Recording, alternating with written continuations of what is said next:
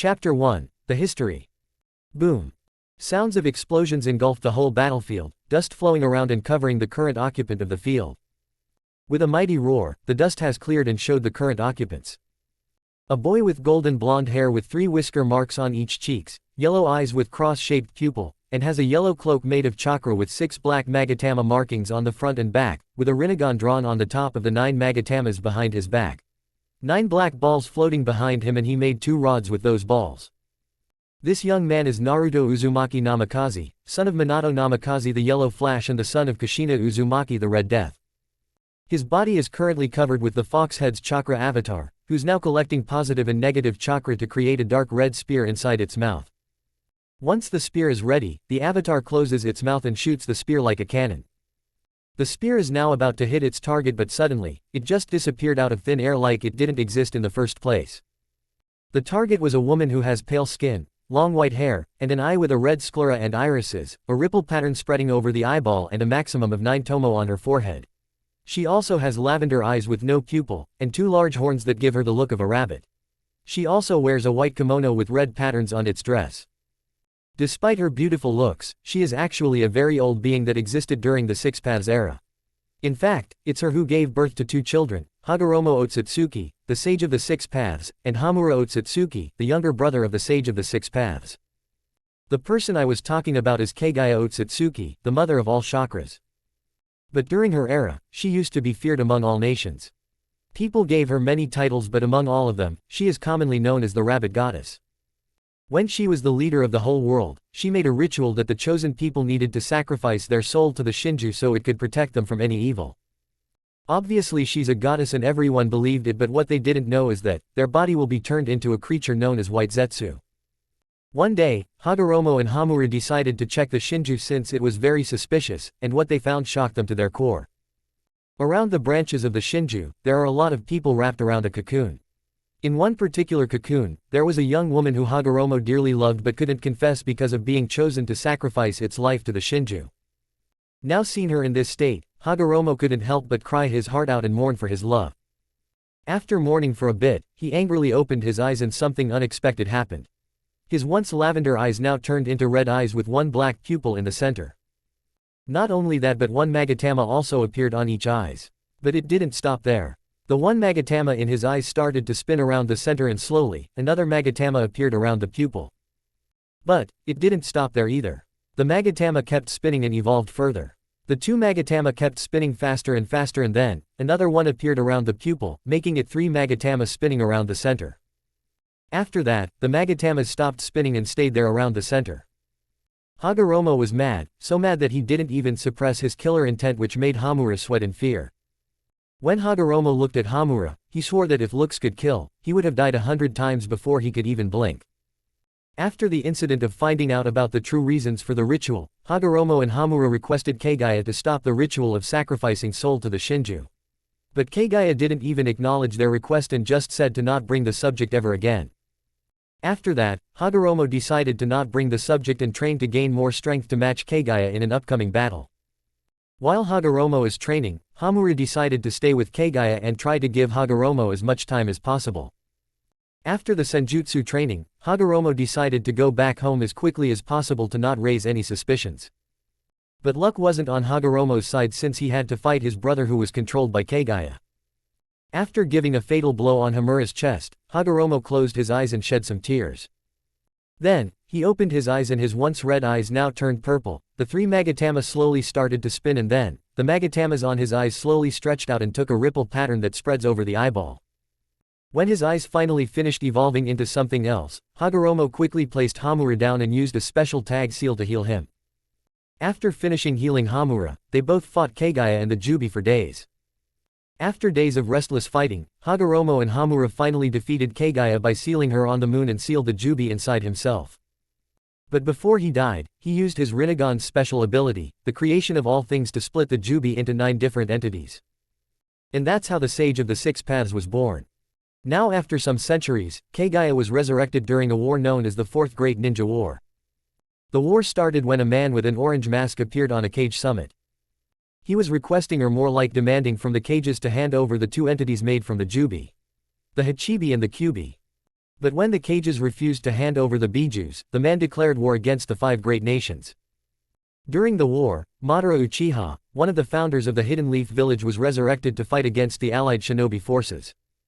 When someone wants to describe what is annihilation and destruction, then Madara Uchiha is a perfect example. When Madara joined the war, the only thing that happened was pure annihilation and destruction, which can even put all the bijus to shame. No one could stop this beast known as Madara. Between the war, the Jubi was resurrected by sealing all the tailed beast inside the Geto Mazo. Well, not all, just a portion of Hachibi's and Kyubi's chakra. And after that, the fake Madara, who's now known as Obito Uchiha, Kakashi's old friend, became the Jinchuriki of the Jubi. Thanks to Naruto and Sasuke, all the bijus got free, and all thanked Naruto for freeing them from Obito. But their freedom wasn't for long, since the real Madara was brought back to life and sealed all the bijus inside the Geto Mazo again. And after that, he became the next Jinchuriki of the Jubi. If he was a beast before, then you don't even want to know what he is right now. When Madara was brought back to life, he killed Sasuke for getting in his way and Naruto by extracting the half of Kyubi from him, and the other half of Kyubi is currently sealed inside his resurrected Edo Tensei father.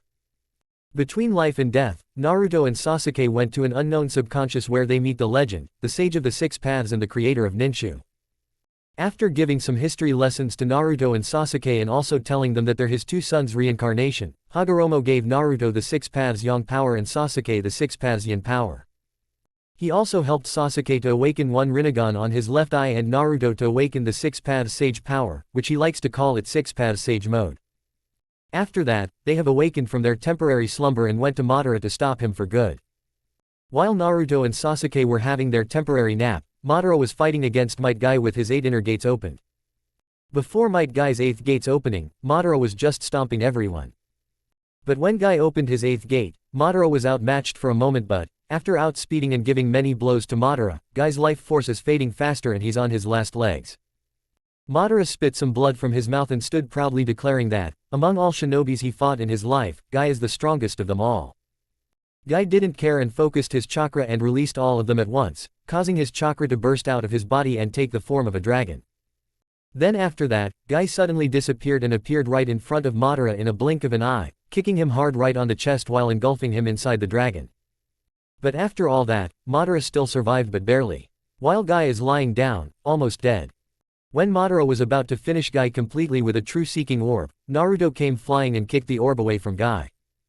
After using the 6 Paths Yang power to heal Guy, Naruto attacked Madara by punching him right on the gut, but was blocked when Madara used the Shikuho staff. Even though he blocked the punch, he still got hit by the kinetic force that was created by Naruto's punch.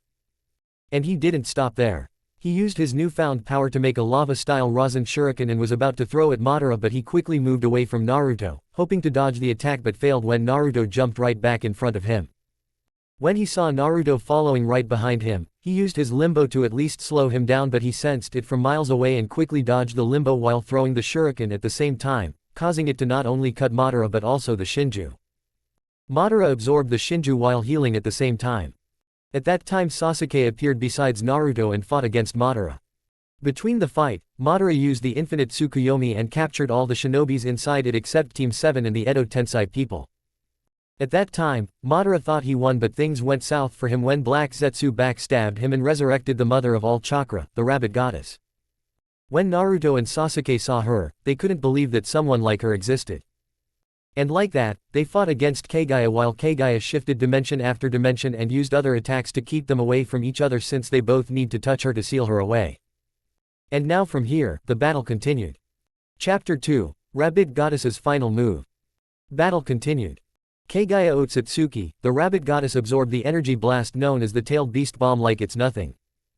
Naruto gritted his teeth in frustration. No matter what they throw at her, she either absorbs the attack or counters it with an attack of her own. Sasuke Uchiha, the last survivor of the Uchiha clan, is currently standing right beside Naruto with his purple Susanoo armor active. Naruto, listen, I need you to throw as many of those shurikens as you can at once. We need to somehow overpower her and look for an opening to place the seal on her. Naruto nodded and quickly put his 2 fingers together, making a cross sign, and summoned 9 shadow clones to create 1 Rasen Shuriken each with the tailed beast's chakra encoding it, making them the deadliest technique in existence. After creating 9 Rasen Shurikens with each beast's chakra, all Narutos threw the Rasen Shuriken with a battle cry. Take this. Super-tailed beast Rasen Shuriken. All 9 Rasen Shurikens sailed towards Kagaya in a fast speed which completely took her off guard. The shurikens are radiating so much power that when she got hit by them, she couldn't absorb all the energy and got blasted by the dome of the explosion. When the smoke cleared, Kagaya's body took so much damage that her body got unstable and almost transformed into a 10-tailed rabbit. While Kagaya is trying to control her unstable body, Naruto and Sasuke saw the opening and quickly rushed towards her to place the seal. Soon she got her control back, but suddenly, she felt 2 pairs of hands on her breast, one from left and one from right. Both Naruto and Sasuke got very confused. 1 second they were about to touch the hip of the almost transformed rabbit beast, and then next, they are now touching something round, something warm, something soft. Both of their brains shut down and didn't function properly for a moment and were absolutely clueless about the situation. To investigate further, both Naruto and Sasuke looked at each other for a brief moment, having a silent conversation before giving each other a nod. They then gave an experimental squeeze before suddenly, they heard something that will stuck in their mind for eternity. A moan. They heard a fucking moan from the rabbit goddess. Both Naruto and Sasuke's eyes almost bugged out of their socket after hearing the molesting sound of pleasure. No one moved. No one moved a single inch after that scene.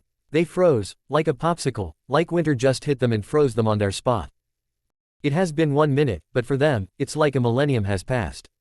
After that scene, surprisingly it was Naruto who recovered first and leaned forward to wake Sasuke from his stupor. Poke, poke, poke, poke. Sasuke didn't register at first, but after some more poking, he finally looked at Naruto with his widened eyes, still stuck in his fantasy. Naruto just sighed. If this weren't so serious, he would have laughed and made fun of him. But now it's not the time and he knows that very well. So he raised his hand and slapped him so hard that his hand printed on his right cheek, which woke him up completely from his stupor. When he finally registered what happened, he glared at Naruto for slapping him hard. Oi loser, why the hell did you do that for? Naruto gave another sigh and glared him back. Bastard, did you forget what we were about to do before this datbayo? He said the last part with a huge blush while pointing a finger to her chest. With widened eyes, Sasuke slowly followed his finger and saw something that many perverts would die just to see this. Sasuke's eyes almost bugged out again when he saw her breathing and panting while still moaning in pleasure. When he heard her moan, he quickly looked away and blushed like a red tomato. Shut up, I didn't forget about that. I was just shocked, that's all. Naruto snorted hearing his excuse while Sasuke just scoffed. They then quickly shook their heads and glared at Kagaya with red cheeks. Granny Rabbit, this is the end, Naruto said with a grin while still blushing. Now perish from existence, Sasuke said with a stoic face while blushing as well. 6 paths planetary devastation, they both said in unison. Before Kagaya could register what happened, she started to fly to the sky while getting smashed between large boulders and rocks. She started to attract everything like a magnet, like she is the center of a mass gravity itself. Not only that, but her chakra also started to deplete at a rapid pace. After a few seconds later, Kagaya finally understood what happened and blushed red in embarrassment. I lost against 2 perverts and in a very humiliating way. No, I will not accept this. She then glared at them with as much hatred as possible. Indra, Ashura, you both won the fight but you haven't won the war, she said so loud that they could hear her even through the sound of rumbling rocks. Naruto widened his eyes but then looked at her with narrowed eyes. What do you mean we haven't won the war? Kagaya smirked before grimaced in pain when all the 9-tailed beasts forcefully ripped out of her body and descended towards the ground where Naruto and Sasuke are standing. Even through pain, she still gave him a cruel smirk before her Rinne Sharingan blazed with power. Remember Ashura, the one who defeats a god cannot remain an individual. You are powerful, even more powerful than Indra. But you're not powerful enough to stop the upcoming destruction on your world. She gave her last words before her entire body covered by boulders and rocks, and slowly, it took the shape of a moon. Naruto and Sasuke just stared at the now newly created moon with many thoughts on their mind. Naruto, who's now staring at the moon with widened eyes and thought. Destruction, what the heck is she talking about? He asked particularly to no one but himself. While Naruto was thinking, Sasuke stared at the moon with extreme anger. No, calling it anger would be an understatement. He is furious, extremely furious, like an active volcano that has just erupted and wanted to destroy everything on its path. And currently, Naruto is standing right there. This fool, this idiot is stronger than me. I don't believe it. No, I will prove that I am the strongest.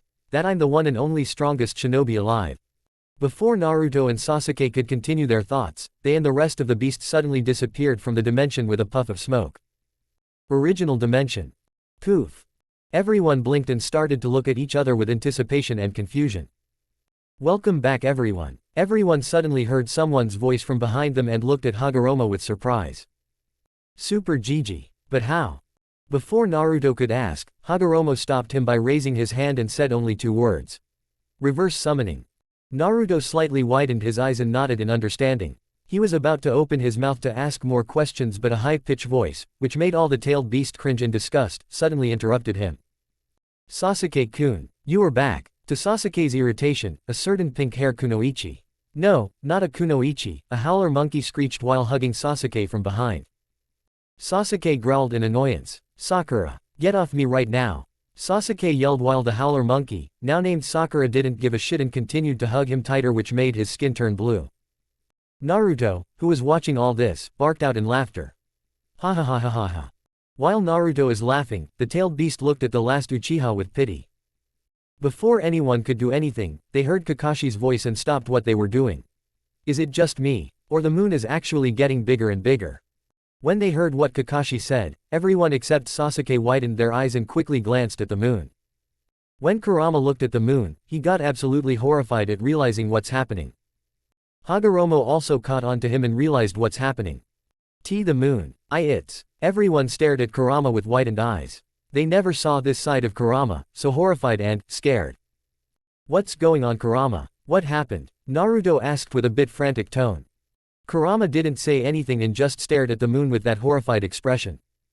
The moon is not getting larger, it's getting closer. It was Hagoromo who answered. Everyone stared at Hagoromo like he grew a second head. I mean, no disrespect, Sage-sama, but what do you mean that the moon is getting closer? Kakashi asked with a respectful tone. Before Hagoromo could further explain, Sasuke beat him to it. It's Kagaya. Now everyone is staring at Sasuke, who just ignored and further elaborate. When I and Naruto finally managed to seal Kagaya. In a really awkward situation. Naruto and Sasuke both blushed, which no one noticed except Kakashi, who's eyeing them in suspicion. Sasuke quickly shook his head and continued, trying to not remember the scene and fighting through his blush. When we finally used the seal on Kagaya, before she could fully get sealed, I saw her using a huge amount of chakra on the eye on her forehead. And she said some few words. He said the last part with venom. When everyone heard his voice, they raised an eyebrow while Naruto widened his eyes in realization. So. That's the destruction she was talking about. Now everyone, including Kurama, looked at Naruto in confusion. When Naruto saw the confusion on everyone except Sasuke, he further elaborated. Granny Rabbit's last word was, the one who defeats a god cannot stay an individual. She also said that I'm strong but not strong enough to stop the upcoming destruction on our world. When she said destruction on our world, I think that's what she meant. He then pointed a finger at the moon. Hagoromo now understood what happened. I see. So Mother used her space-time jutsu to push the moon towards our world. Her plan was to destroy the world by crashing the moon, which will cause a huge explosion, far greater than the Ten-Tails-tailed beast bomb, and will cause many natural disasters which will slowly destroy the world. When everyone except Naruto, Sasuke and Kurama heard the explanation, they widened their eyes and fearfully looked at the approaching moon that's about to destroy their world. Naruto looked at Hagoromo with desperation. Super Gigi, isn't there any way to stop the moon? Chapter 3, Control the Beasts with One Glance. Continue. Super Gigi, isn't there any way to stop the moon? A desperate Naruto asked Hagoromo, the sage of the six paths. Hagoromo shook his head and was about to answer, but suddenly, a purple arrow made of chakra sailed towards Naruto at a fast speed which almost took him off guard. When Naruto noticed the purple arrow from the corner of his eye, he immediately moved his head to the side and let the arrow pass him while only a strand of hair got cut. The first time he saw the arrow, he immediately understood who's the cause of this. Naruto looked at Sasuke with his second stage Susanoo active. Sasuke, what the hell are you doing? Naruto shouted with narrowed eyes. Sasuke's eyes were covered by his bangs and didn't show any emotions. At first he was quiet, but suddenly, his shoulders started to shake. Slowly and slowly, his shoulders shook even more before he moved his head upwards and burst out into a wicked laughter. Ha ha ha ha ha ha ha ha. Naruto silently growled in annoyance. What's so damn god funny, bastard? Before he knew it, Sasuke made a purple energy blade and swung at Sakura, who was hugging the life out of him a minute ago, but quickly moved away when she saw his Susanoo flaring up to life. With one quick swing, Sakura's head got separated from her shoulder in an instant, and dropped to the ground with a thud. Then, her body followed and dropped to the ground in a dramatic way with a thud. Silence. It was silent before it was broken by Kakashi. Sakura. He quickly rushed to her now dead body and kneeled down, while looking at it with widened eyes and trembling hands. Sasuke scoffed and looked at Naruto with a menacing grin while his eyes were still overshadowed by his hair. If anything, he looked like a real demon, an abomination. Ah, finally that annoying bitch is gone. He then pointed his Susanoo blade at Naruto with a menacing grin. Now since that bitch is out of the way, we can finally set our scores and see who's the strongest. Naruto didn't say anything. He froze, not a single muscle has moved. His eyes have widened so much that if he doesn't stop, it might pop out of his socket. He was standing still, not even moving an inch while still staring at the grinning Sasuke. A few seconds later, Naruto's head slowly dropped, and his yellow bangs covered his eyes. Suddenly, a thunder has struck behind Naruto, engulfing him in the flash of light for a moment before it died down and revealed a glaring Naruto. Sasuke's grin got even wider when he saw a glaring Naruto, whose glare was directed right at him. He quickly brought the third stage Susanoo, the perfect Susanoo, which took the form of a colossal armored warrior, standing several stories tall. It has a humanoid shape, with a muscular build and a majestic presence. The color scheme of the Susanoo typically consists of dark shades of purple, giving it a mysterious and ominous aura. With his now fully built perfect Susanoo, he immediately rushed towards Naruto with his twin blades on both hands, looking forward to cut him in half. When he got closer, he spun his hand and went for a diagonal slash from top to bottom. When the massive blade finally made contact, rocks and dirt exploded upwards and created a massive crater under the blade. Sasuke thought that he managed to slice him in half, but unfortunately, he couldn't be more wrong. When the dust finally cleared, he saw Naruto standing right under his blade without even flinching. Sasuke was puzzled at thinking how Naruto stopped his blade. He then squinted his eyes and suddenly widened it when he saw how Naruto stopped his blade. With Naruto. When he saw the blade were aiming to slice through his left shoulder all the way to his right hip, he quickly brought his left hand up and grabbed the massive blade with pure strength, which will put a certain blonde Hokage's strength to shame. But thanks to the kinetic energy of the blade, it caused a large crater around him, while it forced his 2 feet to plant 1 centimeter underground, and hold the blade with a sharp grip at the same time. Naruto slowly looked up and glared at the shocked-faced Sasuke. He then did something that shocked Sasuke to his core. He gripped the blade even more tighter, and cracks started to form on the edge. But that's not the thing that made Sasuke so shocked. What made him so shocked is that Naruto totally shattered the energy blade into millions of small particles. When the blade shattered, it also caused an explosion which made Sasuke tumble a few steps back. But before he knew it, a golden light emerged from the dust cloud and disappeared with a golden flash. Then suddenly, that same golden flash appeared right in front of the Susanoo's stomach, and kicked it so hard that it caused the Susanoo to flow straight towards the mountains with a yellow stream trailing behind, and crashed into one of the mountain, causing a huge crater to appear. Right at the top of the now laid, half-destroyed Susanoo, appeared the golden flash with golden chakra surrounding it.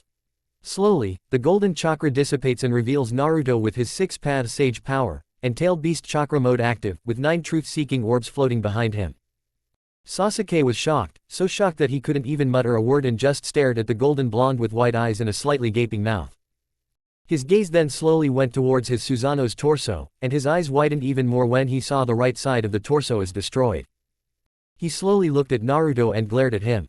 Incredible. What ridiculous strength. He looked at the torso again and then back to Naruto. He didn't only block my blade with one hand, but his kick was also so strong that it broke the Susanoo's defense. I need to be careful or else I might lose this battle. He thought while slowly lifting himself up and pumped more chakra to fix the Susanoo's broken defense. Bones appeared and were covered by muscles and skin, and last was covered by an armor plate which fully fixed the defense. Naruto saw Sasuke slowly getting up and was about to go through the tailed beast transformation, but suddenly, a shout caused Naruto to stop for a moment, and glanced behind through his shoulder to see who was the cause of it. Naruto. Wait! Multiple voices shouted from behind and rushed towards Naruto. Naruto raised an eyebrow when he saw all the tailed beasts came, and stood right beside him while glaring holes through Sasuke's skull.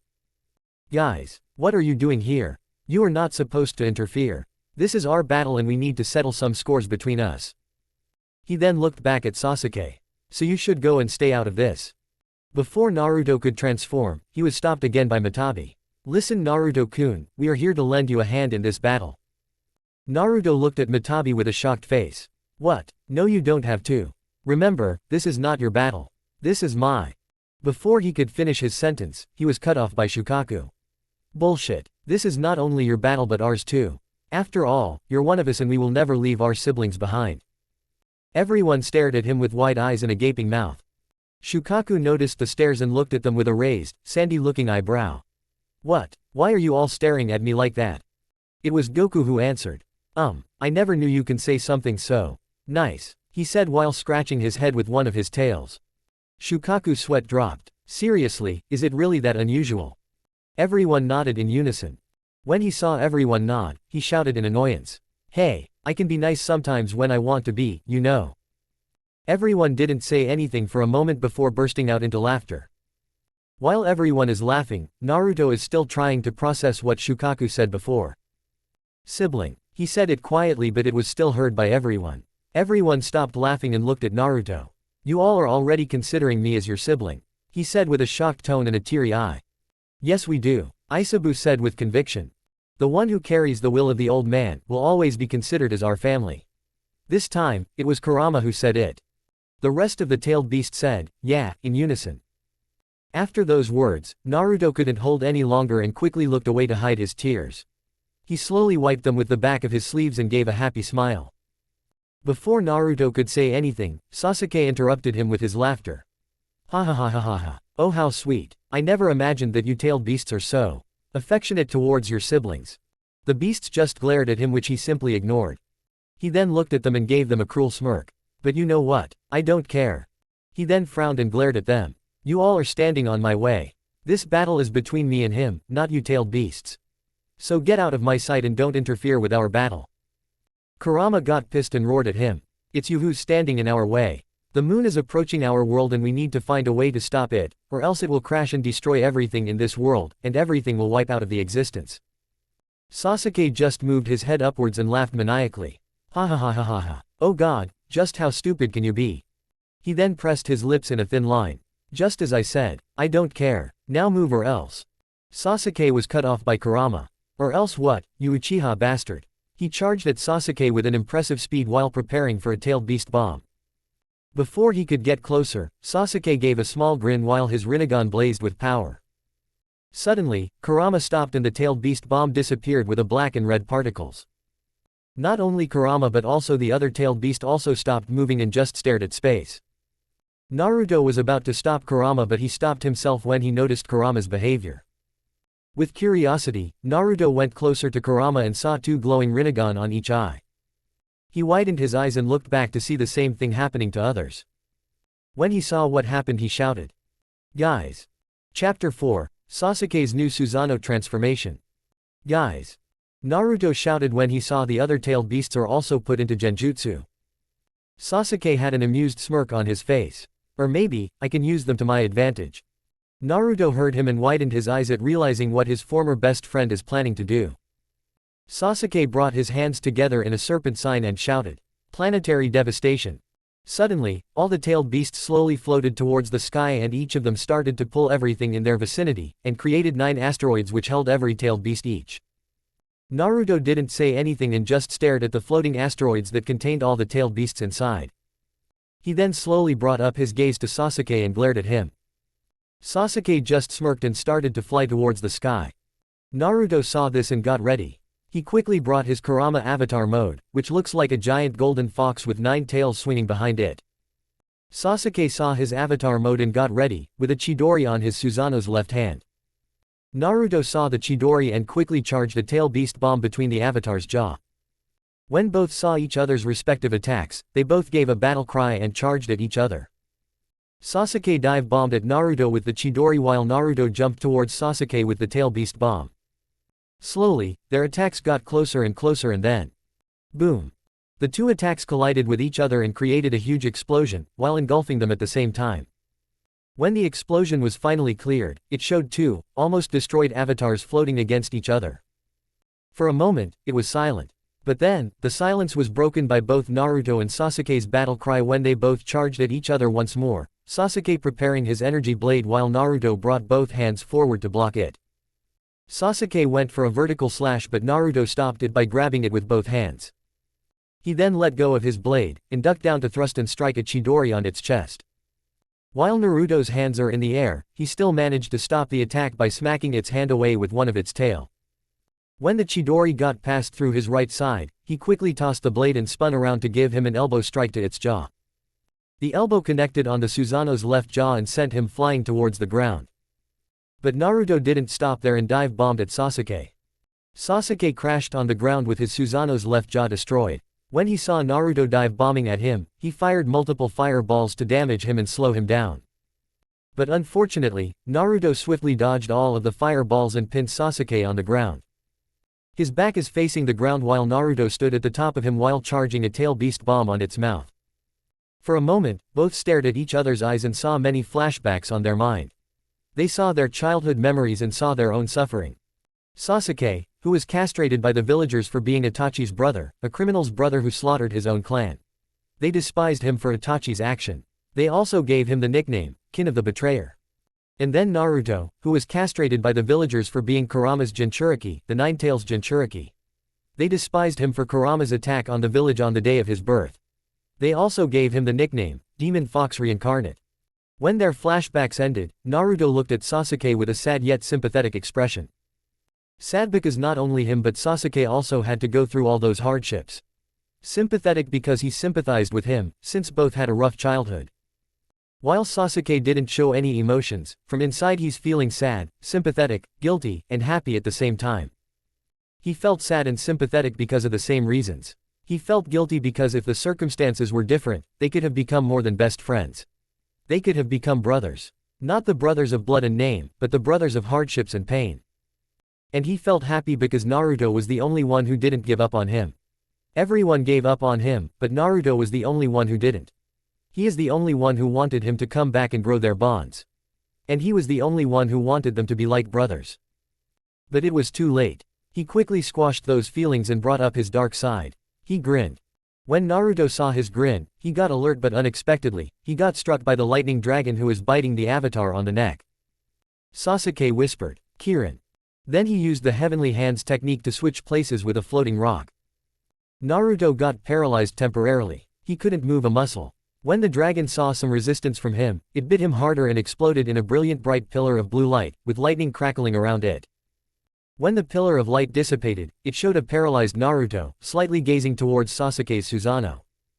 Sasuke didn't show any emotions and had a straight face. "Sasuke, please, we can still stop this. If we work together we can." Before he could finish his sentence, he was cut off by Sasuke. "Naruto, do you remember, when we were kids?" Naruto hesitated for a moment but nodded. "Yeah, I do." He gave a sad smile at remembering all those memories from childhood. Sasuke closes his eyes for a second before opening it again. "Then why? Why do you want to save this world? This world has shown us its worst. It's all thanks to this world that we have suffered. If you still remember all the pain that the villager gave us, that the world gave us, then why do you still want to save it?" Naruto didn't answer immediately and closed his eyes. A few moments later, he opened them again, and stared directly at Sasuke with conviction. "Sasuke, I know the pain and darkness we've both faced. The world has shown us its worst, but that's not all there is to it." Sasuke wanted to interject but stopped himself for the favor of at least hearing him out. "Besides the darkness, I've seen kindness in this world, the strength of will to overcome any obstacle, and the bonds of friendship that can change fate." Sasuke is listening with rapt attention. "Sasuke, I want to save the world because I believe in the potential of every person to be better, to grow, and to find happiness. We've suffered, yes, but if it wasn't for those suffering, we wouldn't be who we are right now." Sasuke's eyes are now covered by his bangs. "Not only that, but it's our choices that can shape a future worth living for everyone. I refuse to give up on that hope, and I'll fight to protect it, fight to protect everyone's future, fight to protect the new generation. And fight to protect the future kings, the children of future generations." After hearing that, Sasuke couldn't help but feel a bit envy at Naruto's unwavering conviction. Even though he felt envy, it doesn't mean that he would believe in those words, no matter how noble it sounds. He will stick to his own philosophy and make it a reality. Sasuke gave a frustrated sigh. He then shook his head and stared at Naruto's sky-blue eyes with disappointment. You are naive, Naruto, you are naive. That kind of thinking will always drag you to failure. This world won't understand the meaning of pain unless someone shows it to it. This world needs salvation. He then looked at the very close moon with a dreamy look. That moon will be the start of salvation. And you will not, and cannot stop it. He then stared at Naruto with one hand seal. You will not stop it, and I will make sure of that. After those words, all the asteroids that contained the beasts flew towards Sasuke, and surrounded him in a circle formation, keeping him in the middle. Then suddenly, all the asteroids started to leak blue energy and flew towards Sasuke's Susanoo, like a floating water stream, and soon got absorbed. Naruto couldn't tell what exactly he was doing, but suddenly, he sensed Sasuke's powers spiked up to a wholly new level. Naruto couldn't tell what was going on, but he knew one thing: he needs to stop holding back.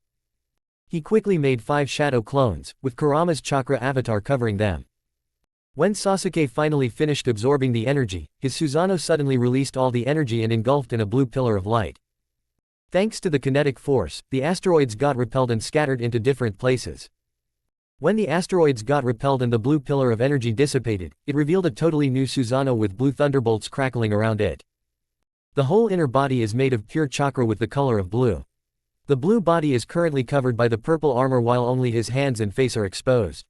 It only had a small amount of armor plates on the arms and wrists. In other words, the Susanoo is absolutely incredible. Naruto slightly gaped at seeing the new form of the Susanoo. Chapter 5. Naruto finally stopped holding back. Subconscious. Kurama didn't wanna admit, but he was very impressed. This is a big problem. He is just as good as the old man Six Paths. He thought before looking at Naruto. But this brat is even more impressive than both the Uchiha and the old man Six Paths. If he only stops holding back. Real world. Naruto stopped gaping and took a serious face. Sasuke brought his hands forward and created a lightning staff. He then smirked and rushed towards Naruto with a battle cry. Everyone, get ready. Naruto barked at his clones. All of his clones nodded to him and got ready. Sasuke used the Heavenly Hands technique and switched places with one of the clones in a blink of an eye.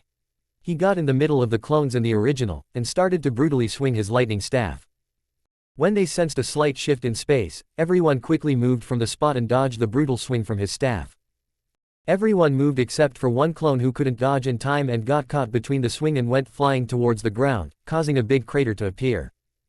Before the clone could take his bearings, a lightning arrow struck in the avatar's mouth, effectively dispelling it out of existence.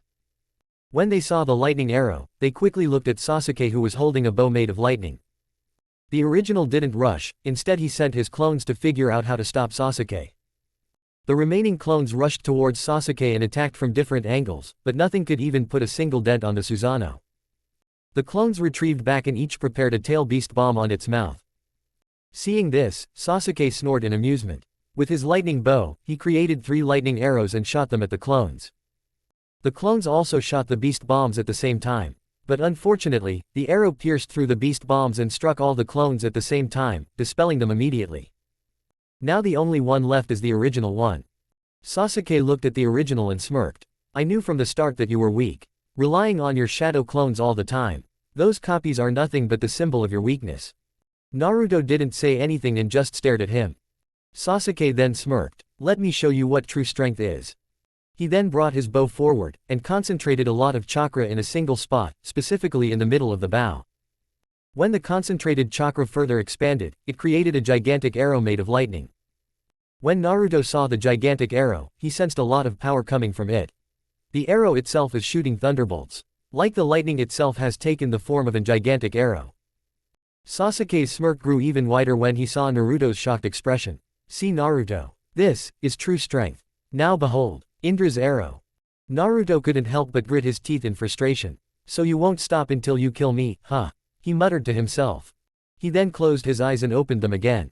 Fine, then I will respond with full power as well. Sasuke didn't understand what he meant, but soon he realized that something was wrong. When Naruto opened his eyes, he signaled his shadow clone to disperse. The same shadow clone that Sasuke used to switch places with. When the clone disappeared, it transferred all the natural energy that he collected to Naruto. For a moment, nothing happened. When Sasuke saw nothing was happening, he started to laugh like a maniac. He was about to make a comment but suddenly, Naruto burst into a golden flame and was engulfed by the golden pillar of light. When the golden light disappeared, it revealed Naruto in a new avatar form. The avatar looks like a humanoid fox with samurai armor, with 3 heads and 3 hands. All 9 tails are swinging behind it. When the transformation is finished, it was time for Sasuke to gape at seeing the new avatar form. Naruto didn't waste any time and shot his hands upwards to create 2 different Rasen shurikens. One of them looks like a purple spear and the other one looks like a yellow spear with wind blades spinning around them at a very fast speed. It's like the blades are trying to cut the fabric of space itself. When Kurama saw Naruto's new avatar form, he couldn't help but drop his jaw to the ground in astonishment. Holy shit, calling this impressive would be an understatement. It's absolutely incredible. It feels like this whole body is made of nature itself. What incredible control over nature energy. He picked up his jaw, and grinned proudly. Look at this, he is not even using my chakra to maintain this form. It's like a pure manifestation of his chakra and nature. Like he and nature are one being. Sasuke couldn't believe what he was seeing. Naruto, who was struggling to fight him at first, now revealed a new transformation that might be even more stronger than his own transformation. Sasuke gritted his teeth in frustration. So much power, I doubt that even Kagaya is capable of doing this. He has so much control over nature that it's not even funny. No, I will not lose to this fool. I will prove it, he angrily thought before releasing the arrow, which sailed towards Naruto at a lightning speed. When Naruto saw the arrow, he quickly threw the shurikens with a battle cry. Take this, ultra big ball Rasen shuriken. The 2 shurikens are now sailing towards the arrow at a fast speed. Slowly, the shurikens and the arrow were coming closer and closer and then... bang! Both shurikens and the arrow clashed against each other, causing an enormous explosion which engulfed both fighters at the same time. The explosion created a powerful hurricane which sucked everything in its vicinity. A few moments later, the hurricane finally calmed down and revealed 2 avatars still floating in the sky. The humanoid fox avatar is standing perfectly, but the same thing cannot be said for the Susanoo. The Susanoo is barely maintaining its form. Almost half of its side is destroyed. Suddenly, the Susanoo started to vanish and before Sasuke could fall, he slowly descended to the ground with his Susanoo wings. When Naruto saw Sasuke's Susanoo slowly disappearing, he decided to retrieve his new Kurama avatar form as well, and decided to float in the air to look at the asteroids that contained all the tailed beasts.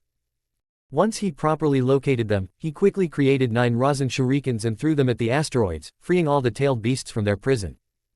When the tailed beast got free, the rinnegan from their eyes disappeared, and caused them to wake up. Once they are on the ground, they quickly rushed towards the floating Naruto to help. But after coming closer, they saw a defeated, stuck up in the ass of an Uchiha panting on the ground. They looked at Naruto with pride and joy. Sun gave him a pat on the back for, good job well done, which almost knocked his breath out. Matabi also gave him a pat but much more gentler than Sun's. Kurama just gave him a fist bump with a proud grin. Before everyone could celebrate further, Shukaku looked at Sasuke with anger. What should we do with that bastard? Everyone immediately stopped what they were doing and looked at Sasuke with anger and hatred. Even though I really want to erase the Uchiha clan from the existence, it's still Naruto who defeated him in the first place. So he is the one who should decide what to do with him. Kurama said, which he got a thankful nod from Naruto. Naruto slowly floated down towards Sasuke, who simply just glared at him with jealousy and anger. Jealous because Naruto proved that he is stronger than himself, and angry because he couldn't prove that he is the strongest, that he is stronger than Naruto. When Naruto landed right in front of Sasuke, who was kneeling down, his golden form dissipated and went back to normal. They both stared at each other for a few seconds before Naruto spoke up. Sasuke, listen T. Naruto was cut off by Sasuke. Don't give me those craps. They are nothing but hopeless words, that will lead only to failure. He said the last words before charging a Chidori and thrusting it right on his face. If this were someone else, the Chidori would have pierced the person's head in a second, but this is Naruto we are talking about. Before the Chidori could touch his face, Naruto quickly caught it by the wrist and held it tightly. The Chidori is now a few centimeters away from his face. Naruto was staring at the Chidori for a few seconds before looking at Sasuke, who only looked at him with more anger and hatred, which caused him to flinch. Naruto closed his eyes and shed a drop of tear, before opening it again and looked at Sasuke with a hardening gaze. Sasuke, no matter how much I try to tell you, try to help you, and try to understand you, you always push me away and move on your own. He then shook his head and sighed. No matter how much I try to change you, you will never change. You have truly fallen to the darkness. In my whole life, if I truly regret something, that it would not be able to save you from your darkness. He shook his head again before bringing his other hand forward. He then started to charge lightning on his hand. When Sasuke saw the lightning, he widened his eyes in shock. This. Kakashi's lightning blade. Naruto nodded. It is. The more powerful version of Chidori. He then moved his hand to the side, the one he was holding Sasuke's Chidori, and thrust the lightning blade right on his chest. Time has slowed down, the lightning blade is slowly approaching Sasuke. For a second, Sasuke closed his eyes and started to think about his past. In 1 second, memories started to flood in his mind. He remembered the day when Itachi and his father praised him for learning the fireball jutsu. That was his happiest day in his life. But from there, his happiest day went downhill after the night when Itachi massacred their whole clan. With that, Sasuke opened his eyes and gave Naruto a smirk. The scene is still going on in slow motion. When Sasuke slowly smirked, Naruto widened his eyes at realizing what position they are in right now. While Naruto is still holding his left hand, he forgot his right hand, which is approaching his chest at a fast speed with a Chidori. Both are vulnerable right now. The Chidori and the lightning blade are too close to dodge. And like that, both the Chidori and the lightning blade pierced each other's chest. Both Naruto and Sasuke coughed out blood from their mouth. None of them moved a single muscle. They just stayed like that while still keeping their hands inside each other's chest. Both are slowly breathing heavily. Besides the pain, Sasuke still smirked. If I'm going down, then I'm taking you with me, he said before his Rinnegan blazed with power. Before anyone could do anything, a huge, dark purple portal opened right under their feet and sucked both of them inside. Naruto. The tailed beast shouted before all of them jumped right at the portal without any hesitation. When the last tailed beast jumped at the portal, it closed itself and disappeared out of thin air. Chapter 6, Sacrifice. Inside the wormhole, Naruto and Sasuke were unconscious and falling at a fast speed. Soon, they were caught up by the other tailed beasts. Kurama, who was screaming like a bitch at the moment, saw Naruto's dying state and quickly went closer to him so he can enter the seal. But for some reason, he couldn't get into the seal, and not only that, but for Kurama's horror, the other half of the 9 tails got extracted and merged with him back. When that happened, Yuki asked with a panicked tone, having a good idea what exactly happened but asked anyway. What's going on, Kurama? Aren't you supposed to get into the seal in will? Kurama didn't say anything for a few seconds but soon nodded. Yes, but for some reason, I couldn't enter his seal. Not only that, but my other half also got extracted and merged back with me, he said with a serious tone. Now what? How can we keep him alive? This time it's Shukaku who asked. Kurama didn't say anything and just closed his eyes to focus his chakra in his palm. When Yuki realized his action, he widened his eyes in shock. Seriously, Kurama, you will go that far just to keep him alive? I understand that he is a special human, but still. Turning yourself into a chakra fruit just to save him? Yuki, you're wrong. Everyone looked at Matabi with confusion. What do you mean, Matabi-chan? Son Goku asked with confusion. Yeah, if that human isn't special, then why would the stupid fox sacrifice himself to save him? Shukaku asked. Matabi just shook her head and sighed. It's simple, Kurama is not saving him because he is a special human. She then shook her head again and pointed her paw at both of them. No, Kurama is saving him because this human is special to him, she said, which made everyone's eyes wide, except for Matabi herself and surprisingly Shukaku. Shukaku, because despite being sealed inside Gaara and manipulating him during his childhood, he still cared for him because Gaara felt the same way as well. And he knows better than anyone how much Naruto meant to Kurama. I see. I understand how this stupid fox feels. Shukaku then put his own paw forward and started to focus his chakra and mixing his with Kurama's. For the first time, Kurama was flabbergasted at seeing the sibling that he hated the most, also sacrificing himself to save his Jinchuriki.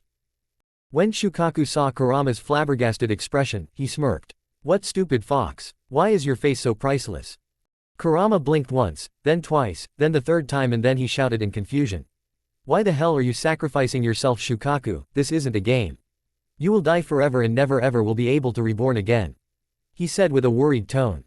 Everyone was very surprised to see this side of Kurama, especially Shukaku, since Kurama always calls him Raccoon and not by his name. Shukaku was very surprised but soon gave a smirk. You don't need to know that. Besides, be grateful that I'm even going this far for your Jinchuriki. After that, Kurama didn't say anything and stayed quiet while continuing doing his thing. After their small interaction, the other tailed beasts realized how much Naruto meant to Kurama. So they also joined and started to mix their chakra as well. Now Kurama is absolutely speechless. He wanted to protest but was stopped by Matabi when she whacked his head with her tail. Everyone shared a good laugh at Kurama's grumbling before Shukaku started to shrink.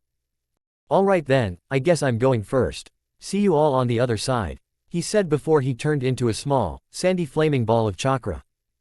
After that, it was Matabi who turned into a blue, flaming ball of chakra.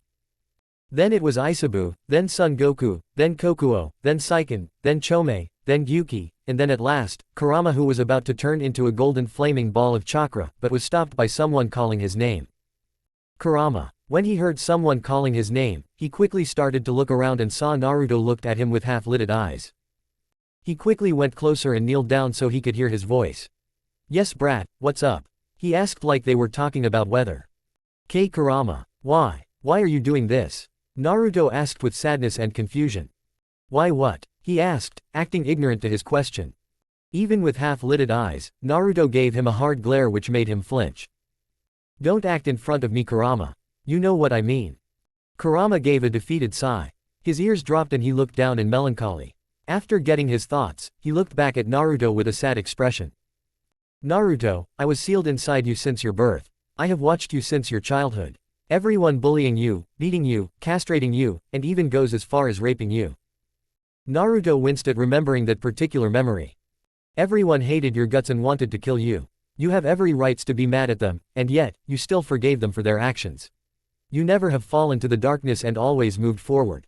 Besides your obsession over Hokage, you also searched for peace so no one will go through the pain that you have been through. He then chuckled. You just remind me of old man Six Paths so much that I just couldn't help but put my trust in you. You're like a little brother to me. When Kurama said the last part, the dam has broken, and tears started to fall from Naruto's eyes like a stream of water. Thanks Kurama, for everything, he muttered while sobbing. Kurama gave him a smile. You're welcome kid, he said before getting serious. Listen Naruto, after I turn into a flaming chakra, mine and the other's chakra will merge together, and will create a chakra fruit at the size of your palm. Once the fruit comes to your hand, I want you to eat it. Naruto wanted to protest but was cut off by Kurama. And one more thing Naruto. Even though you couldn't save your world from destruction, promise me that you will move forward and have a happy life. Make new families and protect them with the new powers you will receive. Naruto closed his eyes and gave him a nod.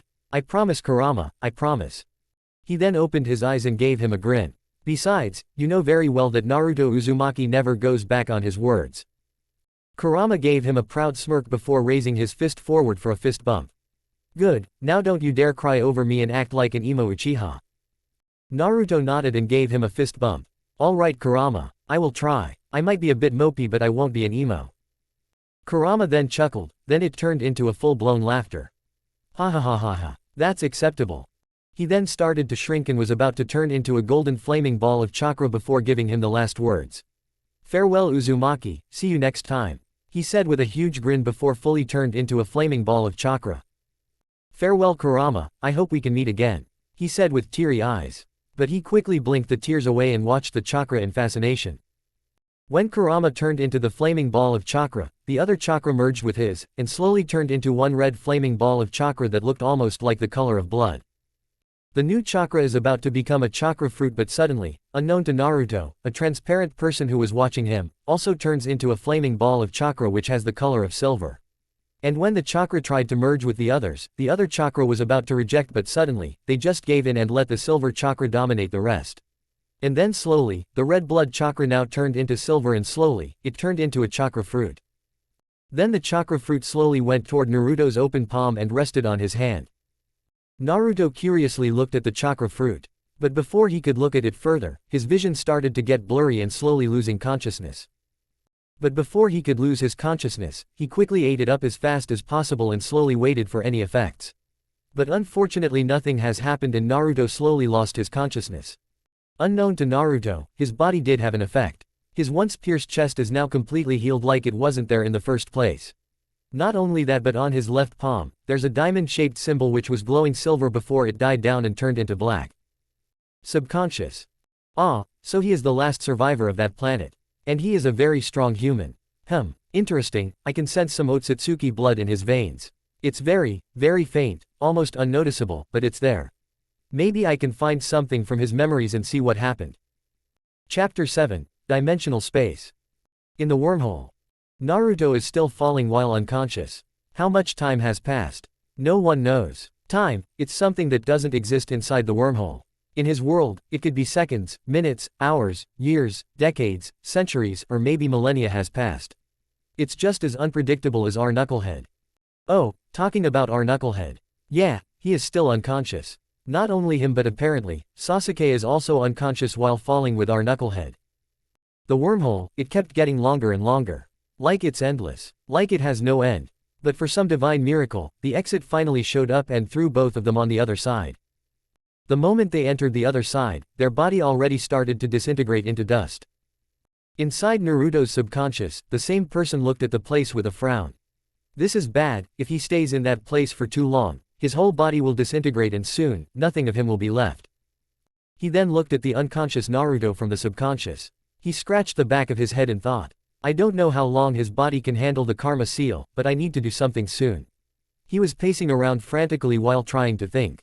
But before he could think further, he sensed a huge power from Naruto's right palm. Huh, what's this? He kneeled down and lifted his hand to inspect the seal on his right palm. When he saw the sun seal, he slightly widened his eyes in surprise. He could literally feel the power radiating from his palm.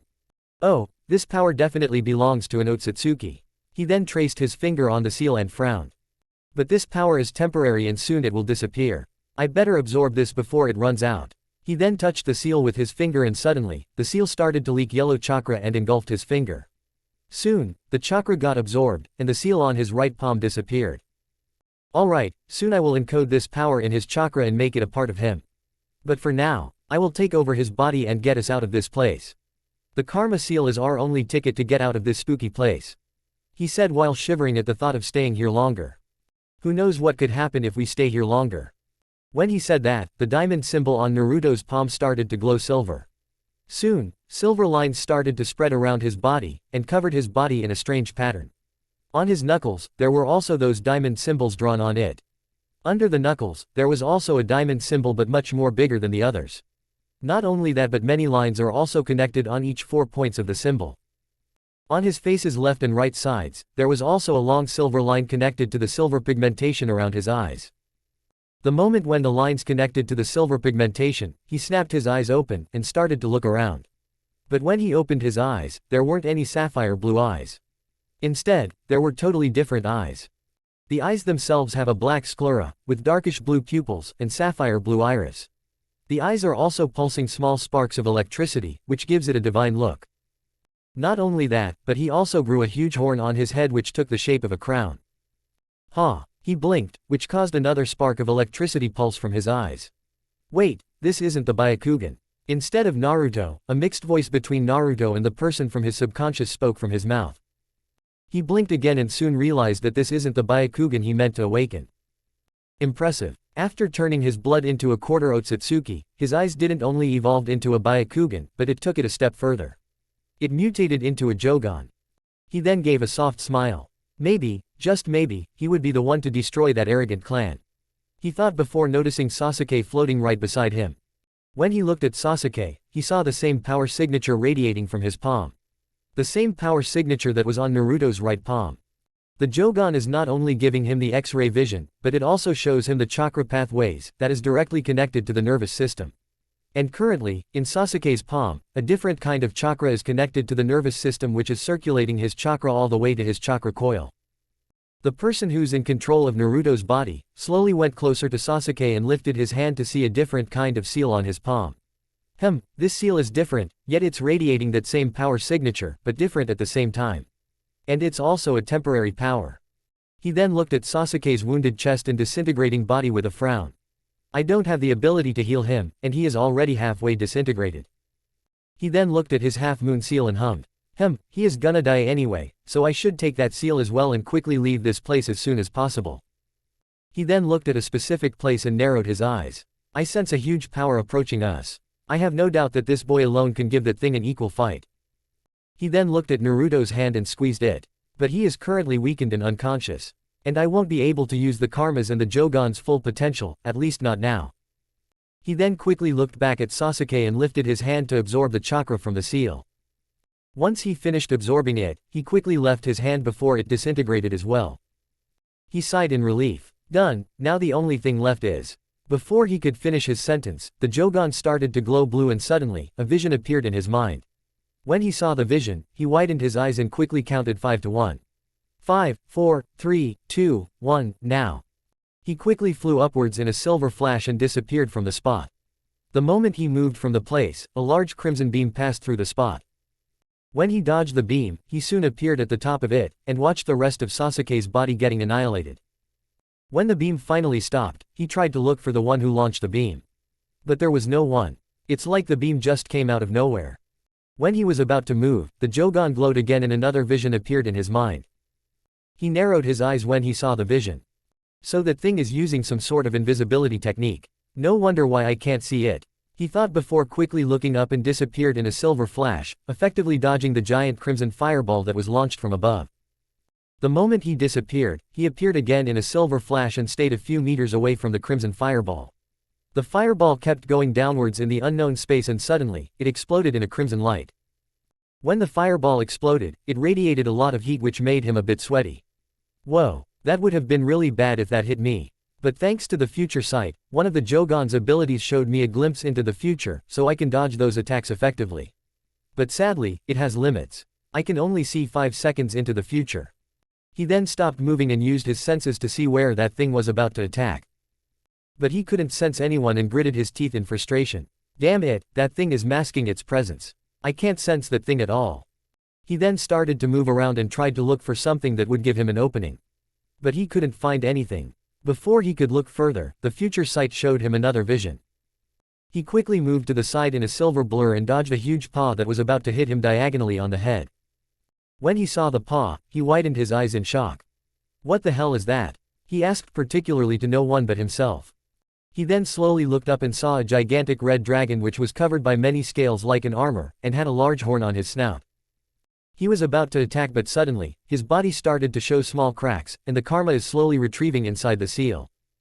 He looked at himself and thought, this is bad, I can't fight this creature in this state. He then stared at the dragon once more and saw its red scaly paw coming towards him, planning to crush him to death. I need to get out of here. This body won't be able to handle the karma for too long. He then brought his left hand to the side and pumped a lot of chakra on his palm. Slowly, the karma seal on his palm started to glow once more. The silver chakra leaked out of the seal and started to spin like a vortex. Between the silver vortex, a portal has opened and quickly sucked him inside. When he was sucked, the paw came downward and smashed the portal into millions of particles. Inside the wormhole. That was very close. Whatever that creature was, it was powerful no doubt. The soon he said that, the karma has retrieved back to the seal. This portal is linked to one of the human worlds, so he would be fine for now. He then gave a tired yawn. Yes, I can take a small nap and store back the rest of my chakra. Oh, before I forget about that, I better give him those 2 seals and make it permanent. He said before working on the 2 seals he absorbed. While the person is working on those seals, Naruto's body suddenly starts to shrink. He shrunk until he was at the height of his 5-year-old self. When the person from Naruto's subconscious noticed that, he put a finger on his chin and thought. So the effects of the chakra fruit are showing now. Interesting. I thought it wouldn't show any effects. Guess it just took more time than usual. He then shrugged. Doesn't matter. His body needs to adapt to the changes anyway. His chakra coil needs to start developing from the start, since he now has a lot of potent chakra in his body. He then looked at Naruto's 2 palms and nodded. Ah, they are finally encoded with his chakra and now they are part of him. I'm curious though, they are almost like the karma seal but different at the same time. I wonder what they are capable of. He then looked at Naruto with a stoic face. Alright human. Before I put my full trust in you, I have to judge you and see what kind of person you are. He then put his middle and index finger on his forehead and closed his eyes. Suddenly, multiple memories flooded his mind and saw every one of Naruto's memories with just a blink of an eye. When he saw all those memories, he widened his eyes before plastering a huge grin on his face. I underestimated you by calling you a strong human. He then shook his head while still having that huge grin on his face. You're not a strong human. No. You are, an incredible human. A human with that will is definitely worthy of my powers and my partnership. From now on, we are both partners, Naruto. He then smiled softly while looking up in thoughts. Maybe, just maybe, you can help me to destroy that monster of a clan. He then closed his eyes and slowly sat beside Naruto and fell into deep slumber, not noticing that they were about to exit the portal. Chapter 8, Introduction. The human world is also known as the Earth, and the dimensions where humans live. Did I say dimensions? More than one. Your answer is yes, I did say dimensions. The human world, where Naruto is going right now, has two other separate dimensions. They are usually known as heaven and hell. Well, we can talk about heaven and hell later. For now, let's talk a little bit about the human world. The human world, also known as the Earth, is a place, or a dimension where normal humans live. When I say normal, I mean very normal. So normal that even a normal civilian human from Naruto's world can defeat them in hand-to-hand combat without breaking a sweat. If you bring 100 humans from the Earth and fight them against 10 civilian humans from Naruto's world, those 10 humans can literally slaughter the whole 100 humans but with some difficulty. And we are talking about in hand-to-hand combat. The differences between their physiology is just too much. Even though their physiology are different, technologically they are far more superior than the elemental nations. If you talk about communication, health, construction, transport, internet, etc. They are superior in every one of those fields than the elemental nations.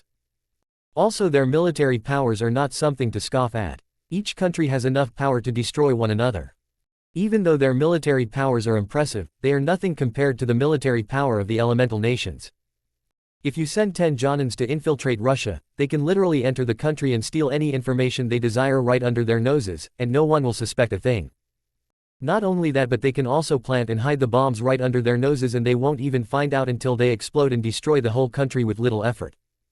That's what 10 Jonin can do. 10 Anbu Black Ops are even more terrifying than 10 Jonin ninjas. The Anbu Black Ops are not known as the assassination units for nothing. The differences between the military strength are just too much. And that's the difference between the humans from the Earth and the humans from Naruto's world. But besides humans, there are other types of species that live with them. The supernaturals. Supernaturals are other species of living beings that exist in their world. Those beings have powers unlike other humans. They use different types of energies to utilize their powers. For example, demonic energy, light energy, magic or sorcery, dragon energy, holy energy, yukai energy or chakra, etc. There are many others, but these are the main ones. Now, our knucklehead hero is going to exit the portal. In an unknown forest, the portal has opened right at the top of a pond and through the Uzumaki before disappearing from the sight. Naruto, who was unconscious for a moment, slowly started to sink underwater. Multiple bubbles started to come to the surface and popped one by one. When the bubbles stopped surfacing, a shadow slowly started to appear at the surface. Slowly, the shadow got darker and darker. The water of the surface started to waver and waver. Suddenly, the waves went upwards like a geyser and then splash. From the geyser came out our knucklehead hero, who's currently gulping air like a man in a desert, desperately drinking water like no tomorrow. Cough, cough, cough, cough, cough. Damn, what the hell happened? Where the hell am I? He suddenly stopped talking when he noticed his voice. It sounded squeaky, a bit childish. With horror and slight curiosity, he looked down and saw his reflection. He blinked once, then twice, then the third time, and then he shouted at the top of his lungs. Ah, what the hell just happened to my body? After shouting, he took a deep breath before slowly looked at his small hands and squeezed it. What just happened? Was this the side effect of eating the chakra fruit? He thought before gulping in nervousness. He then slowly walked out of the pond and went towards a tree with a shaky step. Achoo, I think I caught a cold. He sniffed before standing in front of a tree with a bit of nervousness. After staring at the tree for who knows how long, he steeled his resolve and slowly put one foot on the tree. When he put one foot on, he immediately closed his eyes for anything to happen, but surprisingly, nothing happened. He sighed in relief before smiling confidently. He then was going to put his other foot, but surprisingly, the foot he placed on the tree suddenly slipped and made him face fall on the ground with a thud. He stayed like that for a while, before jolting up from the ground and angrily putting his feet on the tree, and tried to stand horizontally, but he failed miserably multiple times. After many failures, Naruto gave up and huffed angrily, before lying down on the soft grass. He pulled one from Shikamaru's book and watched the clouds while thinking about the events that recently happened. After thinking for a while, he gave a sad sigh and looked at the clouds with grief and sadness. I'm really sorry everyone, I'm really sorry. He shed a drop of tear from the corner of his eye, before wiping it with the sleeves of his now long orange shirt. He noticed his clothing and sighed once more. Guess I have to stitch my clothes into a smaller size. He then started rummaging through his ninja pouch and brought 2 items. Well, it's a good thing I kept the yarn and the sewing needle with me. Of course, every shinobi should have at least 1 yarn and a sewing needle, so they can stitch the gashes and many other deep wounds that they might get in many battles. He then took off his shirt and started to cut it with a kunai. An hour later, Naruto finally finished stitching his clothes and now he put it on to check the sizes. And surprisingly, they matched. Even though he didn't wanna admit it, he is very good with stitching clothes since his childhood, which also brought back some bad memories. But he pushed the bad memories aside and looked at the forest with curiosity. By the looks of it, the forest is pretty big and has more trees and greenery. Animals are running, hiding and doing other animal stuff that they usually do. There were some species of animals that Naruto never saw before, further proving that he is in another dimension. He wanted to sense the animal's chakra, but for his frustration, his chakra was yet to be unlocked, which he realized just now. Wait, I got smaller, and I can't use my chakra. He then widened his eyes and smirked at realizing something. Since my body got back to my younger self, maybe it also brought my chakra coil back to the development stage. So maybe, I just need to unlock it back. He mentally patted himself for figuring this out. Good job, Naruto. Naruto nodded to himself and sat down on the ground in a meditative position. The more he meditates, the deeper he goes to his subconscious. Suddenly, the time stopped and everything got blue and white. Naruto didn't notice and kept meditating before someone spoke up. You know, you're a very interesting human. When Naruto heard the voice from behind, he widened his eyes and quickly got off the ground while taking a fighting stance. When Naruto saw the person, his eyes kept getting wider and wider while his jaw dropped all the way to the ground. When the person saw Naruto's shocked expression, he chuckled in amusement. What, haven't you seen an Otsutsuki before? I thought Kagaya would tell you about our race, he said with an amused smile. Naruto didn't say anything and just stared at the person who unintentionally said that he is an Otsutsuki. The person looks very tall with pale white skin like the color of snow, and he is wearing a white Japanese kimono. He also has blue lavender eyes with a tinge of violet on it. He also has 2 horns on each sides which also grown all the way to the back. He also has long white goatee with a long white hair. When Naruto registered that he mentioned Kagaya, he slowly closed his mouth and looked at the Otsutsuki with narrowed eyes. Who are you? And how the hell are you related to Kagaya? He said with venom in his voice. Ma, why are we showing so much hostility? I'm not here to fight you, child, he said with a wave of his hand and a nervous chuckle. He then sat on the ground and gestured Naruto to do the same. Naruto was skeptical at first, but soon did the same and sat down on the ground, while still keeping an eye on him and looking for any negative intention but found none. The Otsutsuki smiled before slowly raising his right hand. Seeing this action, he immediately put his guard up and got ready to defend himself if things came to worst. But luckily, nothing has happened. Naruto suspiciously looked at his hand and started to poke it with a stick that he got from who knows where. The Otsutsuki didn't felt annoyed. Instead, he felt more amused at seeing this human trying to find for any traps or deceptions by poking his hand with a small stick. Hey, come on, I won't bite. It's just a handshake. When Naruto saw nothing had happened, he threw the stick away and grabbed his hand to give him a handshake with a grin. The Otsutsuki happily returned it with a grin of his own. See, this isn't too bad, right? He asked, which Naruto nodded in agreement. Yeah, he said, before both pulled back their respective hands and smiled at each other and gave each other a nod. Naruto gave a tired sigh before he spoke up with a much calmer tone. I'm really sorry for my outburst. I'm just tired of all this crap that recently happened in my life, you know. The Otsutsuki nodded his head with a sad smile and sympathy. I understand how you feel. When you can't even save any of your people, your friends, and your families even after having all those powers. It just gets unbearable the more you think about the past and your mistakes. Naruto widened his eyes in shock. But how did you? Before he could finish his sentence, he was cut off by the Otsutsuki. Experience, child, it's all experience. You're not the only one who had hardships in life. Plus, your memory has showed me everything about you. And I have to say, you have a very strong will, which I truly admire in a person. Naruto didn't say anything and both stayed in a comfortable silence which no one wanted to break, until… Wait, my memory. What do you mean by that? Naruto asked with confusion. Chapter 9, Start of a New Adventure. The Otsutsuki sheepishly rubbed the back of his head with a chuckle. Oh yeah, I forgot to tell you about that. He then coughed in his hand and straightened up, which caused Naruto to also straighten up unconsciously. Alright, I will explain everything to you. But now, let's start with an introduction first. I'm Shinton Otsutsuki and I'm a branch member of Otsutsuki clan that exists on another planet on another galaxy. Shinton looked at Naruto and sweat dropped at seeing him using incoherent words. Peanut and Galay, Naruto muttered to himself while rubbing his chin with his index finger. Shinton chuckled to himself and thought, oh, I forgot that they are not that advanced to understand the concept of universes, planets and galaxies. After chuckling some more, Shinton coughed on his hand which stopped Naruto to think any more incoherent words and give his attention. Child, it's not peanut and Galay, it's planet and galaxy. You're still way behind the time to understand them, so I will try to explain as simple as possible. Naruto understood and nodded, which he got a great from Shinton. Alright, so, as I said, my name is Shinton Otsutsuki and I'm from the Otsutsuki clan which exists very far beyond your world. He paused and looked at Naruto to see if he understood. When he saw him nod, he continued. Our clan is a clan of celestial beings that travels through other worlds to plant seeds of the divine tree, where there more life exists. The divine tree holds only one purpose, and that is to absorb the life force of the living beings, and the natural energy of the world, which later turns them into chakra fruits. Naruto widened his eyes in a certain realization. Wait, you said the tree also absorbs the natural energy of the world, right? Shinton nodded and immediately understood what he's thinking about. Yes, it does absorbs the natural energy of the world, which is also the reason why it's made of pure nature itself. Naruto nodded. No wonder why I sensed so much nature energy from the 10 tails. Shinton nodded. Yes, and not only that, but the natural energy is also the life force of the world. So if the natural energy of the world gets fully absorbed, the world also dies and later, it gets destroyed.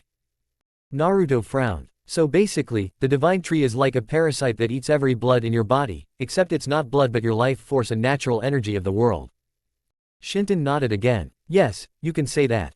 Naruto's frown deepened. Shinton, no offense to your clan, but they are absolute monsters. I don't understand why do they even do that, he said with a shake of his head. Shinton gave a tired sigh and chuckled. None taken. In fact, I also think that they are an absolute abomination. They are all corrupted, hunger for power. All they want is more power. That's also the reason why I lost my own friends and family. Naruto looked at Shinton with confusion. What do you mean? What happened? He asked, which caused Shinton to sigh once more. Shinton looked down in sadness and grief, trying to not shed tears at remembering his friends and family's death. Despite trying to suppress his feelings, he still shed one drop of tear from the corner of his eye. Naruto noticed and also looked down in sadness and understanding. Both stayed in silence which no one wanted to break it. After a few moments of silence, Naruto spoke up. You don't have to tell me if you don't want to.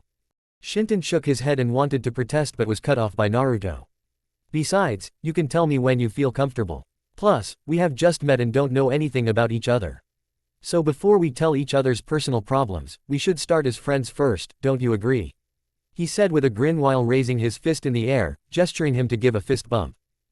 Shinton was shocked. Whatever he was expecting, this wasn't it. He never imagined that his host would ask for friendship. He thought they might end up in a partnership where he gives him power and in exchange, he would help him to destroy the Otsutsuki clan for good. But friendship wasn't something he expected. When Shinton realized that he was staring at Naruto for too long, he quickly shook his head and gave a grin of his own. He also raised his fist and bumped it with his. Naruto's grin got wider and almost split his face in half. Friends? He asked, which he got a happy yet excited nod from the Otsutsuki. Friends. And like that, a new friendship has born. A few minutes later. Naruto is now walking in an unknown forest while having a mental conversation with his new partner, Shinton. So Shinton, you said that you have mixed your chakra with the other tailed beasts and converted into one, is that right? Shinton nodded. Yep, I did. And now, I have infinite and potent chakra which might be very toxic for my body. He asked, which he got an immediate answer. Yes Naruto, the chakra you're currently having is very toxic for your body. Until I turn you into at least half Otsutsuki, you won't be able to use any chakra. He said with a serious tone, which caused Naruto to sulk and whine about not being able to use his chakra for a while. Shinton chuckled at his usual antics. Don't worry Naruto, it's just a few days. I'm sure you can handle it. Naruto sighed and kept wandering in the forest without any destination in his mind. Sapphire blue eyes curiously looked at the different species of animals in the forest. Whoa, most of the animals I have never ever seen before. He then looked to the right and saw a squirrel trying to reach for the acorns on the tree. Naruto couldn't help but think that it's adorable. He wanted to touch and pat it, but the cute thing is in the way high above the tree and he can't use chakra, which makes it even worse. So he just left it on its own business. You know, you could have just trained in some other things besides your chakra. Like your stamina and physical strength. Naruto nodded and actually liked the idea, but he needed to make a camp and settle down to rest and eat first. It's actually a good idea, Shinton. But I need to make a camp to settle down and eat first. I'm starving. The moment he said that, is the moment his stomach decided to grumble like a very hungry predator looking for food. His stomach's grumbling actually scared the poor little animals, who thought a very hungry tiger or a very hungry bear decided to hunt them to satisfy their hunger. It was terrifying for those poor little things. Naruto and Shinton both sweat dropped at the scene. Looks like they are very sensitive to your stomach's grumbling, Shinton said with a chuckle. Yeah, I can see that, Datbeo. Naruto said with an annoyed tone. Shinton just chuckled more, while Naruto muttered some curses in his breath. A few minutes later. Naruto is still walking in the forest while trying to look for a suitable spot to make a camp. Ah, there are only trees and trees and trees. Wherever you look at it, it's only trees. There's not even a single clearing. He then started to pull his blonde hair in frustration. This would have been much easier with shadow clones. Shinton looked outside from his subconscious. Be patient, Naruto. You will find one soon.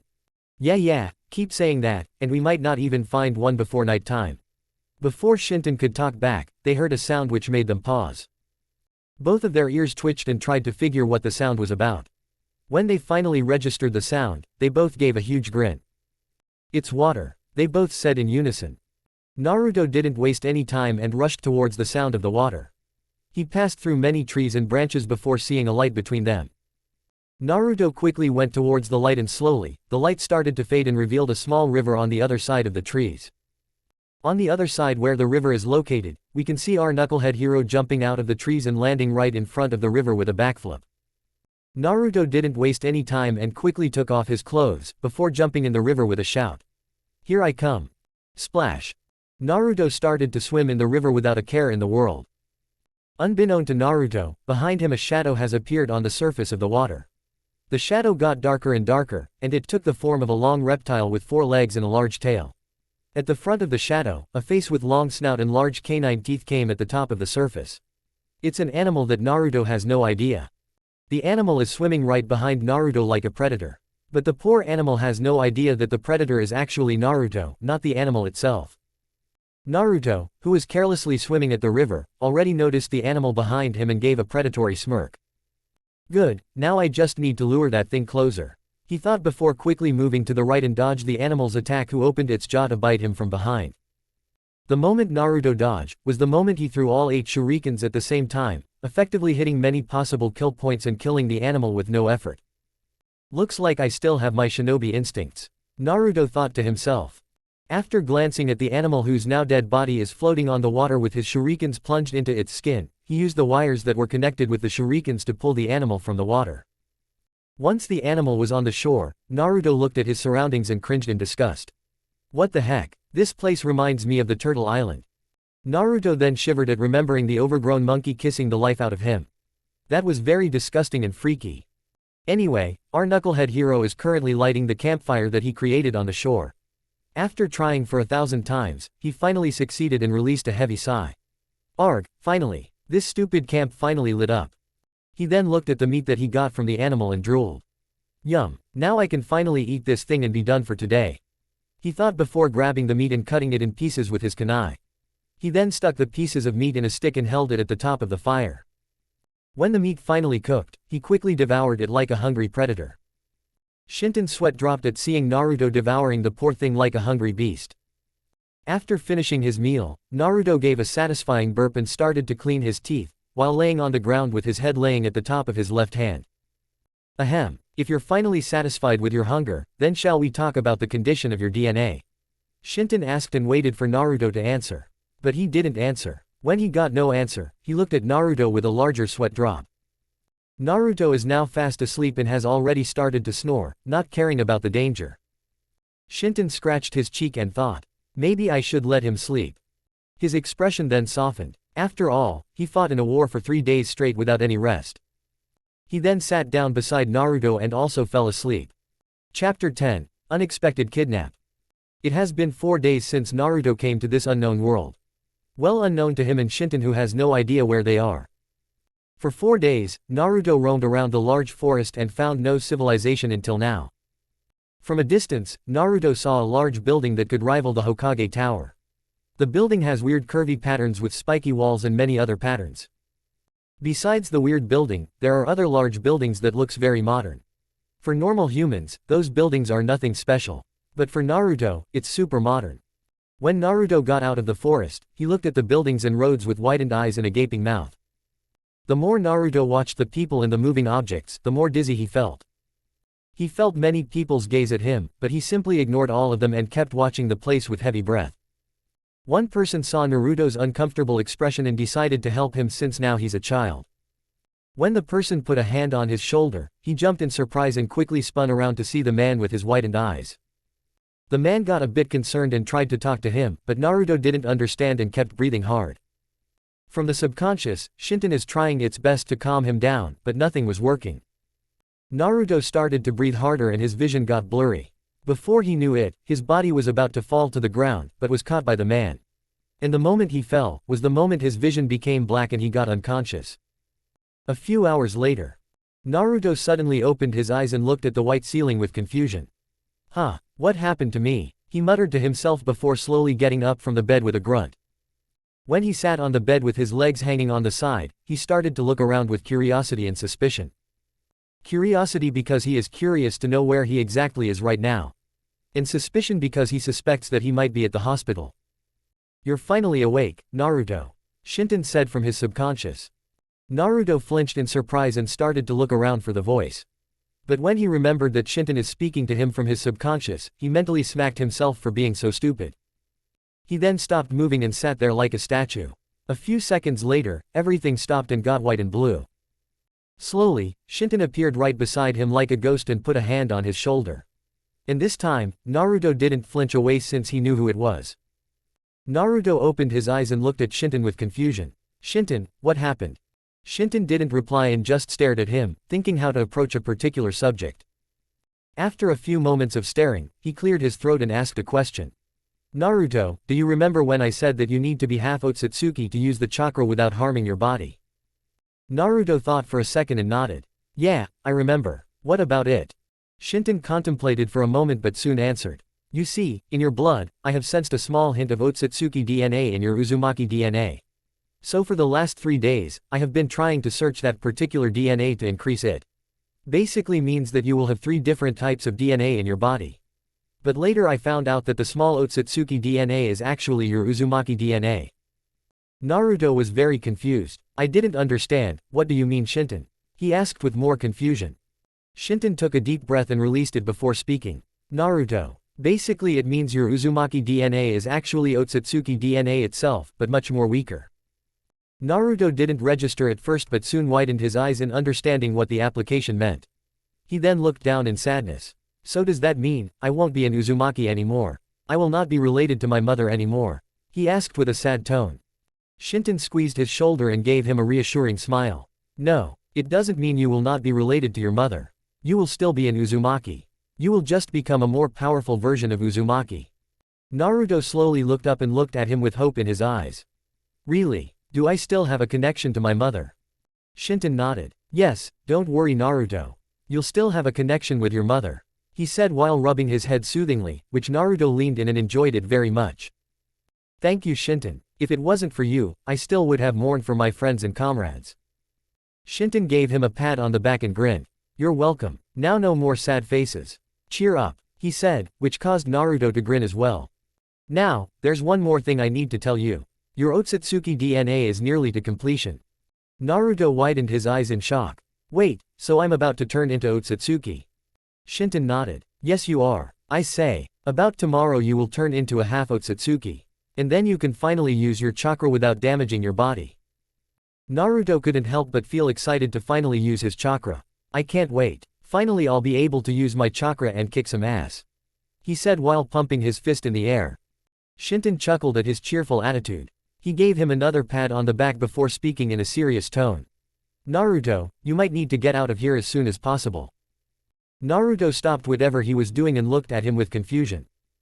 Seeing his confusion, Shinton elaborated further.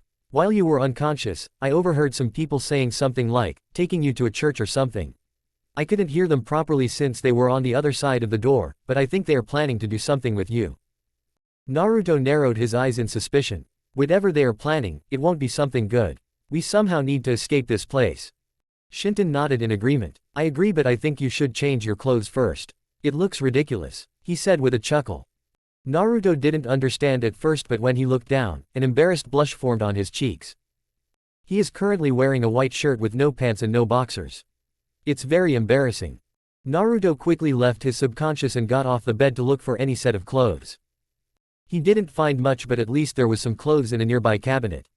From there, he found some white shirts with some black pants. He felt a little disappointed since there were no orange clothes. But he pushed his disappointment aside and quickly wore the black pants and left the room. Naruto was looking at the hall with a shocked yet mesmerized expression. The hall looks so futuristic that for a second, he doubted that he is actually in a human world. The humans around him wear so many different styles of clothes that he wished he could buy one of them in orange color. That would have looked good at him. Oi Naruto, you can stare at those things some other time, but for now, focus on your task of escaping this place. Shinton reminded him of his task. Naruto quickly shook his head and mentally nodded. Yeah, sorry about that, he said before quickly walking around the hall to find the exit. While Naruto was looking for an exit, Shinton noticed the same people that he was talking about, with the priestess outfit standing at the corner.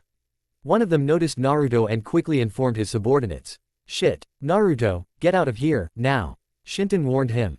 Naruto was confused at first but soon understood when a group of people gazed at him with menacing eyes. Naruto sweated for a second before quickly walking the opposite way and trying to stay away from those people. When those people saw Naruto walking away from them, they started to walk towards him to catch him, and take him with them for their own ambition. Naruto noticed that they were following him, so he increased his speed and quickly walked away. The people noticed that, and started to jog to catch up to him. When Naruto noticed that, he also started to jog to stay away from them. Since it's a hospital, they couldn't run and just continued to jog. When Naruto made sure that they completely lost him, he slowed his pace and continued to walk while looking for an exit. Man, I'm really missing my shadow clones. I could have scattered my shadow clones to look for an exit while I investigate about those people who were looking for me. Be patient Naruto, you're very close to using your chakra. Once you become half Otsutsuki, you cannot only investigate but you can also kick some asses. Naruto gave an amused grin at hearing that part from Shinton. And that's what I call, great minds think alike. Shinton gave an amused chuckle at hearing that. Yes, I agree, indeed they do. Naruto and Shinton both shared a chuckle before Naruto looked at a window with that same mesmerized expression at seeing the scenery of the very busy streets and buildings. Hey Naruto, why don't you jump from the window to escape? You can land on one of those roofs to decrease the falling impact. Naruto blinked his eyes multiple times before chuckling. Ya know, looks like great minds do think alike. I was thinking the same thing. Shinton also chuckled and said. Then who are you waiting for, go ahead. Naruto mentally nodded and opened the window to jump from it and escape the place. But before he could escape, a small dart filled with alcohol with sleeping properties hit his neck and caused him to fall to the ground with a thud. Naruto tried its best to not fall unconscious again. But the alcohol was too strong even for Naruto. With the last of his strength, he glared at the man who hit him with a dart. The man is wearing a white cloak with a hoodie on the top. He has long black hair with red bangs on each side, brown eyes and a mole on the top of his nose. Under the cloak, the man is wearing black jeans with white belt, blue t-shirt and black boots. The man looks like an American, but Naruto obviously didn't know about it. The man who's responsible for the action looked at him with a smirk. He then held an unknown device close to his ear and started to talk in an unknown language. Before getting unconscious, the last thing he remembered is a black cloth covering his mouth. And after that, everything got blank. Chapter 11, Unknown Place. Somewhere in Bangkok of Thailand, there was an active church where people were praying to their god. But the ones who were praying are the exorcists. The exorcists are the ones who are tasked with killing devils, fallen angels, vampires and other demonic creatures that are harmful to humans. But these exorcists are different. Instead of bringing the potential holy sword, or holy magic users, they kidnap them and train them ruthlessly until they give their loyalty only to the church and its god only. In a certain training ground, a man with black dress and black boot is currently training a 6-year-old girl with chin-length blue hair with a green fringe on the right side and dark yellow eyes. She is wearing a black and blue training clothes, which consistent of black t-shirt and blue short. The girl is currently huffing in tiredness. She has a lot of bruises and cuts on her body. There were also many cuts on the clothes. Xenovia, at this rate, you will never be able to hold the Excalibur destruction in your hand. Maybe I should. Before he could finish his sentence, he was cut off by the girl now named Xenovia. And no, please Olsen-sama, give me another chance. I'm begging you. She then started to kneel down and put her head on the ground. Please, she begged. The guy now named Olsen sighed and glared at her. It's gonna be your one and only last chance. Mess it up and next, your head will be separated from your shoulder. Xenovia shivered at the thought, but she kept her stoic expression and simply nodded. Yes Olsen-sama, understood. Olsen is now going back to his praying while ordering the other exorcist to take her to the church's underground prison. While she was dragged by the other exorcist, she silently cried and dropped some tears from her eyes but didn't make any noises. She is not gonna give them the enjoyment of seeing her so broken. Please, someone, save me. These were her last thoughts before unconsciousness claimed her body. In the entrance of the church, the same guy who knocked our knucklehead hero into unconsciousness, came to the church, with him still being unconscious on the guy's shoulder. When he entered the church with Naruto on his shoulder, everyone looked at them with a raised eyebrow. The guy simply smirked and told them that this kid is just a new addition. Everyone nodded and went back to their prayers, while the guy went closer to the altar and pressed a nearby button. Suddenly, a secret pathway has opened and the guy went inside it. Currently, he is walking through stairs and soon reaches the large maze-looking underground hall. The walls and ceilings are white, and there are many rooms that are currently empty and locked, except for one. If people weren't associated with the maze, they might get lost and won't be able to go out without getting help from outside. Before the guy's entrance to the church, the other exorcist is carrying Xenovia on his shoulder. Before the guy, this exorcist came way before and already entered the secret pathway. After roaming around the maze for 5 minutes, he finally found the room that he was looking for and tossed her inside and locked the door from outside. When she hit the ground, she groaned in pain. She couldn't even move a single muscle and laid down on the ground. When the exorcist left, she slowly stood up and saw that she was in her small prison, again. The prison is just a single room with a small bed, one small bookshelf with many books, a small sink, and a toilet separated from the room. At least they are not that cruel, and made the toilet separately. The wall of the room is just like a real prison wall, a concrete wall. After laying down for a moment, she slowly stood up with a painful grunt and went to her bed. She then sat at the near corner and hugged her legs, while sobbing and shedding tears from her eyes. She squeezed her eyelids and tried to stop the tears. At one moment, the tears did stop. But after a second or two, she starts sobbing and her tears start to fall again. With the mysterious guy. The guy has now started to look for the room where he is planning to lock him up. After roaming around the maze, he finally found the room that he was looking for. The room, coincidentally, was right beside Xenovia's. The room was identical except for the bookshelf and there were no books for obvious reasons. The guy tossed Naruto into the room and locked the door. Xenovia, who was crying for a while, suddenly jolted upwards at the sound of a thud right from the room beside hers. With curiosity, she put her ears on the wall and tried to hear what was going on the other side. But she couldn't hear anything, except for the sound of the door getting locked. After that, nothing could be heard. Xenovia, being a smart girl, quickly understood that someone was forcefully brought into this church. And whoever was brought, was definitely unconscious the whole time. Since Xenovia was also brought here forcefully, she couldn't help but feel sympathetic for the person who was on the other side. Even though she felt sympathetic, she didn't care that much and decided to read a book.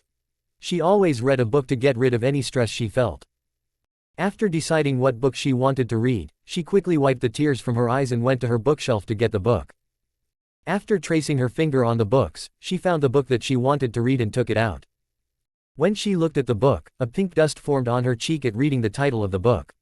Destiny of Love. This was one of her favorite book. This is a book about two people getting kidnapped by a devil who wants to turn them into a devil like him. The first one who was kidnapped was a girl who was first trained brutally before turning into a devil. She was trained so brutally that she might have died if it wasn't for her special ability to heal any damage on her body, no matter how serious the injuries are. A few days ago, the devil brought another person. And this time, it was a boy. The boy was kept in a separate room besides hers. Blah blah blah, and at the end, they escaped the devil and got together like a couple. The end. Back to reality.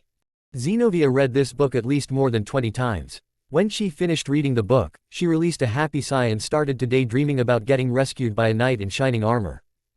While she was daydreaming, our knucklehead hero opened his eyes and groaned in discomfort. Damn. It feels like my head will blow up any second. He then tried to get up from the concrete floor, but failed and he face planted on the ground with a thud. He stayed there like that for a while, and didn't move any muscle. But he is Naruto Uzumaki and giving up is not in his dictionary. So he tried again and this time, he succeeded and managed to stand up with a grunt. Ah, my head. Why is it hurting so much? He thought before Shinton decided to speak up. It's because that person has just used some sort of drugs to knock you out and brought you here. Naruto blinked and soon realized what was happening. So basically, I was kidnapped. He asked through his mental link. Shinton hummed for a moment before mentally nodded. Yep, that's exactly what happened, he said in a carefree manner. Naruto also hummed and started to look around to see where he is exactly. By the looks of the room, he figured out that this is some sort of prison and there's only one exit. The iron door that's locked from outside.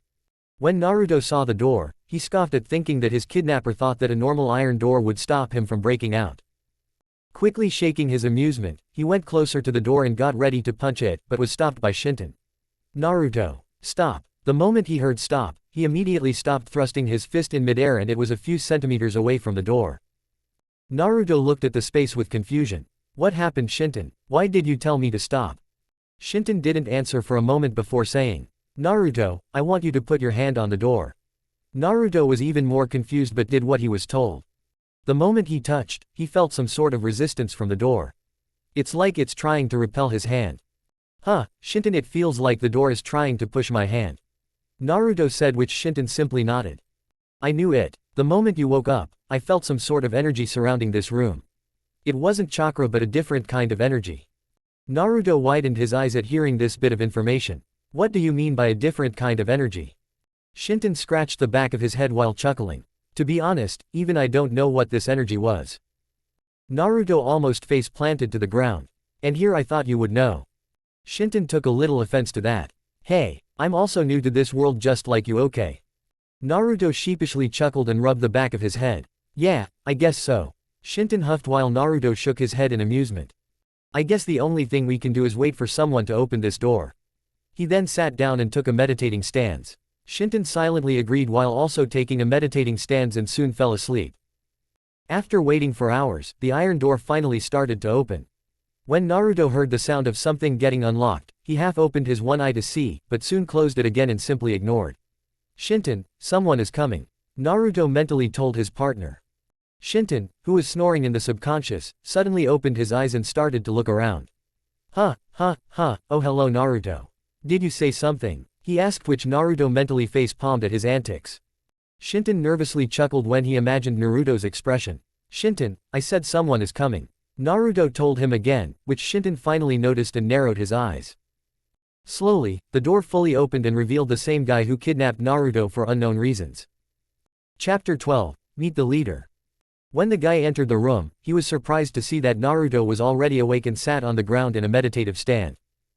He slightly raised his guard and cautiously approached him. When he saw no reaction from Naruto, he thought that he might be asleep and tried to grab him. But soon he realized that it was a very stupid idea. The moment he brought his hand closer, another hand grabbed his wrist in a blur, and squeezed it so hard that it made a sickening bone-cracking noise. The guy wanted to scream but instead bit his tongue and grunted in pain. He slowly looked at Naruto and flinched at meeting his gaze. Dark brown eyes meeting sapphire blue. When Naruto noticed his pained expression, he looked at his wrist and let it go. The guy quickly moved his hand away and started to rub it to soothe the pain that he felt from the grip. After rubbing it for a moment, he glared at Naruto, who simply ignored it and asked him a question. So who are you, and why did you bring me here? He asked with a cold tone. Even though he didn't understand his words, he definitely understood the cold voice and felt a shiver at the back of his spine. The guy quickly masked his feared expression and said something in a different language which Naruto didn't understand. Naruto looked at him confused. When the guy looked at him, he gave the guy a confused look before shaking his head, telling him that he didn't understand. The guy gave a heavy sigh before urging him to follow. At first, Naruto was very suspicious. But when he found no deception, he decided to follow him wherever he was taking. When Naruto walked behind him through the maze, he looked around with widened eyes and a gaping mouth. What the heck is this place? How the hell does he remember all those paths? He thought, being in awe at seeing this long, almost unending maze. The guy, who brought him here in the first place, is now being very cautious around our blonde knucklehead.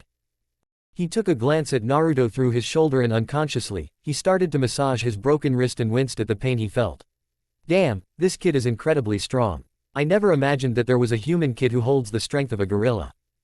He then started to shake his head. No, a gorilla's grab is even more softer than his. His was just unnatural. If he didn't release an aura of a human, I would have thought he was a devil or a fallen angel. He then looked forward and led Naruto to his leader. I have to be careful around this kid. Whoever this boy is, he is definitely not normal. A few minutes has passed and they were still walking through the confusing and random paths. Naruto was getting very annoyed. If they don't stop, he will blow up any second and might decide to go on a hardcore pranking mission that he really likes to do. But for their incredible luck, their god decided to save them from the wrath of the prankster demon known as Naruto Uzumaki. After taking the left path, they saw a long hall that leads to a white door with a CCTV camera at the top. The guy slowly leads Naruto towards the door. Before Naruto could move, the time had stopped and everything became white and blue. Naruto wasn't even fazed and knew what was going on. Slowly, Shinton appeared right beside Naruto and stared at the door with narrowed eyes. Naruto, whatever you do, be careful. I felt a very ominous aura coming from the door. Naruto nodded and everything got back to normal. Shinton disappeared and time started to move again. Naruto blinked his eyes and started to follow the guy in silence. When they both stopped right in front of the door, the guy gave a few knocks before taking a step back and waited for a response. Come in. A rough voice came from behind the door. The moment the person spoke up, the door automatically opened, which kind of freaked him out, but he prevented himself from screaming like a little girl. All he did was just widened his eyes and gaped at seeing the door open itself. When Naruto saw the amused look from the guy, he quickly recovered and glared at him before going inside. The guy shook his head before he also entered the room. Inside the room, it was dark and very quiet. The only light source you can see is some torches hanging on the wall. In the middle of the room, there's a small desk with 3 chairs, one on the other side and 2 on the front. On the chair of the other side of the table, a guy with raven black hair, one large bang on the right side which is curved to the left side, bright brown eyes, a goatee and a twisted smile that's hidden between his 2 fists. He is wearing a black and white robe, with black boots, and a cross necklace on his neck. He is currently sitting on the chair while staring at Naruto with interest and a twisted smile on his lips. Naruto noticed his smile, but he didn't feel disgusted nor intimidated, and stared right back at the person with his cold, sapphire blue eyes. Now don't get him wrong. Naruto is nothing like that. But because of the war and his childhood hardships, he learned to read people's facial expressions and determine how to act accordingly. In this case, he will act cold and will show no fear against the person. They both stared at each other and didn't move a single muscle. They didn't even blink and kept staring at each other. Until the guy who brought Naruto spoke up. Olsen-sama, do you remember the boy that I found in the hospital? The guy asked in a different language. The person now named Olsen looked at the guy and nodded. Yes, I remember. What about it? He asked with a raised eyebrow. The guy then gestured Naruto with his hand. This is the boy I was talking about. But apparently, he doesn't understand our language. When I met him, I think he asked me something in Korean or Japanese. I didn't understand what he was saying, so I brought him here. Olsen narrowed his eyes and carefully looked at Naruto to study his facial structure. When he carefully looked at Naruto, he realized that his face does look like Japanese. But his hair looks more like an American. And he also noted the whisker-like marks on his cheeks. Olsen then stared back at Naruto's cold sapphire blue eyes, and asked him a question in Chinese to see if he understands. When he saw no reaction from Naruto, he decided to try in Korean. But Naruto still didn't say anything, and this time, he tried in Japanese. Boy, who are you? He asked in Japanese. When Naruto heard him speaking in the same language as his, he slightly widened his eyes and noticed the guy's accent. Whoa, now he speaks just like me, but a bit differently at the same time. He thought before staring at Olsen and decided to answer his question. My name is Naruto Uzumaki. He only gave his name and didn't want to give too much information about himself. After all, they are strangers and also the ones who kidnapped him. When he spoke, Olsen narrowed his eyes in suspicion. Naruto, you say, why do you speak in this accent? He asked. Naruto slightly tilted his head to the right and blinked. Accent, what's that? He asked, which caused Olsen to raise an eyebrow. Accent is like talking in the same language but a bit differently and with a bit different words. He said, which Naruto nodded in understanding. Even though he didn't know what language was, he guessed that it was a way of saying, communicating with people in different styles. When Olsen sees him nod in understanding, he decides to ask him another question. Since you talk in Japanese, you should be in Japan, shouldn't you? Naruto gave him a confused look. Japanese? Japan? What the hell are those? He asked. Olsen now narrowed his eyes and sent him a glare. Boy, do not fool around me, I'm serious, he said in a threatening tone. Naruto just shook his head and gave him a confused look. I'm serious, I have no idea what you're talking about. Now it's time for Olsen to get confused. Did he live a life outside of civilization? He thought before asking him another question. Boy, do you know where you exactly come from? Naruto gave him a flat answer. In the forest. Olsen slightly widened his eyes but soon nodded in understanding. So he has no connection with any factions. Good, since he has no family nor does he have a home, I can turn him into an exorcist and use him for our own benefits.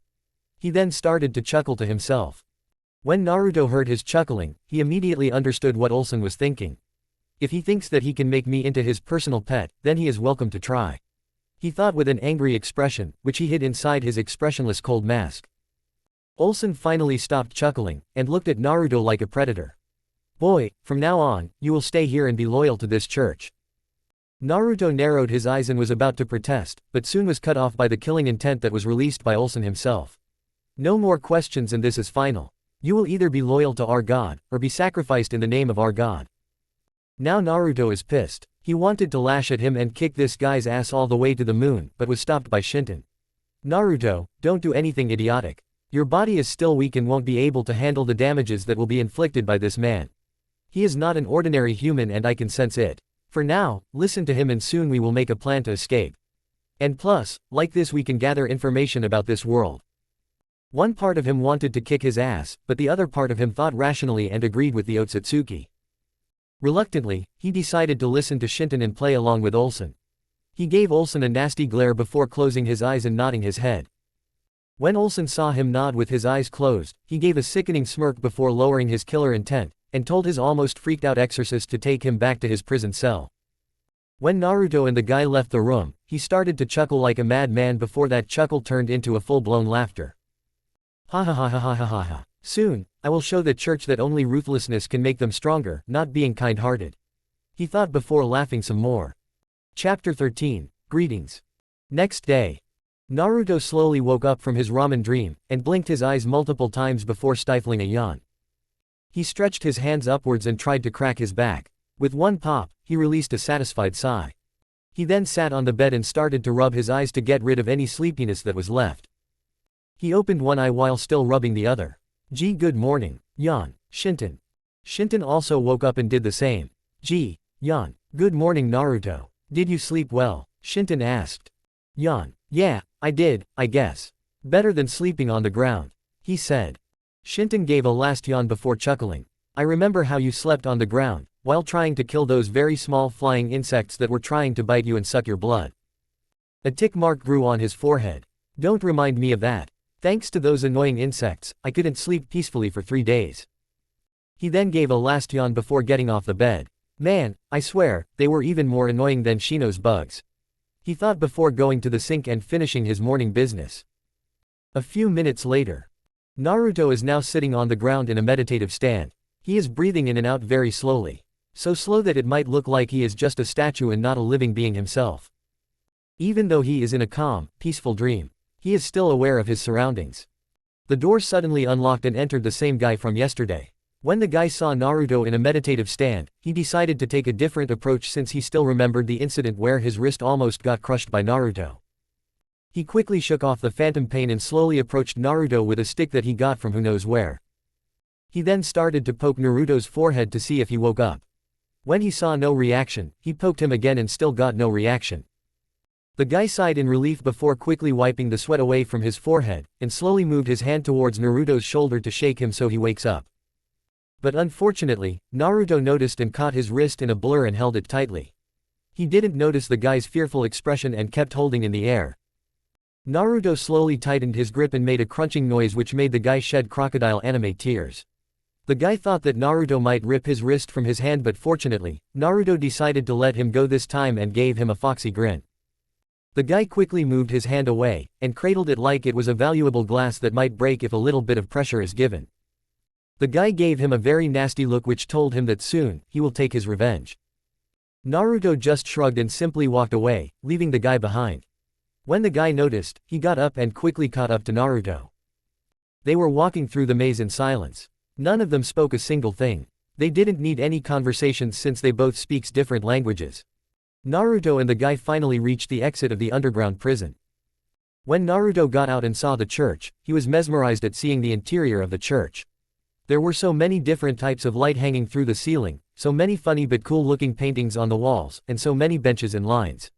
If Naruto wanted to explain this church, then only one thing came into his mind. Daimyo's school. Yep, it literally looks like an expensive school made by our daimyo. He thought in awe. Before Naruto could admire the place even more, someone spoke to him from behind. So I take that you have taken a liking to this place. Olsen asked, which made Naruto almost jump in surprise. He quickly spun around and noticed Olsen standing right behind him, but he was not standing alone. To his right side, a small petite girl, the same age as him, with chin-length blue hair that has a green fringe on the right side, and two dark yellow eyes who's currently staring at him with curiosity. When Naruto took a look at the girl, only one thing came to his mind. Cute. Fortunately or unfortunately, depending on how you look at it, our knucklehead hero said it a bit loudly, which was heard by the girl and Olsen himself. When the girl heard his compliment, she couldn't help but feel a little bit flustered and happy at the same time. Flustered because it's very obvious. And happy because he was the first boy who called her cute. After that compliment, she couldn't help but also took a look at Naruto. What she saw made her blush even more. Naruto, whose age is the same as her, with spiky golden blonde hair like the color of the sun, sapphire blue eyes like the deep ocean itself, and last, those 3 whisker marks on each cheek which gave him the look of a fox. She couldn't help but think that he is also cute, and those whisker marks made him even more cuter. Of course, she is not an idiot nor a moron like our knucklehead and didn't say it loudly.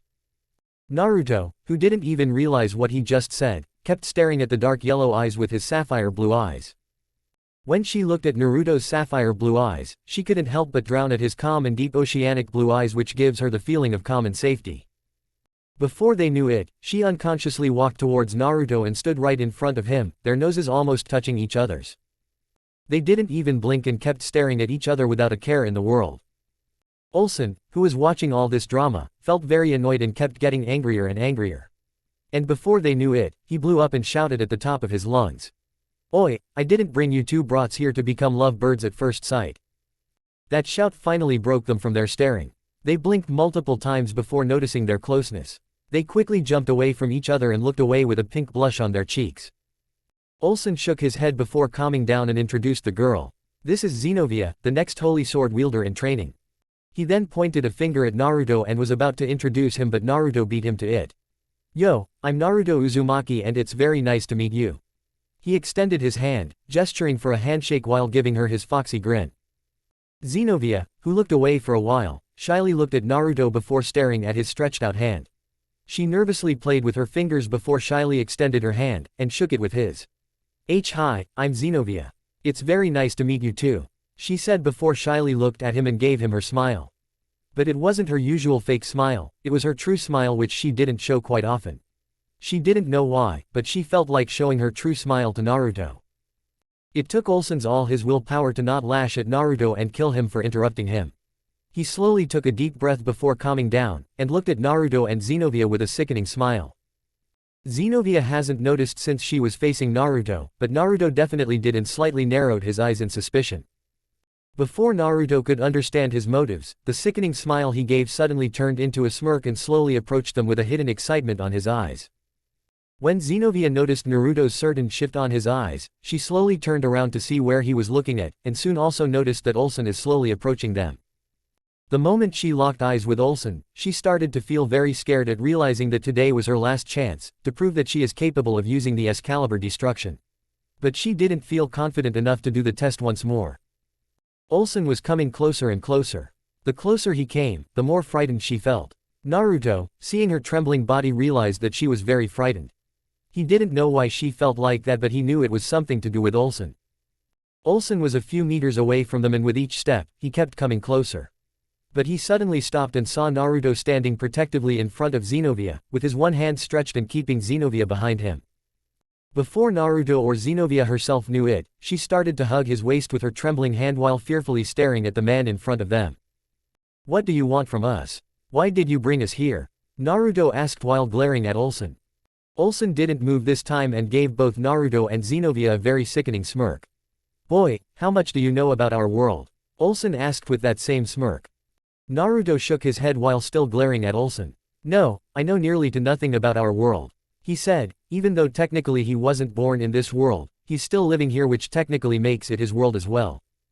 When Olsen realized that Naruto is still a child, and he lived in the wild and he had no one to tell him about this world. So he decided to give him some information about this world.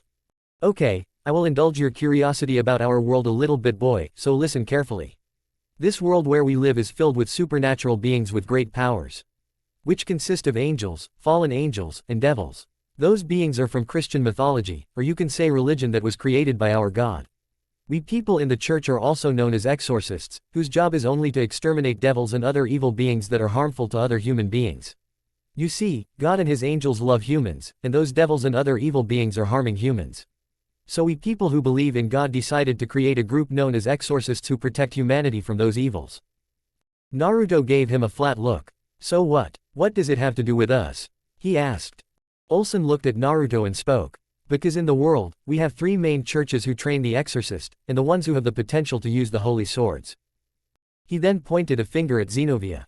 This girl is a natural holy sword user and has the potential to use the holy sword that our church possesses right now. The Excalibur destruction, made from one of the Excalibur fragments that were distributed between those three churches. Naruto raised an eyebrow. The way you're saying as if like this church is not one of those. Olsen gave him a smirk. Good, I can see you're a smart boy. Yes, this church is not one of those. Naruto kept his cold expression before he narrowed his eyes. Then how did you? Before he finished his sentence, something clicked in his mind. He widened his eyes before glaring at Olsen, who gave him a smug look. So you have stolen that sword from one of those churches, he stated, which caused Olsen to burst out laughing. Ha ha ha ha ha ha ha ha. Chapter 14, A New Friendship Has Born. Ha ha ha ha ha ha ha ha. Your deduction skills are very impressive. Yes, I did. And you know what, kid? He then came even closer, their noses almost touching each other's. Soon, I will make an army of very strong exorcists to finally show those churches how to make a real, fearless exorcist who will do anything to destroy any evil and show no mercy. He then glared at Xenovia, who couldn't help but shrunk under his gaze. But this girl is absolutely pathetic. Even though she meant to be a natural holy sword user, she can't even lift the Excalibur. Not even for once. He then looked at Naruto with a smirk. But you have potential. Not only for magic, but you might be able to hold the Excalibur with the right training. I can sense a lot of power inside of you. He then glared at Xenovia once more. Besides, I gave this girl one last chance. If she can't hold the Excalibur, then I have to finish her for good. Here's the next chapter. Author, hello guys. How are you all? Hope you're doing well. I want to tell everyone that I have finished writing chapter 14, 15 and 16. On Thursday I will upload the next chapter, and on Friday I will upload the 16th chapter. After Friday, I will start upload one chapter each week. Man, my fingers are sore after writing those chapters. Anyway, please enjoy. Naruto noticed Xenovia's sad expression, and frowned at seeing her tears and shaking shoulders. He looked at Olsen and gave him a cold glare while growling like an angry animal. Even though she can't lift the Excalibur, it doesn't mean you can just kill anyone who can't do things according to your expectation. She is still young just like me. You can't just force people to learn stuff quickly. Things like this always take hard work, determination, time, and a lot of guts to never give up. He then narrowed his eyes and pointed his fist right in front of Olsen's face. And I can see it, she is not too far from holding the sword that you speak of. Anyone with good eyes and common sense can see how hard she works. You're just being an impatient bastard who doesn't know how to wait. Xenovia was shocked. No one has ever defended her before. In the church, every kid always bullied her and makes fun of her for not being able to lift the Excalibur destruction, despite her being a natural holy sword user. And also the reason why she didn't have any friends. So you can see her surprise, when this boy who she recently met, stood up for her and defended her even though they are not friends, yet. She hoped that they could become friends. She doesn't know why, but she wanted to be friends with him and want to know him better. The moment she looked at his eyes, she knew that Naruto is nothing like the other boys. She can't really explain it, she just felt it like that. While defending, Naruto noticed and said how hard she works and how she is not far from lifting the Excalibur. She felt both of her cheeks heated up and looked up at him, before shyly looking away to hide her growing blush. Olsen narrowed his eyes, and glared at Naruto dangerously. Watch your mouth, boy, I can destroy you with a blink of an eye. He then looked at Xenovia and scoffed. And besides, only an idiot would say that hard work can accomplish anything. If you can't learn stuff quickly like a prodigy, then you're nothing else but worthless, a trash who shouldn't be here in the first place. Naruto gritted his teeth. He wanted nothing but to shove 1,000 years of death in his ass so he cannot take a shit for centuries. But soon, he took a deep breath before giving the older guy a smirk. You wanna bet, you stupid old geezer. Olsen grew a vein on his forehead at hearing the stupid old geezer comment. But he also took a deep breath before looking at Naruto with a raised eyebrow. I'm listening. Naruto gave him a foxy grin before pointing at Xenovia, who looked at him with a bit of fear, thinking that he might sell her off for his own benefit. My bet is in 1 month, she can lift the sword with no problem. If she manages to lift the sword, then you will let her go from the church and give her to an orphanage where she can get nice friends and families. Olsen narrowed his eyes in suspicion. He noticed that Naruto didn't include himself, he only asked for Xenovia's freedom. And what's in it for me if I win? Naruto just shrugged. Then I will become your slave and do whatever you ask me to do. I will even become your lab dog or something else if you want. The only thing I ask is to not kill her, he pleaded. Everyone's eyes went wide. They couldn't believe what they heard. Whatever they were expecting, this wasn't it. Xenovia is now openly crying. She never expected Naruto to risk his own life for her freedom and safety. She felt horrible for unintentionally putting Naruto into this mess. But she also felt very happy to hear that someone is risking its life just to protect her.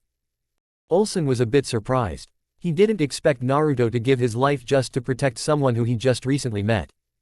He gave him a very nasty grin which made his skin crawl in disgust. Alright boy, if that's what you want. If you want to throw away your life just to protect this worthless piece of shit, then who am I to deny? Sure, let's bet. He then brought his right hand forward to give him a handshake, which Naruto accepted and shook his hand, sealing the deal for the next 1 month.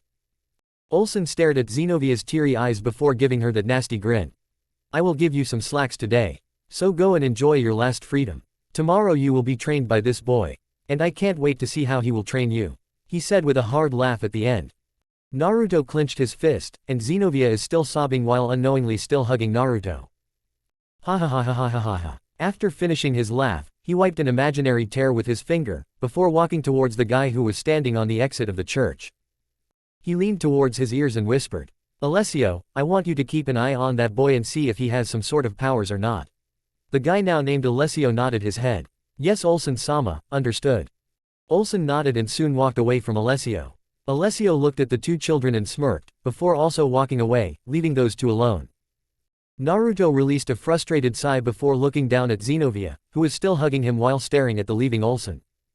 Naruto didn't realize but his hands were also wrapped around her back, when he spun around to stare at Olsen while he was leaving.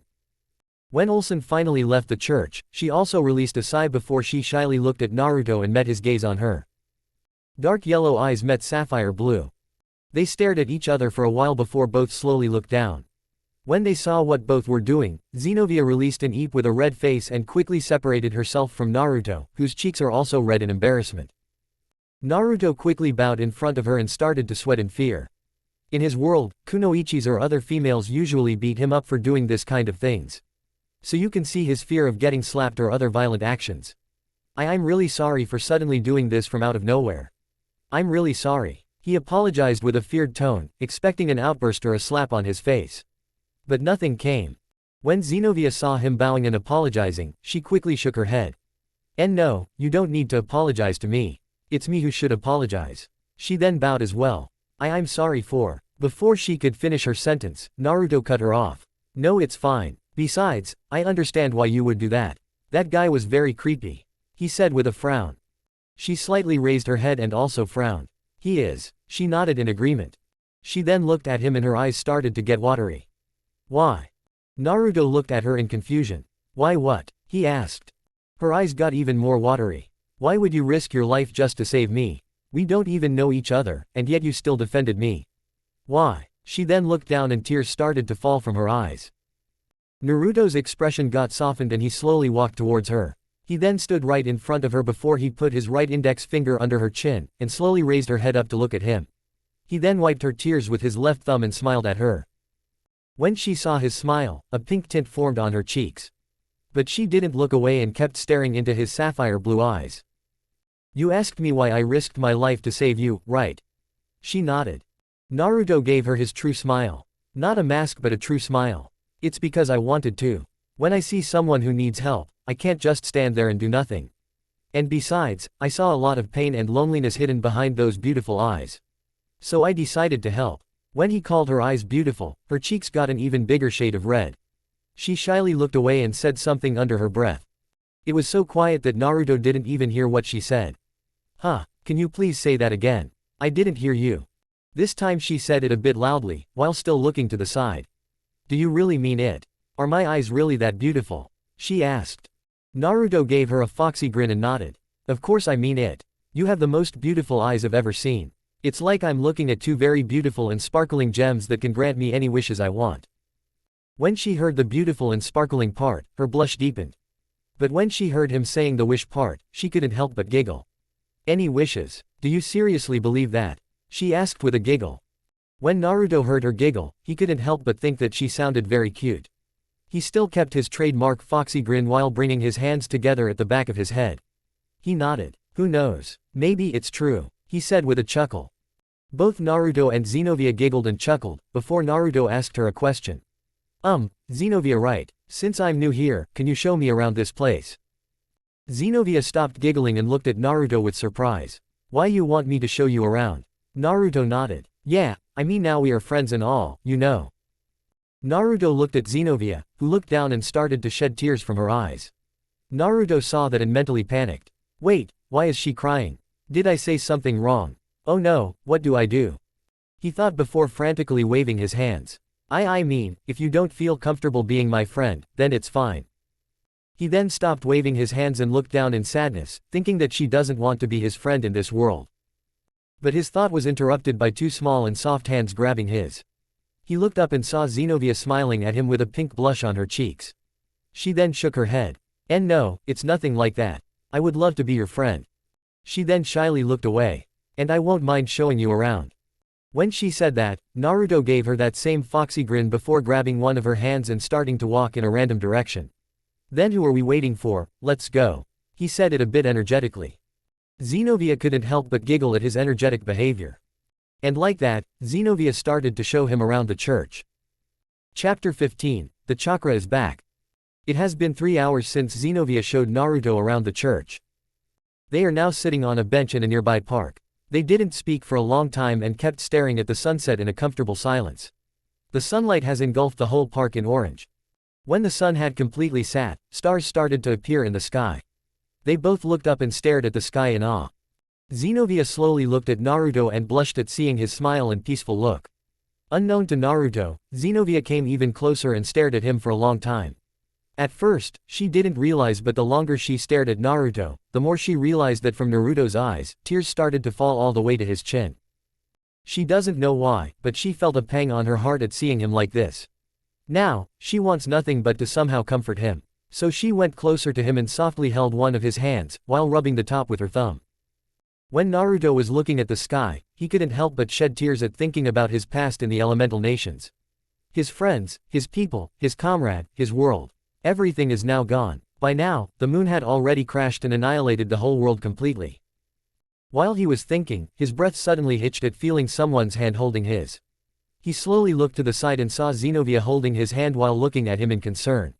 Are you alright, Naruto? She asked while raising her other hand, cupping his cheek while wiping the tears with her thumb. For a second, he felt absolutely speechless. In his life, no one had showed this much affection to him, not even Tsunade, his own godmother. He slowly raised his hand and gently grabbed the hand that was on his cheek. He squeezed it before he gave her a smile which made her blush. Thanks for asking, Xenovia-chan. But I'm alright now. I was just thinking about the past, that's all. Xenovia blushed even more when Naruto used the suffix chan. It's no problem. If you feel sad or you have any other problems, then you can always talk to me anytime you want. I will always be here to listen to you. Naruto gave her a thankful smile. I will, and the same thing goes for you too. Before they could talk more, someone spoke from the entrance of the park. Oi, you fucking lovebirds. If you're done chattering with each other, then quickly come back to your prison cell. It's too late. Olsen spoke from the entrance. Naruto and Xenovia both groaned in annoyance, but soon reluctantly stood up and followed Olsen. Inside the maze. Olsen is now escorting them to their prison cell while taking some glances at Naruto. Boy, soon I will find out what's that power you're hiding.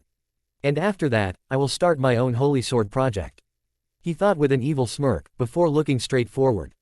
After taking a turn, they soon reached their respective prison cell, which was coincidentally right beside each other. When Naruto and Xenovia realized that, they looked at each other before busting out into giggles and laughter. When they finally stopped giggling and laughing, Naruto looked at her and gave her a smile. Thank you Xenovia-chan, for showing me around the church. I had a lot of fun today.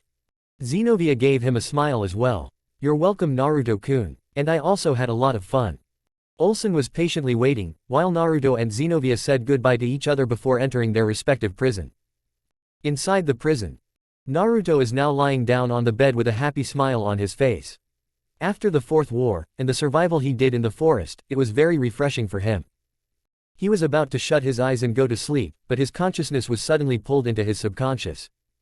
While Naruto was sitting after getting pulled into his subconscious, Shinten suddenly appeared in front of his bed while standing with his arms crossed. Naruto, I have a good news and a bad news, he said with a nervous chuckle. Naruto narrowed his eyes and asked the Otsutsuki inside him, what's the good news? Shinten gave a sigh before looking at Naruto seriously. Naruto, I want you to concentrate and go even deeper into your subconscious. There, you will find your good news, and your bad news. At first, Naruto was very confused but soon realized what he actually meant. He scrambled around before quickly getting up from the bed and took meditative stands on the ground. He slowly drifted to his deepest subconscious and tried to find the thing he was looking for. Slowly, everything got darker and darker. He half opened one of his eyes and looked for the source he was looking for. But he found nothing. So he closed his eyes again and concentrated harder to find the source. At first, nothing had happened. When he was about to leave the deeper part of his subconscious, he suddenly felt something pulling towards him. He opened his eyes and tried to find the certain pull that he felt. He looked left and right with the corner of his eyes and found nothing. But suddenly, a blue flame appeared right in front of Naruto and started to flicker in front of him. The flame was the size of his palm. When Naruto saw the flame, he couldn't be happier. My chakra, it's here, he exclaimed before settling in confusion. Wait, why my chakra is so small? The last time I saw it, it was the size of an ocean. But now they are. He immediately stopped thinking and quickly snapped his head to the left side to see a different kind of flame. The flame's color is almost transparent but bluish silver. When he looked at the flame, his eyes almost bugged out of his socket. The flame's size is absolutely gigantic. Like he is looking at two different elemental nations combined. What the heck? Do Otsutsukis always have this amount of chakra? Man, no wonder why Kagaya was this strong. It's literally infinite. The more he looked at it, the more he felt in awe. But before he could look at it more, he suddenly felt another source of energy right to the right side of his own chakra flame. He was very confused. There shouldn't be more energies beside his and Shinten's. So what's that third energy he's sensing? He quickly moved towards the energy that he was sensing. But before he could look for it, the energy suddenly disappeared. Like it's gone as fast as it came. He narrowed his eyes and tried to sense for it, but found nothing. He sighed and decided to leave the subconscious. Whatever that energy was, it wasn't chakra, that much I know. I have to tell this to Shinten and see what's going on.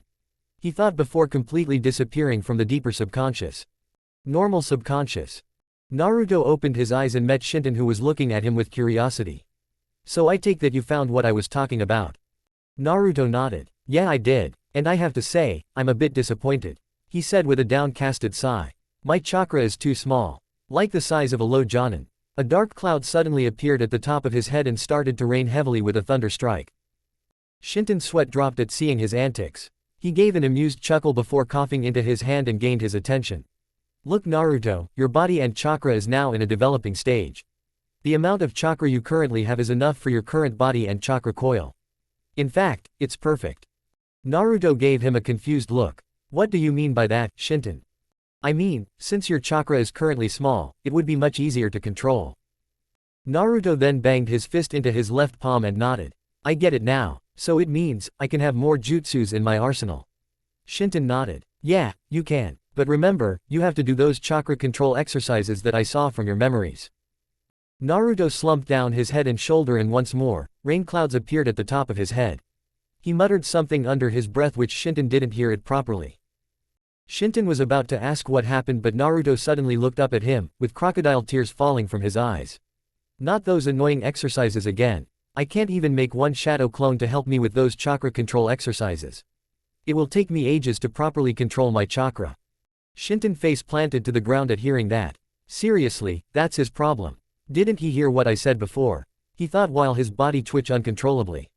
He slowly raised his head from the ground and looked at him with narrowed eyes. Naruto, did you already forget what I have said? Naruto blinked multiple times and stopped his crocodile tears before looking at Shinton, who was looking at him in annoyance. Naruto scratched the back of his head before taking a thinking pose and started to think. Even though some of his antics are very amusing, sometimes his antics just annoys you to hell. And Shinton now understood that very well. Shinton slowly stood up and dusted the imaginary dust from his clothes before looking at Naruto with a sigh. Naruto, I told you your chakra is currently small and would be much easier to control. I said you need to do those chakra control exercises to sharpen your control further. It won't even take long before your chakra slowly starts to increase exponentially. And if you don't do the control exercises from the start, then later, you have to do the control exercises more, which will be harder to control. Naruto made an face before sheepishly rubbing the back of his head. Ah, I now understand. He nodded his head while crossing his arms in front of his chest. Shinton just shook his head while chuckling in amusement. Seriously Naruto, sometimes I think that you do that on purpose. Naruto sheepishly chuckled before he remembered the extra energy he felt. Hey Shinton, did you by any chance feel any other energy source beside ours? Shinton looked at him with a raised eyebrow. No, I haven't. Why do you ask? Naruto put his index finger into his chin and narrowed his eyes.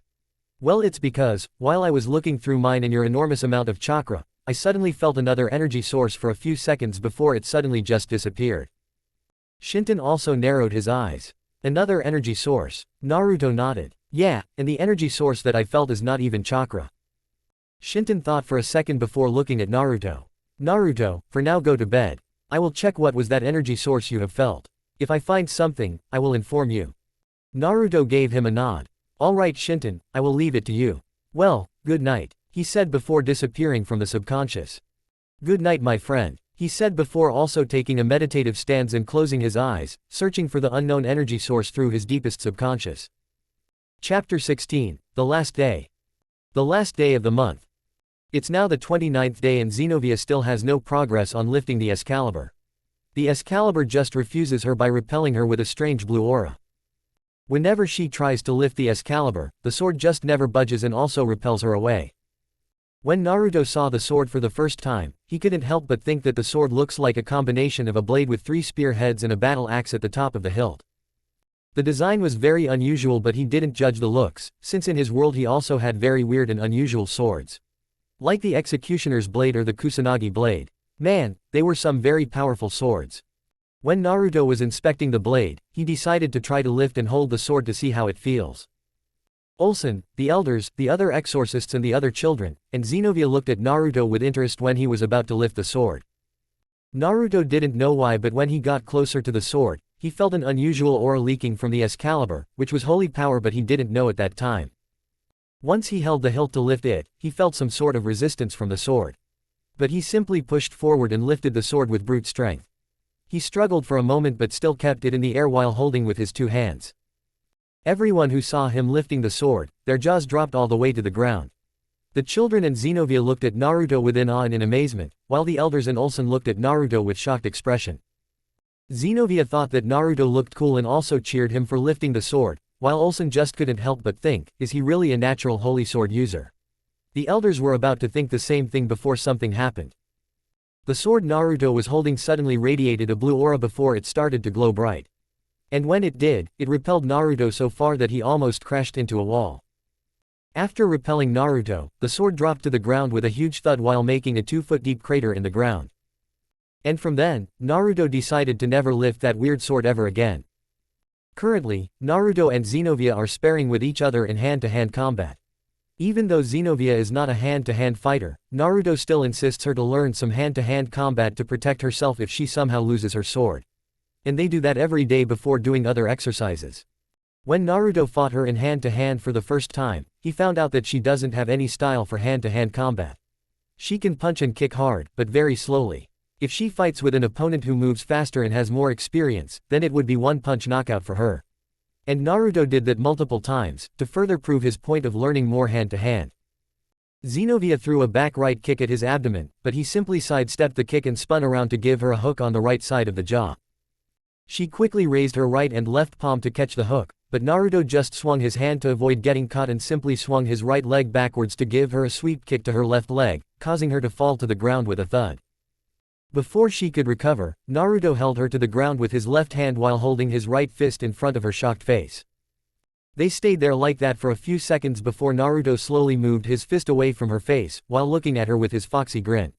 "Yes, it's my victory today," he said before raising his body from the ground and held his hand to help her to get up. She owlishly blinked multiple times before snapping from her dazed state and looked at the offering hand with a smile. She gave him a thankful nod before taking his hand and quickly got up while a pink blush formed on her cheeks. She then looked at Naruto and pouted, which earned her a blush from the blonde who couldn't help but think that she looks very cute. "Come on Naruto-kun, you always win," she whined, while giving Naruto her puppy dog eye, which made Naruto froze on the spot. "Oh shit, not that again," he roared in his mind. When she realized that she made him freeze on the spot, she had a teasing smirk on her face before she slowly approached Naruto while fighting the growing blush at thinking what's she about to do.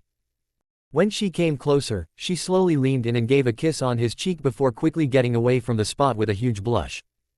Naruto's brain immediately shut down when her lips made contact with his cheek. He stood there in silence for a few moments before his brain finally kicked in. He slowly brought his hand to his cheek and gently rubbed it. "Huh, what was that about?" he thought with a growing blush on his cheeks. While with Zenobia quickly ran away from the training ground and went to a familiar park where she and Naruto went for the first time. She frantically looked around the park before she found an empty spot under a tree. She quickly went there and sat down, while hugging her legs to hide her growing blush from the world. "What's wrong with me? Why the hell did I do that?" she thought, while trying to not blush harder at thinking the short moment. In these past days, she and Naruto got even closer than before. She will even go as far as to say that they both are best friends. And she wholeheartedly believes that Naruto would say the same thing as well. In their short time, she found out that Naruto is a very goofy, yet very kind and cheerful guy who only radiates enjoyment, warmth and safety. Sometimes he acts stupid, but when time is needed, he can act surprisingly very smart and make unpredictable strategies that will put you on a loop. And she saw it firsthand when she sparred with him in hand-to-hand combat. But besides that, Naruto is very loyal when it comes to friendship. He is loyal to the point of stupidity. And she couldn't help but like that part of Naruto very much. She doesn't know why, but whenever she thinks about Naruto in her mind, her heart starts to pump so fast that it threatens to burst out of her chest. Whenever she thinks about Naruto, she feels confidence and enjoyment. She just feels something that she can't explain with words. Even though she doesn't know yet, Zenobia has a huge crush on Naruto. With Naruto is still standing on the training ground in silence. He is still thinking about the kiss that she gave him on the cheek. Shinton, who saw the whole interaction, is now waiting in anticipation to see what his partner would think about the certain hint that she gave him. After thinking intensely for a while, he simply scratched the back of his head and laughed. "Ahaha, maybe she just wants to tease me for eating her favorite cookie last time." Shinton immediately face planted to the ground while muttering, "Dense idiot." If Kurama were still alive, he would have smacked his head on the ground while muttering, "Idiot, idiot, idiot, idiot, idiot." When Shinton said that, Naruto blinked his eyes and looked into the space in confusion. "Huh, I didn't hear you properly, Shinton. What did you just say?" Shinton just sighed and shook his head. "Nothing," he simply answered. "Oh boy, I feel very bad for the poor girl who's fallen for this dense idiot," he thought with a sweat drop before taking his composure and lightly coughed into his fist. "Anyway, how's your chakra control exercise going?" Naruto swore that he heard him saying something before. But he simply shrugged it off and answered his question. "Yeah, it's going fine, I guess. Although I have to say, you weren't kidding when you said that my chakra reserves will soon increase at a rapid pace. My chakra level is now low Jonin to high Jonin level. It's still nothing when I was before, but still, it is something," he said before taking a sip of water from the water bottle that he kept it under a tree. Shinton nodded. "Yeah, it might not be much, but before you know it, it will increase almost at the level of your old partner in about, I say 10 years. When Naruto was in his midway of gulping the water, he immediately spit it out while coughing and pounding his chest violently. When the extra water got out of his windpipe, he started to breathe heavily before he mentally shouted, "What? Shinton, you're joking, right? Back then, I didn't even have that much chakra. I only had 1/4 of the amount of chakra you're telling me right now."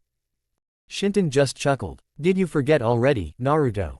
You have eaten the chakra fruit that was made by your old partner, Kurama and his siblings. And that would obviously boost your chakra capacity and its density. Naruto couldn't help but feel a little freaked out at thinking having that much amount of chakra inside his body. He hopes that he doesn't get blown up like a suicide bomb. When Shinton noticed his concern, he quickly reassured him. You don't have to worry, Naruto. I have turned you into half Otsutsuki.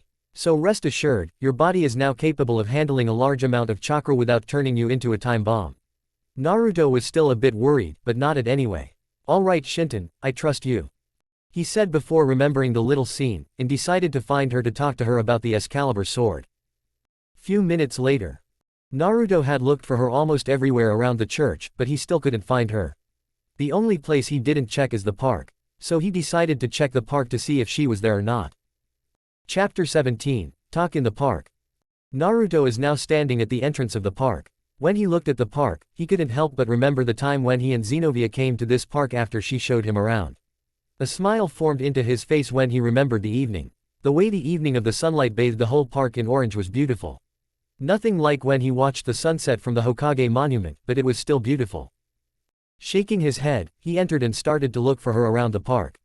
When he looked left and right, he noticed the familiar blue hair under a tree. He slowly approached and saw her hugging her legs while hiding her head behind them. Naruto thought that she might be sad because she couldn't lift the damn stupid sword. So he decided to talk to her and reassure her that everything is going to be fine, even though that might be a false hope. Xenovia, who was blushing a storm at thinking about what she did, suddenly felt a presence coming towards her. She slowly raised her head and saw her secret crush, which she didn't realize this fact herself, slowly approached her with a concerned look on his face. When she saw him, her heart started to pump at a very rapid speed.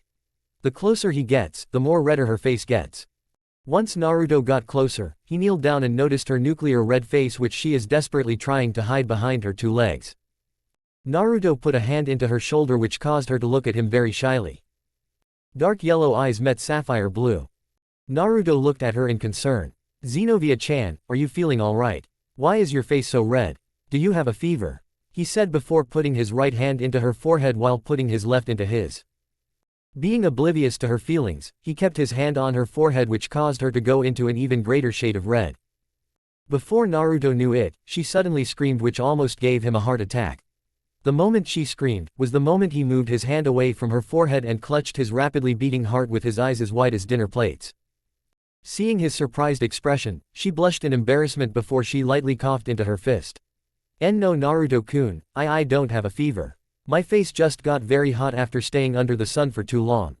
Yeah, that's it, my face just got too hot after staying under the sun. She said while laughing and nervously looking anywhere but Naruto. Naruto, being absolutely oblivious, decided to believe her words and just smiled at her. If you say so, Xenovia-chan. He said before also taking a seat right beside her, which caused her to blush once more, but she quickly managed to suppress it. Naruto looked at her and gave her a soft smile. Xenovia-chan, if you can't lift the sword, it's alright. You don't have to be so sad about that. Xenovia was confused for a moment before she realized what he meant. Her suppressed blush immediately vanished and she got very sad. When he noticed her saddened expression, he put a hand into her shoulder. He was about to speak but was cut off by Xenovia. No, it's not fine, she said while shaking her head. She then looked at Naruto's eyes and started to tear up. Your life is on the line and the only way I can save you is to lift the Excalibur. If I can't lift it, then. She then looked away and started to sob, while tears fell from her eyes. Naruto looked at her for a few moments before bursting out into a full-blown laughter. Xenovia looked at him in shock. Whatever she was expecting, this wasn't it. For a few minutes, Naruto kept laughing while holding his gut in pain, and Xenovia just stared at him with widened eyes and an opened mouth. When Naruto finally stopped laughing, he looked at her with his one eye while wiping a drop of tear with his index finger from his other eye. Seriously, Xenovia-chan, you think that I will let that psychopath do whatever he wants with me? He then leaned forward and wiped the tears from her cheek, which earned him a blush. He then closed an eye and pointed a thumb at himself. I'm made of really tough stuff. That stupid psychopath will have to go through a lot of hell before he gets to me. So don't worry about me, okay? He said with a confident grin. Xenovia, despite his reassurance, couldn't help but feel worried for her one and only friend. With reluctance, she nodded her head and decided to trust him. Alright Naruto-kun, I will trust you. She then stood up and gave him a determined look. But I still have one more day before the end of the bet. So until then, I will train and try to lift the Excalibur destruction. Naruto sighed and gave her a nod. Alright Xenovia-chan, I wish I could help you more, but besides physical training, I can't help you with that holy energy of yours. That's something you have to figure out yourself. Xenovia gave him a grateful smile. It's okay Naruto-kun, I know holy energy is not something you understand and it's totally fine. And besides, I'm really grateful for the training you gave me. But now, this is something I have to do myself. And I will do it, and I won't let you get hurt by that bastard. She said the last part with an edge on her tone. Naruto couldn't help but feel flattered to hear that she won't let him get hurt, and she truly cared for him. So, with a happy smile, he also got up and wrapped his hands around her back to give her a hug, which caused her face to get nuclear red. After holding her for a while, he finally let her go and gave her his true smile. Thank you Xenovia-chan, I'm a really lucky guy to have a friend like you, he said with a sincere tone. When Naruto said that, Xenovia couldn't help but feel happy to hear that he feels very lucky to have her as a friend. But she also felt a bit disappointed for some reason. She didn't know why, but a small part of her wanted him to think of her as more than a friend. But what more did she wanted him to think of her as, she still doesn't know. Despite her inner turmoil, she still gave him a cute smile which made even our dense idiot blush. Mustering up her courage, she held his hands and looked at him cutely. Now our poor knucklehead is blushing even harder. He doesn't know why, but when he looked at her, his heart started to pump at a very fast speed. For him, it felt like someone was trying to hammer his heart out of his chest. For Xenovia, it's the same but more intense. But she didn't back down and kept staring at his sapphire blue eyes. Thank you Naruto-kun, I am really happy to hear that you feel that way. She said before leaving his hands and quickly got out of the park to go to the Excalibur. Naruto once more froze on the spot. He didn't move for a few seconds before he slowly looked down with a red blush on his cheeks. Why does my heart always feel like this? He then narrowed his eyes. Whenever I look at her, or think about her, I always feel something that I can't really explain with words. What is this that I'm feeling? He questioned himself. Before he could think further, he was interrupted by Shinton. Naruto, I have sensed some people outside the barrier. Yes, the whole church is surrounded by a magical barrier which prevents other children from escaping the church. Are they from this church who's entering after finishing a mission or something? Shinton shook his head from the subconscious. No, their energy signatures are different. The energies I'm sensing are similar to the ones they call exorcist. But among them, one of their energy is not matching with the others. Naruto narrowed his eyes. How so? He asked. Well, the other energy is, well to simply say, it's like a light. Naruto looked at the space in confusion. Light, like, actual light, he asked. Shinton put a hand into his chin and thought. To be honest, I'm not sure myself. And not only that, but if I'm sensing it correctly, it feels like very innocent and pure. Naruto blinked. Innocent and pure, huh? He then closed his eyes and shrugged. Well, I guess this is something that this world's people possess. Which also shows how different they are from our world. Shinton gave a shrug of his own. True. But still, no matter how innocent or pure it is, it might pose a threat. So stay on your guard in case they attack, he said with narrowed eyes. Naruto gave him a nod. I will. Besides, even though I don't wanna brag, but I'm not someone who they can mess with. If they fight, then I will happily kick their asses all the way to Sunday, Datbeo. He said before looking at the direction where the unknown people were standing outside the barrier. He then clenched his fist and grew a determined expression. No matter what, this time, I will protect my precious people.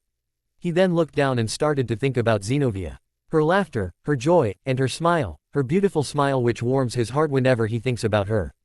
That smile, he wants to protect that smile, he wants to protect her no matter what. He thought determinedly before looking at the sun and pointed his fist. He smiled and vowed to himself to get strong so he could protect his precious people. After promising himself, Naruto decided to go to a small forest near the church where almost no one goes there. Before he exited the park, he sensed a person looking at him through the distance. It was none other than Alessio, who kept an eye on Naruto this entire time. Naruto internally groaned in annoyance before a light bulb appeared above his head. A foxy grin formed on his face before he quickly got inside the park and hid behind the grassy fence. Alessio got confused and tried to look closer through the binoculars, but he couldn't see anything. So he leaned forward to get a closer look before he put one of his hands on the concrete rooftops. But when he put his hand on it, he couldn't feel anything under his palm. So he moved his hand up and down to see if he was putting his hand in the right place.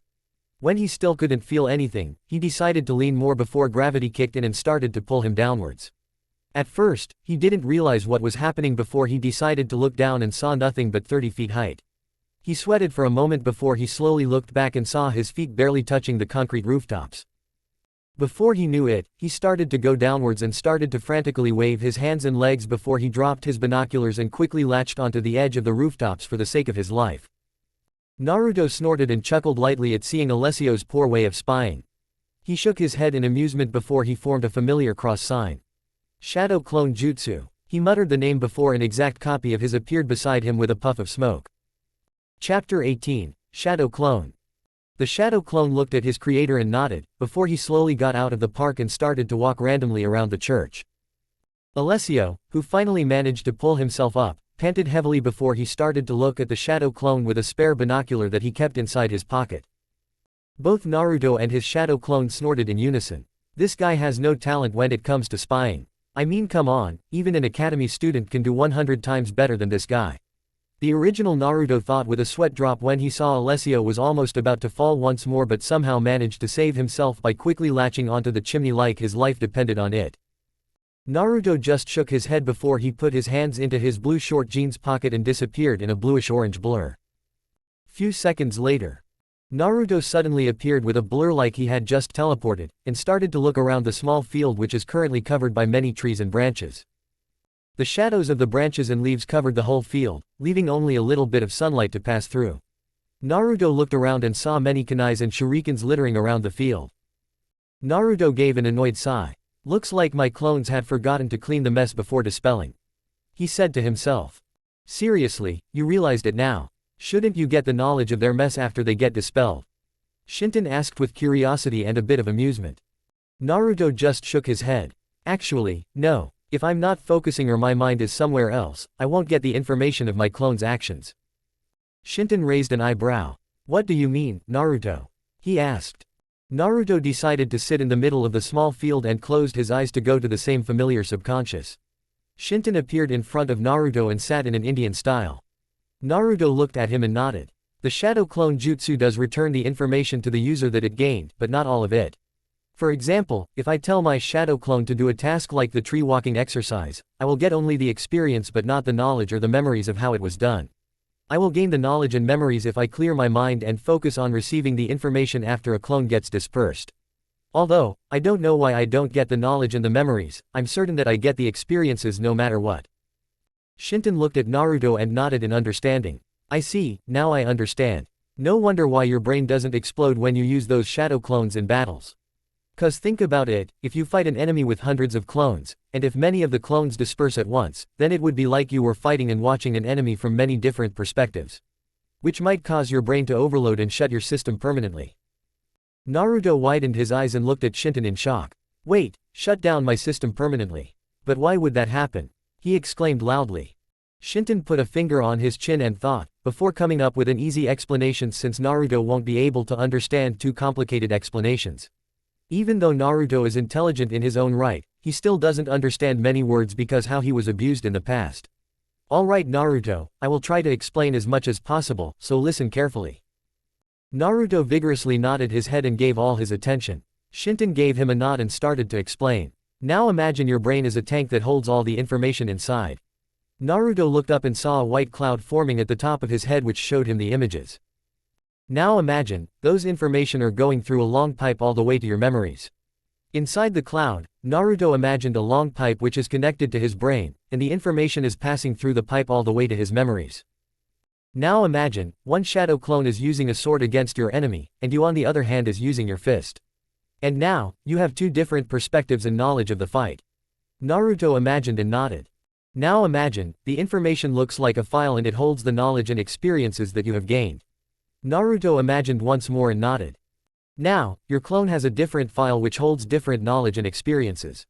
So when it disperses, the clone's file goes all the way to your brain and waits for your current file to go through the pipe first. Normally, this wouldn't be any problem if you use clones less than 30.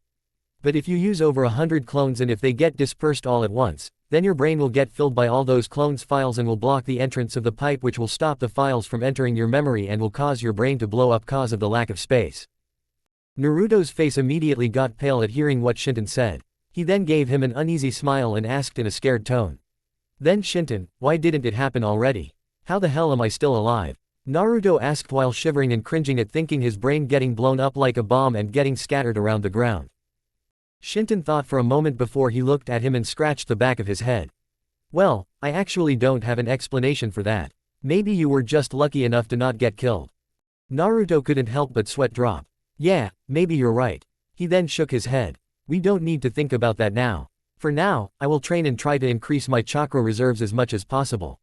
We are still new to this world and who knows what kind of trouble might come. Shinton couldn't help but agree with that. You're right, but don't overtrain yourself, or else those guys might find out about your little secret. And just as you said, we don't know what kind of trouble we might need to face. Naruto gave him a nod. Don't worry, I won't, he said before disappearing from the subconscious. Naruto opened his eyes and formed the familiar cross-hand seal in front of his chest. Multishadow Clone Jutsu, he shouted, and with a puff of smoke, 5 clones appeared in front of Naruto and looked at him with a deadpan expression. Seriously boss, you want us to do those chakra control exercises, again? One of the clones exclaimed. Naruto looked at the clone and sighed. Look, I hate this just as much as you do, but we have no other choice. We need our chakra reserves to be big if we want to be ready for those threats that Shinton warned us about.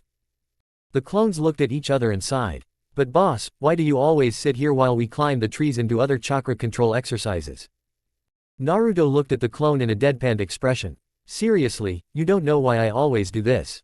The clone shook his head, which made Naruto's deadpanned expression even more deadpanned if it was possible.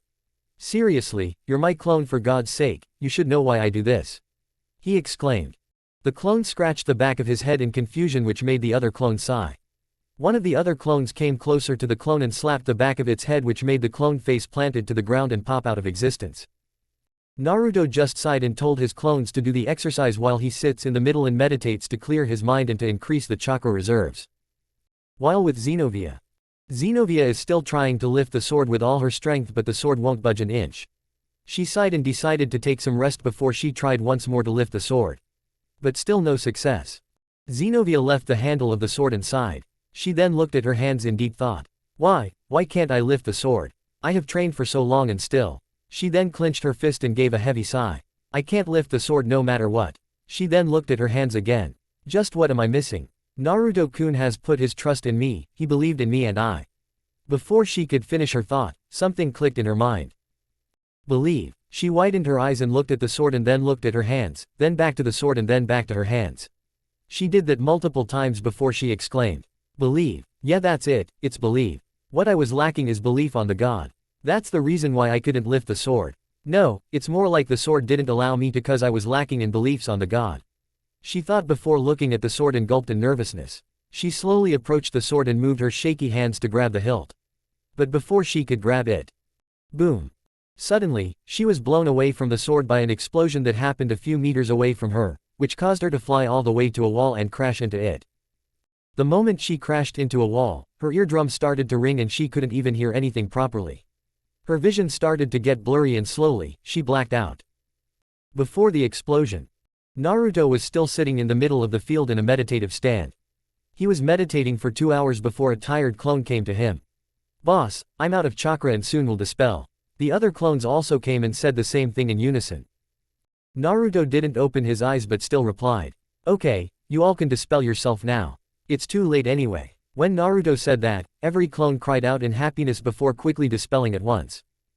He felt a migraine in his head when all the clones dispelled. Naruto narrowed his eyes and started to rub his forehead in discomfort. Ouch, that actually hurts. What the hell just happened? He thought before opening one of his eyes and gritted his teeth in pain. Naruto, remember, you need to tell them to dispel one by one, or else that will happen every time you train with them. Even though your mind and spirit is old, your brain itself is still developing along with your body. Naruto sat in an Indian style and crossed his hands, while tilting his head to the side in confusion. But Shinton, didn't you say that I'm a half Otsutsuki now? Shouldn't that give me some resistance from this headache? Naruto asked. Shinton just shook his head. No Naruto, well actually it does, but just as I said, your body and your brain is still in a developing stage. You just need to wait a few more years to use the shadow clones effectively. Naruto rubbed the back of his head and sighed. You know, I'm missing my teenage body. I just wish I could grow up quickly. Shinton gave him a chuckle. Be patient Naruto, be patient. Besides, you're doing very well with the training. I can sense that your chakra reserves have increased drastically. Naruto widened his eyes in excitement. Really, how much did it increase? Shinton put a finger on his chin and thought. Well, the amount I have sensed is very big. Like a 200-meter large pond which is 50 feet deep. Naruto's eyes widened in shock. What, that big? He exclaimed. Shinton nodded. Yes, that big. But before Naruto could say anything. Boom. Chapter 19, Awakening of the All-Seeing Eye. Suddenly, he heard a huge explosion in a distance. Naruto widened his eyes and quickly got up to see where the explosion came from. Before he could use the body flicker, his senses suddenly flared up and he sensed at least over 50 people approaching the church. Naruto was a bit surprised at his certain senses, but he didn't care about it for now, and focused on sensing the people who were outside the barrier. Without thinking, Naruto quickly used one hand seal and closed his eyes to focus his senses. Unknown to Naruto, he instinctively pulsed his chakra towards his right eye and suddenly, veins started to pop up in the right side of his eye and he started to sweat while gritting his teeth in exhaustion. Suddenly, Naruto's vision has changed, which made him really confused. When he closes his eyes, obviously his vision gets black. But when he tried to use the senses his vision suddenly got transparent, and he could also see all the way around his body. Like he could see all 360-degree angles. Huh, whoa, I never knew that sensory people get this kind of vision. It's incredible. It's like I can see all the way around my body and… Wait, I can also see through objects. He exclaimed, before he pulsed more chakra and suddenly, his vision started to zoom like a telescope which he obviously doesn't know what it is. But his vision zoomed where he focused and saw something that made him even more confused. He saw many big winged creatures flying towards the church with a weapon on its hand. Wait, is that… He then narrowed his eyes and tried to understand the nature of the weapon that the creatures were holding. The weapon that they are holding is glowing like a light. Shinton, did you by any chance sense those people with those other exorcists who were waiting outside the barrier? Naruto asked. Shinton shook his head and also looked at the sky with narrowed eyes. No, I haven't. They recently just appeared out of nowhere. Like they just teleported inside the barrier. Naruto snapped his eyes open and looked at his surroundings with deep thought. So I was right, this world has its own unnatural beings besides humans. That guy left a lot of explanations behind. He then pumped his fist into his palm and exclaimed angrily. I swear, I will shove that 1,000 years of death so far up in his ass so he won't be able to shit for centuries. He thought before Shinton interrupted him with a chuckle. Calm down Naruto, you can do that later. Besides, I think you should take a look at your right eye. Naruto quickly calmed down and asked Shinton with a curious tone. Why Shinton, is there something on my right eye? He asked, which he got more chuckles from the Otsutsuki. No, there's nothing on your eye. In fact, it's your eye itself that I want you to check. Now Naruto got very curious and decided to take one of his kunai and looked at himself through the reflection. When Naruto saw his reflection, he immediately dropped his kunai and stared into space with widened eyes and a gaping mouth. What he saw made him dumbfounded and shocked. In his right eye, he didn't have his normal sapphire blue eye. Instead, his right eye became pupilless blue lavender, with veins popping out of the right side. Naruto just stood there in silence, still comprehending about how the hell did he got the all-seeing eye, the Byakugan. After standing there in silence, he finally recovered from his shock and put his hand at the top of his right eye. This is the Byakugan. But how? Shinton just rolled his eyes and spoke from the subconscious. Did you forget, you're now a half Otsutsuki. So it's pretty obvious why you got the Byakugan. Naruto just blinked his eyes and stared at the space with disbelief. And you didn't bother to tell me that I might awaken this eye. He exclaimed. This time, Shinton rubbed the back of his head sheepishly. Ah, well you see, I thought I might tell you about this later, but I didn't expect you to awaken the Byakugan so early. At least not at this age. Naruto gave an annoyed sigh before he suddenly spotted the same exorcist and the person with that light energy standing outside the barrier. When Naruto saw the person, he blushed and immediately tried to close his eyes, but it was futile since he doesn't know how to turn off the Byakugan. The person who Naruto saw happens to be a beautiful young woman who looks to be in her 20s or 30s with blue eyes and brown hair. Her features stand out to be someone from Northern Europe and have the appearance of an actress. Her attire also looks like a nun outfit with a sword strapped around her waist. And apparently, Naruto accidentally saw something that would make any pervert die with a huge nosebleed. He saw her naked body with the help of the Byakugan's X-ray vision. Beside being disgusted at himself, he couldn't help but think that she is very hot. She has a small stomach with a thin waist and a curvy hip, not fat but a big ass, long legs and a DD-cup breast. She was wearing a black bra and black panties which made her more hot in Naruto's opinion. Naruto mentally slapped himself at having perverted thoughts like his pervy godfather Jiraiya. Man, I'm glad that pervy sage doesn't possess this eye, or else every woman's dignity would be in danger from that perverted old man. There would be no limits to what perverted things he could do. For example, he could sit in his hotel room while using the Byakugan to see two people having sex. Which would give him even more ideas for his legendary books. Shinton chimed in with a perverted grin on his face. At first, Naruto didn't register what he actually said and just nodded his head in agreement. Yeah, you're right, he would definitely. Before he could finish his sentence, he finally registered what Shinton just said. Naruto's face immediately got red like a tomato and he growled in annoyance. What the fuck Shinton, I never expected you to act like that, he exclaimed loudly. Shinton just gave Naruto a blank stare. I'm a guy just like you, Naruto. And I think every guy is a pervert. Some of them are just very good at suppressing their impulses to fuck. And some of them just can't suppress their impulses and show their appreciation of women's bodies like they are advertising or something. Naruto blinked his eyes multiple times before chuckling, and rubbing the back of his head in embarrassment. Yeah, I guess you're right, he admitted with an awkward chuckle. They were silent for a few more moments before Shinton decided to break it. Naruto, you realize that we are under attack, right? Naruto and Shinton stayed silent for a few more moments before Naruto slapped his forehead. Damn it, I nearly forgot about that, he exclaimed once more before getting serious and looked at the person once more, but this time he didn't focus too much and stared at the person's face who was visibly worried about something. Naruto narrowed his eyes before cracking his knuckles. Alright, shall we give them a visit and see what they want? Shinton chuckled and gave him a nod. Yeah, let's see what they want from the church. Naruto was about to use the body flicker technique, but before he could channel his chakra, he suddenly remembered something and widened his eyes in horror. Shinton, do you know where is the Excalibur? Naruto asked in a worried tone. Shinton got a bit confused at why Naruto would suddenly ask about the sword, but he answered anyway.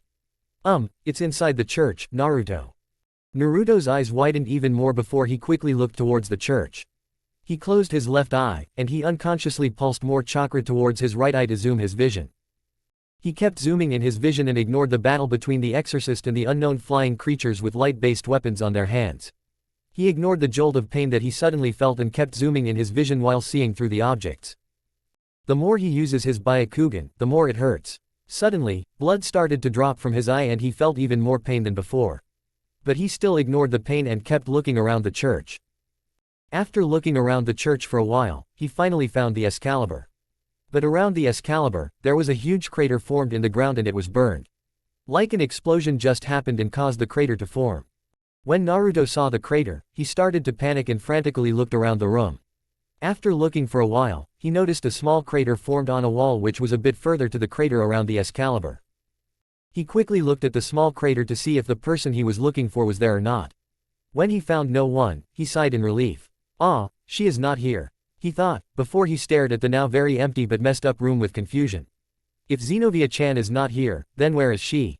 He thought to himself before he finally felt the intense pain and quickly closed his right eye while kneeling down to his one knee.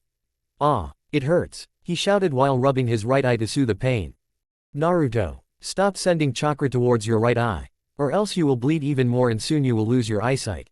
Shinton warned while instructing Naruto how to close the Byakugan. After some more painful trials, he finally managed to close the Byakugan and took a very deep breath and sighed in relief. That hurts a lot. Hey Shinton, what the hell just happened? Naruto asked with a bit of confusion. Naruto, you have recently just awakened your Byakugan, and using it so intensely will cost your eyesight. You need to let it adjust to your chakra and to your brain cells naturally before you could use it so intensely. For now go easy and don't use it for too long.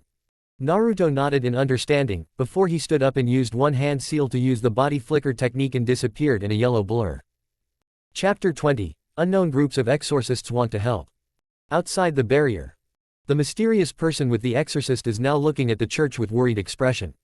Few exorcists are trying to break through the barrier, but the barrier is surprisingly very strong. No matter what they throw at the barrier, either it's light bullets from the gun that they are holding, or the light swords, the weapons didn't even put a scratch on the barrier. One exorcist went to the concerned unknown person and gave her a bow. Sister Griselda, the barrier is surprisingly very strong. We can't even put a scratch on the barrier. The unknown person now named Griselda put a hand onto her mouth and gasped in horror. "Oh my lord, if we can't break the barrier, then those poor children will die," she said with a sad tone. The exorcist got saddened at hearing Griselda's word, so some of them stopped whatever they were doing and put their hands together in a praying position and started to pray. Griselda and the others were about to pray too, but suddenly, Naruto appeared right in front of the barrier where some other exorcists were standing, and they immediately dropped their asses to the ground at seeing Naruto suddenly appearing like a yellow blur. Griselda and a few others gasped in surprise when they saw Naruto suddenly appear, like he had just teleported right in front of them. Naruto used the body flicker and appeared right in front of the barrier where on the other side the unknown person and some exorcists are looking at him in surprise. Naruto cautiously looked at the people and the person with suspicion. Naruto wanted to use his emotional sensing ability to see if they had any ill intention, but unfortunately, the barrier is preventing him from sensing their emotions. Naruto's sensing abilities are still developing besides his body, so he cannot sense through barriers and determine if they are foes or allies. He also can't talk since the barrier also blocks any sounds outside to inside and inside to outside. So he did what he knew best. Hand signs. When he did the 3 years training with Jiraiya, he was forced to learn animal hand seals for jutsus and hand signs for human language. So he tried to talk to them using hand signs to see if they understands or not. Naruto used a couple of hand signs to ask a question. "Who are you?" At first, Griselda was shocked when Naruto just teleported right in front of them. But she quickly recovered when she saw Naruto trying to talk to them using hand signs. When she realized what kind of hand sign he is using, she answered him using the same hand signs but a bit differently. "We are here to help." Naruto asked, "Why would you help us?" Griselda answered, "'Cause we found out this church is kidnapping other children, and they have one of our swords." Naruto nodded and asked another question. "How would I know that you really want to help us?" Griselda gave him a kind smile. "Trust me son, we only want to help," she said while raising her hands in the air in a peaceful manner. Reading body languages is not Naruto's specialty. But when it comes to facial expressions, Naruto can detect that very easily. So he stared directly into her lighter shade of blue eyes and saw nothing but truthfulness and kindness. Naruto didn't know how he should feel. Even though he can't sense their emotions, he knows who's an enemy when he sees one. And they don't look like one. "Naruto, I say you help them to get in. I can see they are not enemies." Shinton spoke from his mind. "Are you sure, Shinton? Should we trust them?" Naruto asked a bit hesitantly. Shinton gave him a nod. "Trust me on this one, Naruto. I can see they genuinely want to help." Naruto mentally gave a nod to Shinton and looked at Griselda, who was still raising her hands up. So with reluctance, he went closer to the barrier and used hand signs to tell Griselda to tell everyone to move away from the barrier. When she saw the hand signs and noticed what the sign meant, she gave him a nod and told everyone to move away from the barrier. "Okay Shinton, I have told them to move from the barrier. Now what should I do?" Naruto asked.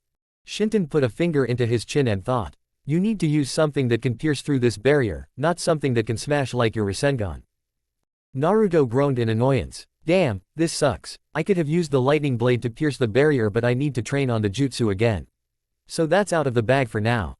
Shinton thought for a while before a light bulb appeared at the top of his head. "Yes, I think that would work," he thought to himself before asking Naruto a question. "Naruto, you saw the Hyuga's gentle fist style, 8 trigrams palm technique, right?" he asked. Naruto was a bit confused but nodded anyway. "Good, now I want you to use that technique to strike into one single spot multiple times."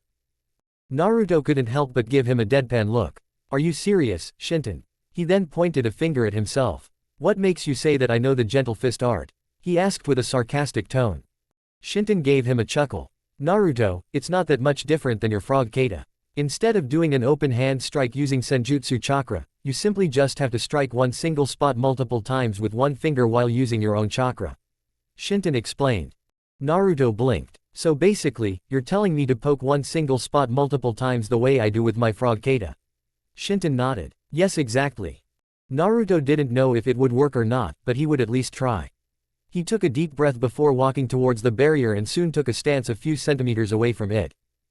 He positioned his right hand backwards in a thrusting motion while positioning his left hand in front of his chest horizontally.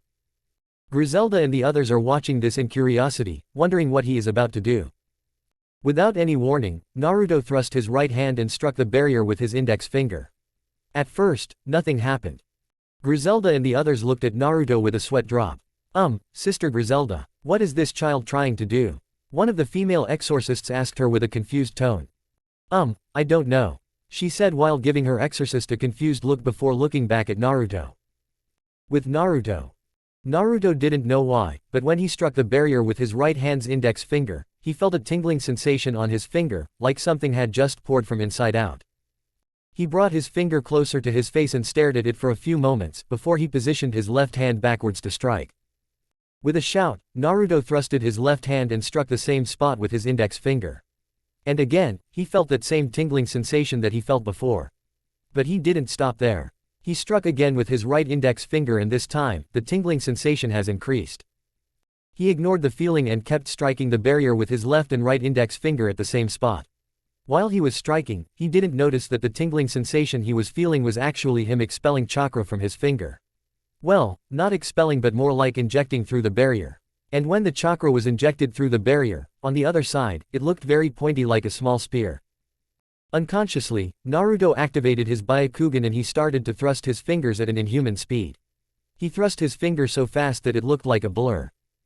Unknown to Naruto, the more he thrust his finger at the same spot, the spot started to get thicker and thicker and wider, like when you're making a hole in a plastic. Suddenly, a small hole appeared at the spot where Naruto was striking and started to get bigger. When he thrust his left finger at the spot, the hole got bigger when the finger suddenly passed through the barrier. Now, the barrier can self-repair if a small damage has been done to the barrier. But if the damage is too big, then it won't be able to handle more damage and soon will disappear like a shattering glass. Shinton quickly noticed what type of barrier it is, and warned Naruto about its nature. Naruto, this barrier can self-repair and soon it will repair the small hole you made. Quickly, use an open hand strike at the hole. Naruto didn't say anything and just did what Shinton said. He used his right hand to deliver an open hand strike and soon, he struck the hole while unconsciously expelling a large amount of chakra from his palm, causing the barrier to stretch out even more and soon shatter into millions of pieces. Naruto dropped to the ground in one knee while breathing heavily. Whatever he did, he felt very exhausted after breaking the barrier. While he has more chakra to spare, his biceps and his 2 fingers are aching in pain. With Griselda. When she and the other exorcists saw what Naruto did, all of them dropped their jaws on the ground in shock and amazement. Except for Griselda and for some few exorcists. They didn't say anything and kept staring at Naruto, who suddenly collapsed to the ground in one knee while breathing heavily. When Griselda finally noticed Naruto's exhausted form, she quickly recovered from her shock and immediately got in front of Naruto while kneeling in one knee. She put one hand into his shoulder, and the other hand into his whisker cheek. She lightly rubbed it with her thumb, which caused Naruto to close his eyes and purr like a fox. At first, Naruto felt like he was in heaven. But when he finally noticed what was happening, he widened his eyes and moved away from her hand, while quickly looking away with a red cheek. When Griselda and some female exorcists heard him purr like a fox, they gave a squeal which made all the male cringe except for Naruto. But when Naruto slightly moved away and looked away in embarrassment, Griselda and some female exorcists stifled a giggle, thinking that he looked very cute. When the girls finally stopped giggling, Naruto slightly coughed into his hand to get rid of the embarrassment, which made all of them look at him in amusement. Naruto finally managed to suppress his blush and stared at Griselda, who stared at him back. They kept staring at each other for a few moments before Naruto gave a sigh. "Follow me, the church is over there," he said while pointing a finger towards the now almost destroyed church.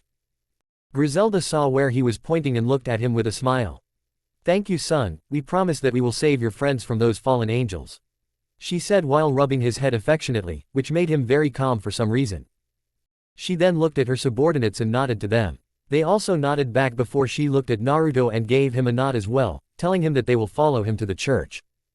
Naruto nodded and quickly started to rush towards the church with only one thing on his mind. "I will save you, Zenobia-chan. Just wait for me a little longer," he thought before quickly increasing his speed, almost running like the speed of a bullet, which made Griselda and her subordinates shock in astonishment. Even though Naruto is clearly the fastest, the other people who are following him are no slouch and somehow managed to catch up. Chapter 21, First Time Fight with the Fallen Angels. Few minutes later, Naruto and the others finally reached the battle between the creatures called Fallen Angels, and the exorcists from this church, who are dying one by one at the hands of those fallen angels.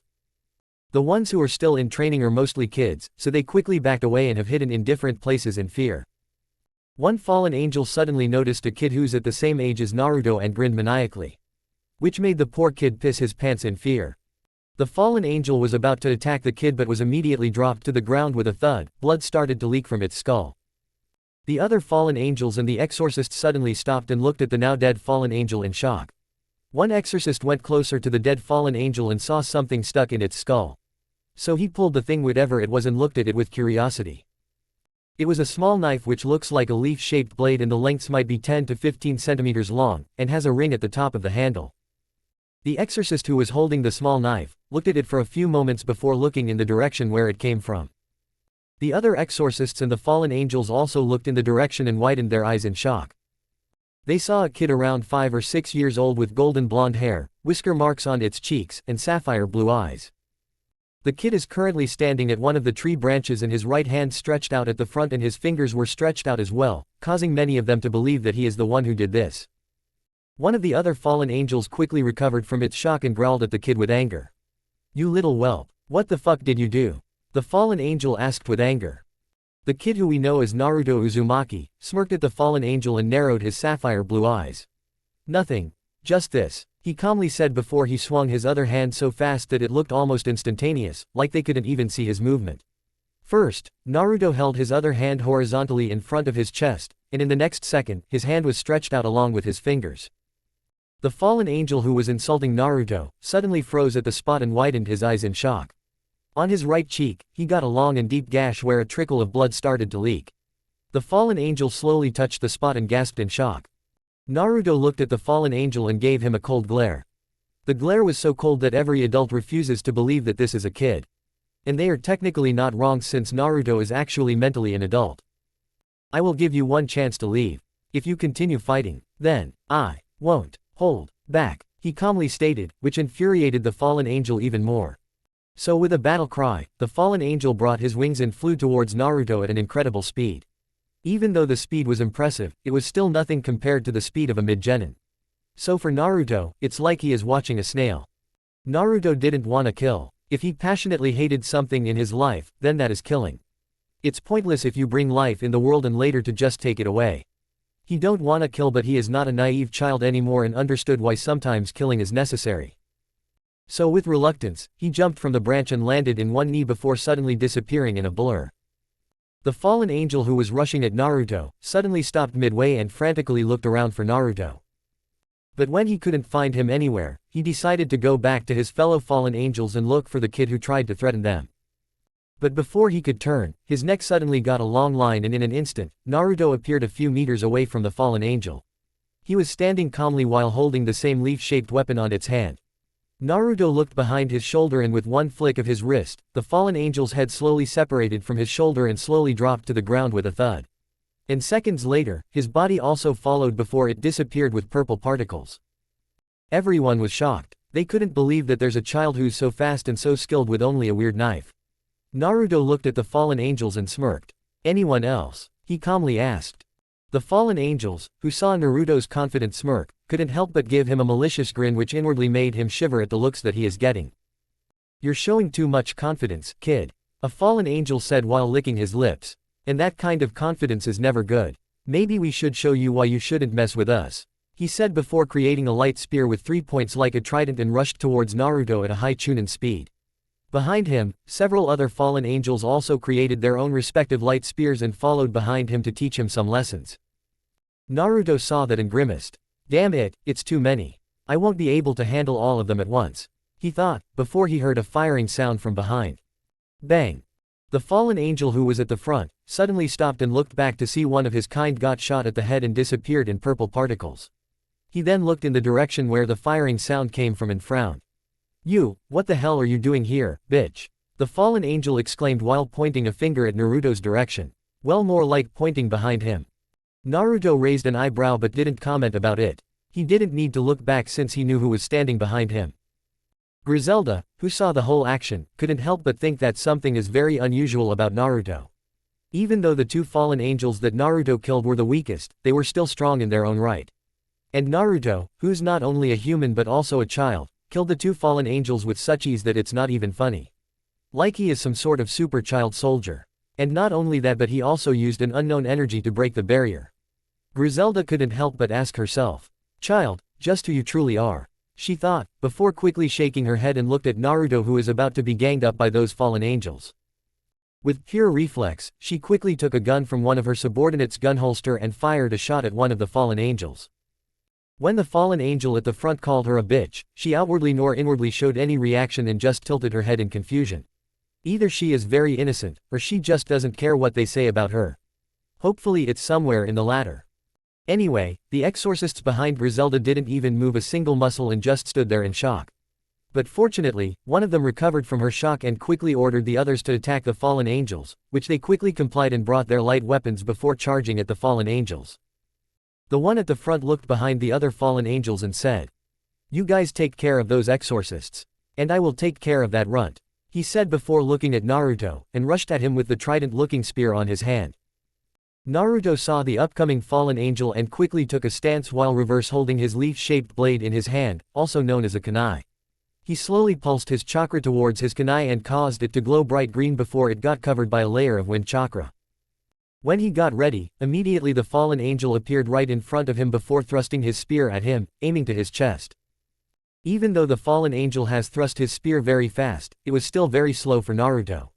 When the spear got a few centimeters closer to his chest, he immediately blocked the spear with that same wind chakra-encoded kunai and held it for a few seconds, before he quickly sidestepped and delivered a roundhouse kick on his abdomen, which caused his ass to stick upwards while flying, and before he could register what happened, Naruto quickly spun around after the roundhouse kick and delivered a back kick into his waist, which caused him to fly and crashed all the way into a tree. The fallen angel slowly stood up in one knee while holding his side in pain. How is it possible for a human runt to possess this much strength? The fallen angel thought in shock. But before he could think further, he was pinned down by many small blades which looked like a star and had a hole in the middle. Despite the incredible pain he is feeling, he didn't scream like a bitch and just gritted his teeth in pain and frustration. Naruto can literally see his pain and frustration from miles away and felt very bad for what he is about to do next. Naruto slowly walked towards the fallen angel who only growled at him in anger. "You fucking runt. You will pay for what you have done," the fallen angel exclaimed in anger. Naruto just shook his head and sighed, before he looked at him with a cold stare which made his spine shiver. "You, whatever you are, you will tell me everything I ask or else." He hung his thread in the air while giving him a cold glare, which somewhat intimidated him a bit, but his pride didn't let him to back down. Or else what? What a little runt like you can do to me." He tried to taunt him, but all he got was a blank stare which slowly turned into a frown. Interrogation is not something Naruto likes to do, but if he want answers, then he need to do this. Torture. "A little runt that you're looking at can do this," Naruto calmly said, before his right hand started to spark blue lightning, and slowly, that lightning started to expand and trapped the fallen angel inside a flickering lightning dome. The fallen angel's shoulder suddenly jerked up when a lightning bolt passes through. He can literally feel the high voltage of the lightning that is dancing around him. And before he knew it, the lightning surrounding him suddenly stopped flickering and in a blink of an eye, the lightning latched into him like vines and short-circuited his nervous system very badly, causing him to scream in pain. Chapter 22. Lightning Style, Rage and Grip. Naruto exclaimed before his voice was overshadowed by the painful scream of the fallen angel. Ah! The fallen angel couldn't help but scream in agony. It was so painful that he wished he could die right here and right now, just to get rid of this unbelievable pain. After zapping the fallen angel for a few moments, Naruto finally stopped and looked at the fallen angel who was barely holding on to his life. After all, getting zapped by 200 volts of lightning is deadly, even for fallen angels who are usually more durable than normal humans. So it's a miracle how the fallen angel managed to survive. Please don't hurt me. Let me go, please." The fallen angel couldn't help but whimper in fear. Naruto knew that this isn't like him, but the war showed him that sometimes, brutality is needed to reach one's goal. And currently, Naruto's goal is to find out who sent them to attack the church. So he needs to show this scumbag who he is dealing with. "I will give you one more chance. Tell me who sent you to attack, and I will let you go." The fallen angel looked at Naruto with widened eyes and a gaping mouth. Really? You would let me go?" he couldn't help but ask. Naruto gave him a nod. If this were his old self, he would have walked closer to the fallen angel to hold his kunai onto his throat to threaten him further. But the war showed him that cornered or fragile enemies are the most sneaky and the dangerous ones.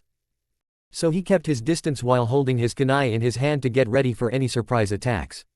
"If only you answer my question," he calmly said. The fallen angel felt disgusted at himself for listening to someone else's demand, a human no less. But his life is much more precious than his pride. So he swallowed his pride, which was like chewing and swallowing a piece of lemon, and was about to tell Naruto who sent them to attack, but he was interrupted by a light sword which was pierced through the fallen angel's chest and instantly killed him. The fallen angel's body fell to the ground with a thud, and soon, it disappeared into purple particles. Naruto blinked and widened his eyes in surprise. He didn't expect for someone to pierce his subject's chest from out of nowhere. Suddenly, he heard someone making a sound. Tisk, tisk, tisk. How unfortunate. Giving up your pride, in front of a human child no less. You are disgraceful. If I hadn't finished you, you would have revealed our leader's identity. A person spoke from the shadows of the trees. Naruto looked at the person with narrowed eyes. Who the hell are you? Show yourself, he said with a cold tone. The person who killed the fallen angel gave a quiet chuckle before coming out of the shadows and revealed himself. His eyes were covered by the shadows of his hat. The person looks like a middle-aged man with a short but somewhat spiky black hair and dark blue eyes. He is currently wearing a pale gray trench coat over a white dress shirt with a matching ascot, black pants and shoes, a pair of black gloves, and a black fedora. He also has 2 jet black feathered wings, one on each side on the back. When Naruto looked at the person, he immediately tensed up. Something is telling him to be serious with this guy. Shinten, can you sense that? Naruto mentally asked. Yeah, if I'm sensing this correctly, then his energy level feels like a high jonin. Shinten said with a serious tone. Naruto looked at the person before taking a glance at his black wings. And he is just like those other creatures. Just what the hell are they? He thought, before the person now known to be a fallen angel spoke up. Although, I can't really blame him since he was overwhelmed by your unknown source of energy technique. And your combat prowess is very impressive for someone your age. Tell me your name, kid. Who are you? The fallen angel asked in a cocky yet somewhat curious tone. Naruto looked at the fallen angel and grinned. It's a common courtesy to give your name first before you ask for the others. The fallen angel looked at Naruto and couldn't help but give a grin of his own. I like you, kid. What you said is definitely a fact. He said before bringing his hand towards his fedora and slowly took it off. So let me introduce myself. My name is Danasik, and I am a fallen angel. He introduced himself before he looked at Naruto and gestured with his hand to do the same. Naruto didn't let his guard down and still kept his gaze on him before speaking up. My name is Naruto Uzumaki, and I am a human. He proudly stated, even though he is actually a half-human. The fallen angel now named Danasik raised an eyebrow at hearing his name. Naruto Uzumaki. It sounds more like Japanese. And I have also noticed that you speak Japanese too. Naruto looked at Danasik and shrugged. I actually don't know about that. I remember that my orphanage caretaker told me that this name was written in a paper when she found me in front of the doorstep. He lied. Danasik gave him a curious look. If you're supposed to belong to an orphanage, then how did you ended up here? Naruto gave Danasik a flat look. Simple, I was kicked out. He simply said. Danasik closed his eyes and shrugged. Don't really care anyway. He then put his fedora back onto his head and gave Naruto a predatory look. Although, there's one thing I really care about. He then created a light sword and pointed at Naruto. And that is a good fight. He exclaimed before rushing towards Naruto in a blur. In a blink of an eye, Danasik appeared in front of Naruto and thrust his light sword right into his chest. Expecting the attack, Naruto dodged it by bending backwards and let the sword pass through. Danasik was impressed at seeing his agility and quickly used his wings to fly upwards to dodge a knee strike from Naruto. Seeing this, Naruto quickly did a few backflips before standing up with a wind chakra encoded kunai on his hand. He held it in a reverse grip before he quickly took a fighting stance. Danasik looked at Naruto from above and gave him a smirk, before he dive-bombed at him while holding his light sword diagonally in front of his chest. Naruto saw that from miles away, and quickly raised his kunai to block the sword that was about to cut his neck in a blink of an eye. Danasik widened his eyes in shock at seeing how Naruto managed to block the sword using only a small knife that is encoded with an unknown energy. Seeing his shocked expression, Naruto took the opportunity and spun around to give him a back kick into his abdomen while he was still in the air. The kick made him fly into a tree and he got slammed so hard that caused him to spit out blood from his mouth. Danasik slowly stood up while holding his abdomen in pain. Incredible, for a human child to possess this much strength. I need to finish him now before he becomes a threat in the future. He thought to himself before quickly deflecting a bunch of star-shaped projectiles that has a hole in the middle. But before he could take his bearings, 2 kunais had passed through from both of his sides and plunged itself into 2 separate trees behind him. Suddenly, a thin line has flashed on both sides which happens to be a wire, before Naruto suddenly flew straight right in front of him and held the wire into his hands, and delivered a flying drop kick into his chest that caused him to fly and crash into the same tree once more, also causing the tree to break in half. The moment he got slammed into the tree, he coughed up even more blood from his mouth. Before Danesic could do anything, Naruto suddenly appeared at the top of his head and spun around downwards in the air while holding that same wire in his hands, causing the wire to suddenly bind him from many angles, his hands, his legs, his chest, and even his neck. Naruto quietly landed on the ground right behind him while holding the wire tightly between his teeth. He formed a tiger hand seal before muttering, "Fire style, fire dragon breath." Suddenly, a torrent of fire appeared in front of Naruto's mouth, before the fire went straight towards Danesic, who started to sweat from the heat of the fire. But before the fire could reach him, a spear made of light had cut the wire and got him escape the upcoming attack. The moment he got free from his binding, he quickly used his wings to fly away from the spot. The moment he moved away, the fire suddenly shot out of the wire like someone had just breathed out like a dragon.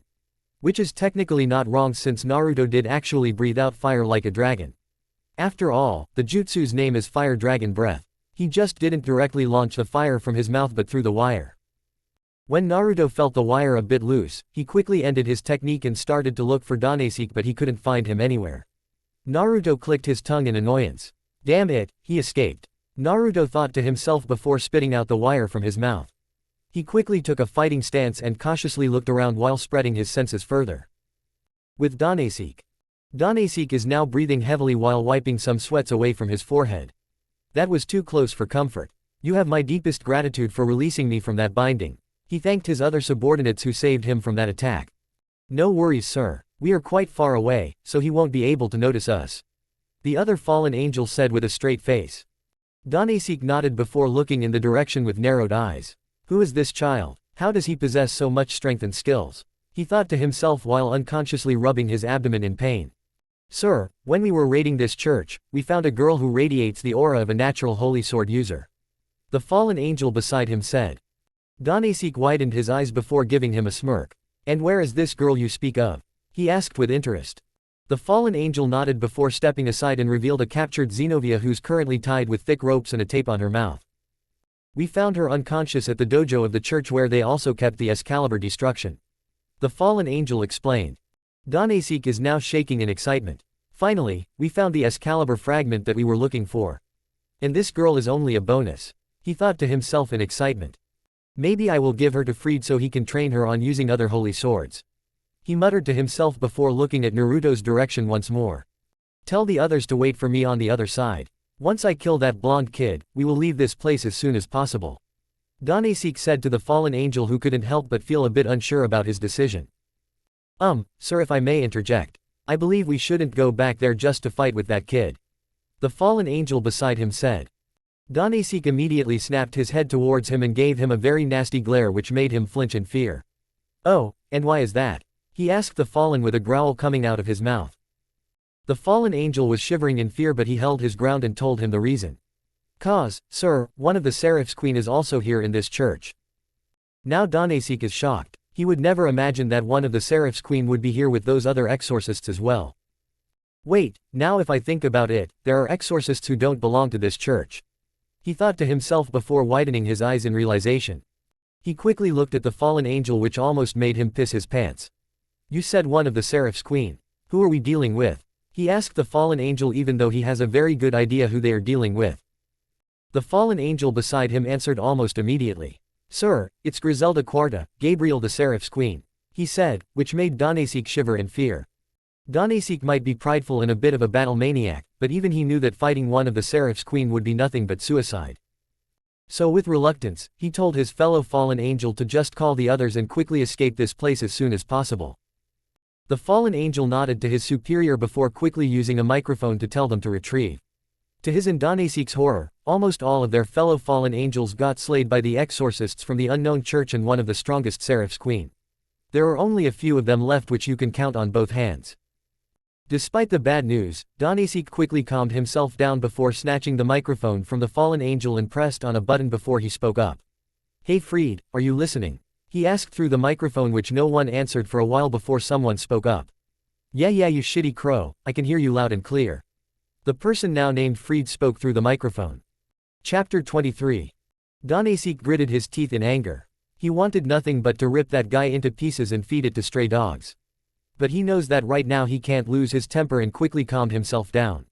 He took a deep breath before speaking through the microphone. Freed, I want you to go and quickly retrieve the Excalibur fragment that we were looking for. I will give you the low. Before Danasik could finish his sentence, he was cut off by Freed. Oh, don't worry my dear shitty crow, I already took the sword and just waiting for you on the other side.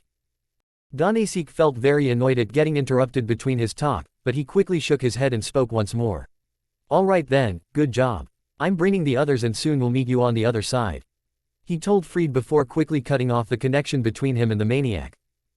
Danasik harshly took the microphone away and gave it back to the fallen angel who quickly put it back to his ears. Quickly, tell the rest of them to retrieve and we will leave this place as soon as possible. He told the fallen angel who quickly nodded his head and gave his order through the microphone.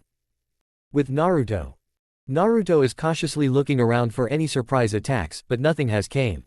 Where the hell is that donut bastard? Why isn't he attacking? He asked himself before someone spoke from behind. I have to say, that was one hell of a fight, kid. Who knew that behind that scrawny little body were hiding a fearsome warrior with skills and powers? Naruto widened his eyes in surprise and quickly spun around to see it was none other than Olsen who spoke up. Naruto looked at Olsen with narrowed eyes. Where the hell have you been? Do you realize that many of your people were slaughtered by these creatures called fallen angels or whatever they are? Naruto said with a glare. Olsen looked at him and smirked. That was my plan all along, kid. I wanted to test their skills and see how much they have progressed. And what better way could it be than letting them fight against the fallen angels? He said with a nasty grin formed on his face. Naruto couldn't help but grit his teeth in frustration. Man, this guy is sick. His mind is so twisted that he doesn't even care about his people. And by the looks of it, he only cares about power but not the people itself. I can only imagine how hard it was for those orphans who were trained to become evil and demon-killing soldiers from their childhood. Naruto thought to himself with pity. You shouldn't be that surprised since you were also being trained to become a child soldier. Shinton said from the subconscious. Yes Shinton, I know that very well. And that's the reason why I don't like innocent children throwing their childhood just to become child soldiers. Naruto said to Shinton who only shook his head in amusement. Funny, coming from the one who always used to shout, I will become an awesome ninja and soon will become the greatest Hokage in history. Shinton said in a teasing tone while trying his best to imitate his voice. Naruto's cheeks got red in embarrassment. Shut up, I was just a kid. And besides, I have a good reason why I wanted to become Hokage. Shinton looked at Naruto and gave him a smirk. Oh, let me guess, to get the people's acknowledgement. Naruto gave a soft chuckle before shaking his head. No, not really. That was my previous reason to become Hokage. During the time when I was a small brat, people used to hate me like I was some sort of disease or something. I was beaten inch by inch of my life and no one showed any mercy. Everyone, elders, Middle Ages, and even other children always ignored me like I didn't even exist. So I was extremely desperate for any attention that I can get from the people just so I can tell myself that I exist for a reason. So I decided that I will become Hokage to gain people's acknowledgement to justify my own existence, to say to myself that I actually exist. But after meeting he was about to say Pervy Sage but quickly stopped himself and just shook his head. After meeting my master who taught me almost everything that I have missed in the past, I realized that my reason for becoming Hokage were a bit selfish. I practically had no idea what it truly means to be a Hokage. He told Shinton in his mind while dropping real tears from his eyes. Shinton couldn't help but feel like an asshole for bringing such a touchy subject and making it into a joke. He knew from his memories what kind of hardships his partner had faced. But listening to this from himself is a totally different thing. He was about to apologize to Naruto before he was interrupted by Olsen. Ah, what is this? Is our little warrior actually crying? Did I just brought up some bad memories? Well don't worry, Mama will be here to comfort you from your distress. He said in such a girlish voice that made Naruto's skin crawl in disgust. Oh, I forgot, you don't even have one in the first place. You are alone in this world and have no one to support. No mother, no father, no brother or sister, no cousin, no friends, no comrades, no one. You are all alone, Olsen said with a mock tone in his voice. Naruto didn't say anything and just stared at the ground with tears falling from his cheeks. His eyes were covered by the shadows of his bangs. From the outside, he was stoic and emotionless. But from the inside, Shinton can sense a huge built-up negative emotion flowing from his heart. Naruto is Shinton's vessel. His soul is connected with Naruto's. So whatever Naruto is thinking, he can see it, hear it, and can even feel it. Currently, Naruto started to imagine all his friends and comrades' deaths right in front of his eyes. He hear every single person begging to him to save their lives. He wanted to help, but he can't do anything. All he can do is just stand there and watch them getting crushed and annihilated by the moon. When the moon has entered the atmosphere, he suddenly heard Olsen's previous statement. No mother, no father, no brother or sister, no cousin, no friends, no comrades, no one. You are all alone. His statement echoed through his mind. The moon is few miles away from the ground. The ground started to shake violently, like an enormous earthquake wanted to split the whole planet in half.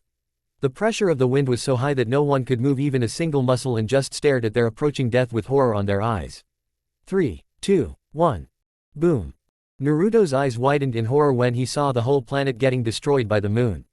The whole planet just exploded in a supernova and soon, everything, even the explosion has disappeared in a small particles and all it's left is darkness.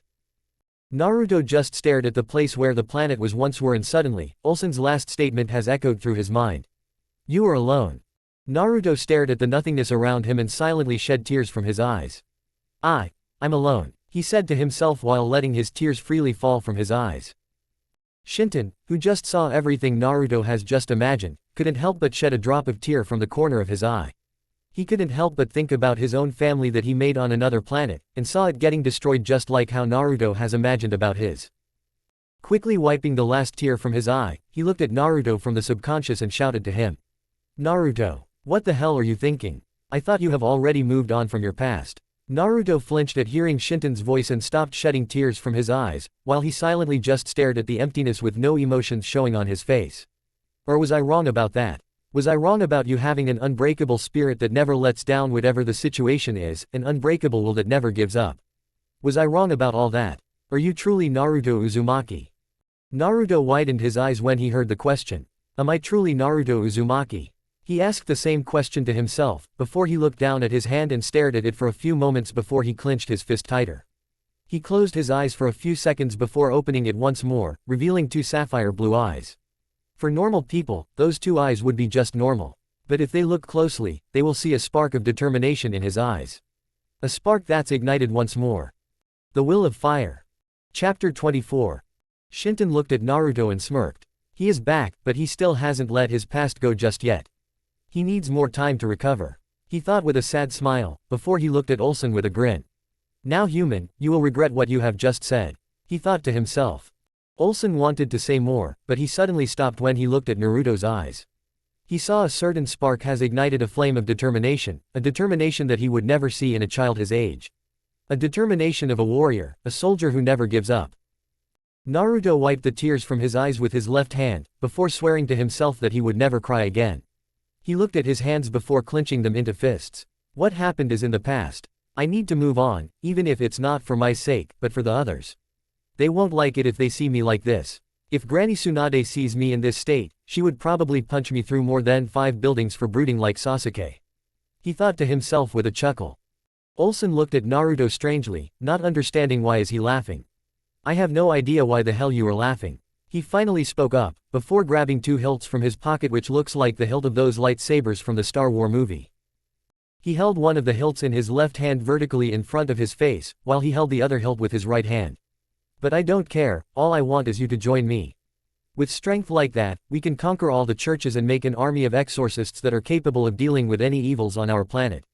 You might not know, but you have more potential than you realize. We can exploit that potential and bring you to a new height.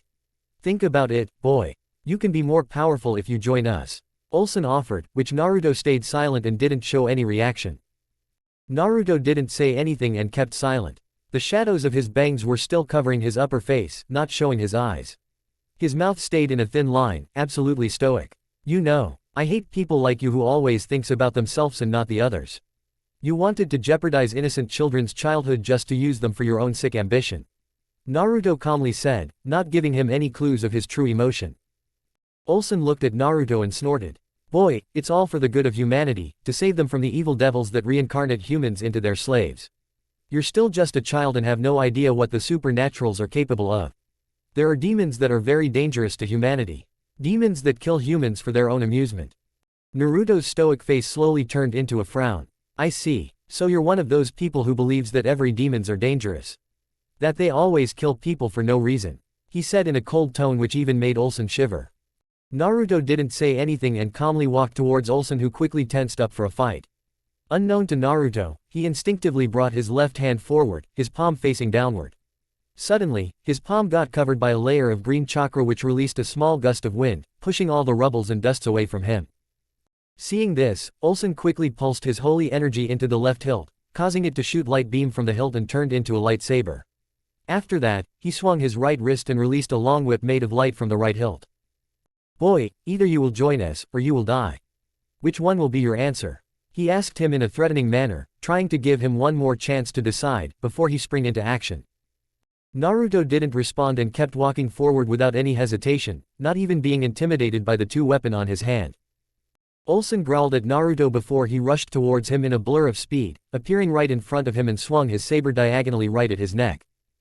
Anticipating his move, Naruto clenched his left palm into fist and soon, the green chakra slowly expanded from the radial side of his fist and transformed into a long green energy blade which looks like a katana. The energy blade also released a gust of wind which almost pushed Olsen back. When the lightsaber were about to slice his head off, Naruto quickly swung his left hand and blocked the lightsaber with his energy blade.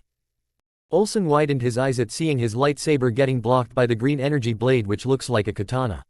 And for his shock, when his saber made contact with the katana, he got harshly repelled by a huge gust of wind which was released by the energy blade. Olsen went flying towards a tree before he crashed into it and made a small crater. He quickly got up and spit out some blood from his mouth before he looked at him with a maniacal grin. So you can even make a weapon using your energy. Interesting. Very interesting, you're definitely something else, Uzumaki. Olsen exclaimed before he rushed at him once more, but this time he raised his light whip and swung it towards Naruto, who didn't even move an inch and stayed at the same spot. The long whip soon wrapped around his waist and with one pull, it tore his body into two pieces which made Olsen grin even more. But his grin soon vanished and formed into a frown when the two pieces suddenly disappeared with a puff of smoke and got replaced by a log which were cut in half. What the hell just happened? Did he use an illusion or something? Olsen thought to himself before he heard a grinding sound of energy right behind him. He quickly spun around and saw Naruto rushing towards him with that energy blade on his left hand. But the energy blade looks different. It still looks like a katana, but the color of the blade has turned from green to blue color. And not only that, but the edge of the katana is also moving like a chainsaw, bottom to all the way to the point. With a blink of an eye, Naruto suddenly appeared in front of his face and swung his katana diagonally, right next to his left shoulder. Seeing this, Olsen didn't waste any time and raised his saber to block the slash from his katana. But to his shock and horror, Naruto's katana has sliced through the saber like butter and was about to cut his head off, but suddenly, someone has shot a light bullet at Naruto which is about 20 centimeters away from his head. Seeing the bullet from the corner of his eye, Naruto quickly jerked his head backwards and swiftly dodged the bullet with ease. But doing so, he also missed slicing his neck and gave Olsen the opportunity to raise his whip and swung it at Naruto to wrap it around his left wrist. Before Naruto could think, a blur suddenly appeared behind him and thrusted one of those same saber at his back, aiming to pierce his heart. It was none other than Alessio, who didn't only shoot a light bullet, but also trying to pierce Naruto from behind. Naruto didn't panic and stayed calm, while thinking about a certain jutsu that he saw someone doing once. Without any warning, both of Naruto's hands got covered by blue chakra which slowly started to release multiple bolts of lightning through his hands. It also started to make the sound of multiple birds, which sounded like the quantity of over or less 1,000 birds. When Olsen saw the lightning dancing around his hands, he widened his eyes in horror. Alessio, quickly, get away from this boy, now. Olsen warned Alessio before he also tried to get away from Naruto by leaving the hilt and jumping away from him. But doing so also caused him to release Naruto's wrist from the binding and gave him the opportunity to move. With a smirk, Naruto quickly spun around and stretched out his hands, his palms facing both at the same time with lightning dancing around it. Naruto's eyes were still covered by the shadows of his bangs, that same smirk still plastered on his face. Eat this, bastards. Lightning style, Chidori stream. Naruto exclaimed loudly before the whole area around them got covered by 10,000 volts of blue lightning that turned everything around them into crisps, including Alessio and Olsen, who are now screaming in agony, asking for any existing deities to stop this intense pain. After shocking them for half a minute, Naruto finally stopped the attack and left both of them at the ground, totally lifeless while their bodies almost turned into crisps. Naruto didn't show any reaction and stayed quiet in the same position, before he suddenly dropped to the ground in one knee while breathing heavily. Naruto, you should take some rest before you tire yourself further. You have used a lot of chakra and have very low reserve right now. Take it easy for a while, Shinton said to Naruto from the subconscious. Naruto closed an eye and gave him a weak grin, while still breathing heavily. Yes Shinton, I know that, he said before he slowly stood up with a grunt and looked at the night sky and saw the remaining fallen angels flying away to the other side of the church. But before I do anything, I need to see if Xenovia-chan is alright. I just hope that those fallen angels hadn't got to her. I know that she can take care of herself but still, he said to Shinton in a concerned tone. Shinton brought his right palm to his face and looked at it for a few seconds. I don't know if I should use it or not. But he needs more chakra, knowing that he will definitely use the Byakugan. He thought to himself with a sigh before he clenched his palm into fist. He then shook his head and looked at Naruto before speaking up. Naruto, I know that you want to use the Byakugan to look for her. But with your current reserve, you will simply kill yourself. Naruto couldn't help but grit his teeth in frustration at not having his monstrous chakra reserves like he used to have. Then what should I do? I can't just leave my one and only friend alone into this mess. I need to find her before something goes wrong, he stubbornly said, which made Shinton sigh once more. Listen Naruto, you as a half-Otsutsuki can recover your chakra faster than any normal human. You just need to sit for a few minutes before half of your reserves recover, Shinton said from the subconscious, which Naruto wanted to protest but reluctantly stopped himself and gave a tired sigh. Chapter 25. Fine Shinton, I will take a break, Naruto said with a sigh before he dropped to the ground and took a meditative position. He stayed like that for a while before he opened his eyes and soon entered the subconscious. He looked around and soon found Shinton, who was standing in front of him while crossing his hands together. He looked down at Naruto and gave him a grin. So, you have finally managed to awaken those two seals, huh? Shinton asked him with a bit of excitement, which made Naruto a bit sheepish. Yeah, though it took me those trash talks to finally awaken these two seals. I guess they were somewhat connected to my positive and negative feelings which triggered them to awaken, he said with a thinking face, while staring at his two palms at remembering when Shinton explained how he added those sun and moon seals to his chakra and made them permanent, making them into his own. When he heard what happened to Sasuke when Shinton was taking the moon seal, to his own surprise, he didn't even feel sad nor he mourned about his former best friend. He mostly felt neutral since he understood that this Sasuke is not his best friend and he died a long time ago at the hands of Orochimaru. Even though Shinton explained how he obtained the moon seal, he still hasn't told Naruto about the karma seal yet. While Naruto was staring, he suddenly noticed an unknown black diamond-shaped mark at the top of his sun seal. He looked at Shinton in confusion, who followed his gaze and understood what he was about to ask. Look Naruto, before you ask, I will explain to you about this mark later, but for now, I need to explain to you about the other two seals, Shinton said with a bit of seriousness in his tone. Naruto unconsciously gulped his saliva and sweated a little at hearing his serious tone. Is it something dangerous? He couldn't help but ask. Immediately, Shinton's serious expression is gone, and came back that cheerful attitude on his face. Don't worry, it's nothing that serious. It's just I need to tell you about the powers of those two seals so you can use it more efficiently. Immediately, all the sweats from his forehead are gone, and his face becomes relaxed but a bit annoyed as well. Seriously Shinton, don't scare me like that, Naruto said with an annoyed tone while crossing his hands together. Shinton gave him a sheepish chuckle while rubbing the back of his head. Sorry about that. It's just, whenever I start to explain something, I always get serious like that, Shinton explained, which Naruto simply nodded. It's fine. Just don't get too serious while explaining. Now let's not talk about that and starts explaining what you were about to explain, he said, which Shinton simply smiled before getting serious once more. Well, at first, I was a bit confused when I saw those seals for the first time. So I decided to study those seals while you go to sleep. And I found something very interesting, he said while pointing an index finger on Naruto's right palm. Let's talk about the sun seal first since you have a bit of experience with it. After my study, I discover that this seal gives you the ability of chakra manipulation and nature transformation. It also gives you the yang power, the power to control any types of physical energy, he said before he looked at Naruto and saw him scratching his head in confusion. Shinton's sweat dropped. Was it really that hard to understand? He thought to himself while scratching his own head in confusion. He then looked at Naruto and coughed into his hand to gain his attention. Naruto has stopped scratching his head and looked at Shinton and gave him his attention. Shinton saw that he is giving him his attention and nodded. I guess it was a bit confusing for you, so I will make it much more simpler. The sun seal on your right hand gives you the ability of chakra manipulation, which means you can control your chakra no matter how big your reserves are. When Naruto understood that part, he immediately grew angry and wanted to lash at him, but was stopped by Shinton, who held his hand in the air while chuckling nervously. Now, let's not get into conclusions before my explanations. I had a very good reason why I told you to do all those exercises. Just bear with me and I will explain it soon. Naruto quickly calmed himself down and huffed, while grumbling something on his breath. Damn ass annoying Otsutsuki. Shinton just chuckled, before he coughed into his right hand once more and continued. And then nature transformation, which means you can control any types of nature chakra, either it's fire, wind, lightning, earth, or water. You can control those natures to a degree where you might be able to combine those natures to create a new nature. Naruto couldn't help but gape at hearing what Shinton just said. So basically you're telling me that I can create wood by combining earth and water chakra? He asked in a shocked tone, still gaping like a fish. Shinton couldn't help but laugh at seeing his expression. Man, I guess I broke him. Look at his face, he is so speechless, ha ha ha ha. He thought to himself while still laughing.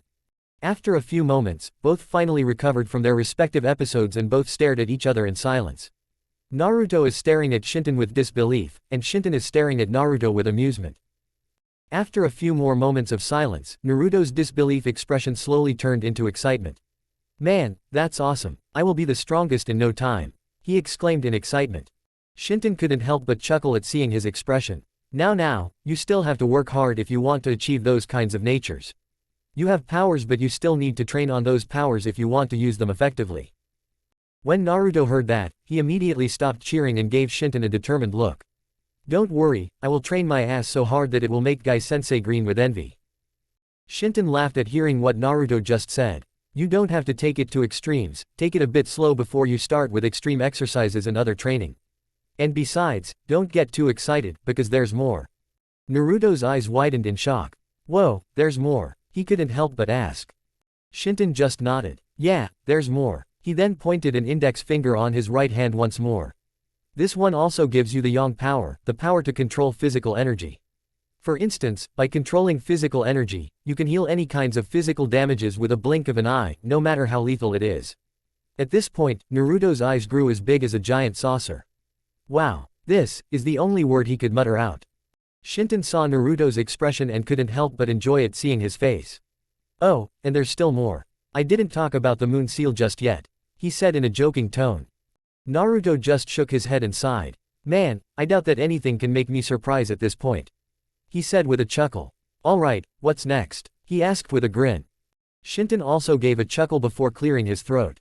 Well, now let's talk about the moon seal. This seal gives you the ability of chakra shape manipulation, which means you can shape your chakra in any ways you desire. When Naruto heard that, he thought for a few moments before widening his eyes at realizing something. Wait, so the wind katana I have just used against those two were actually made through this seal? He asked. Shinton rubbed his goatee and thought. Well, technically it's actually you who did it, since now those are not seals but your own abilities. But you can say that's also the reason how you have managed to do it. But the main reason is you did those last two jutsus through your subconscious. You weren't thinking on that time and basically used those two jutsus on a whim, Shinton said with a chuckle. Naruto couldn't help but sweat drop at hearing how he did the last two jutsus. I guess you are right, since I actually did use those jutsus subconsciously, he said with a chuckle. Shinton quickly calmed down and started to explain the other ability to Naruto. Well, that's that, and there's one more, the yin power, the power to control spiritual energy. For instance, you can talk to other people telepathically just with a glance or with a touch, since your spirit and the other person's spirit are connected through your glance or the touch. Naruto whistled at hearing the other ability of the yin power. Wow, this ability might comes handy in the future, he said with a thinking expression. Shinton couldn't help but agree with him. It definitely would, but remember, these are only powers and you can create your own creative techniques with those powers. Naruto immediately snapped his head towards Shinton. Whoa, so does it mean I can create my own jutsus with those abilities? Naruto couldn't help but ask. Shinton nodded. Yeah, as long as you have your creativity, you can make any jutsus as you want. At this point, Naruto started to jump like a kid, like who got really excited at getting a new toy. Shinton couldn't help but laugh at seeing his excitement. His laughter slowly turned into a chuckle before suddenly, his vision had changed and instead of Naruto, there was a small kid with pale white skin, pale white eyes with no pupils and long white hair which was tied in a long ponytail. The kid is also wearing a white kimono with 3 tomos on each side of the collar, a pair of brown boots and a ring on each ear. The kid is currently jumping just like how Naruto did and looked at Shinton, who widened his eyes in shock. "Hey Papa, look, I did it!" The kid exclaimed before slowly fading away and his vision has changed back to reality. Shinton looked down and smiled sadly. "Shimura," he muttered to himself sadly before quickly wiping the tears from the corner of his eye and looked up with determination. "I told you Otsutsuki, I will soon return, and with my new partner here, I will destroy the rest of our race so no other will suffer like how we did." He thought to himself with determination before looking at Naruto with a soft smile. "Naruto, you're so much like my son, idiotic, goofy, and kind. Whenever I look at you, I can't help but see my son in you. If I didn't know better, you both could have been mistaken as twins." He thought to himself with a chuckle. Chapter 26. Yahoo! Man, I'm awesome, Naruto exclaimed before he suddenly stopped and looked at his hands sadly. But would it be enough? Can I protect my precious people with this power? He couldn't help but ask. When he was about to go into depression once more, he saw a hand resting on his shoulder. He looked at the hand and soon looked up to see Shinton smiling at him sadly. "Naruto, no matter how strong you become, you cannot save everyone," Shinton said with a faraway look on his face. Naruto was also about to give that same faraway look, but he quickly shook his head and stared at his clenching fist determinedly. "No, I will save everyone. Even if I won't be able to save everyone, it doesn't mean I won't try. I don't care how many dangers I need to face, but it doesn't mean I will give up. I will train hard and soon become the strongest," he passionately exclaimed, which Shinton couldn't help but give a smirk. "If that's true, then you have me on your side, partner. I will train you and help you as much as I can. And we will soon defeat the rest of the remaining Otsutsukis, who are roaming around the galaxies while destroying planets after planets. You, will become the strongest and I, Shinton Otsutsuki, will help you to become the strongest." He gave Naruto his own passionate words before extending his hand forward and gestured for a fist bump. At first, Naruto was shocked to hear that Shinton will train him to become the strongest.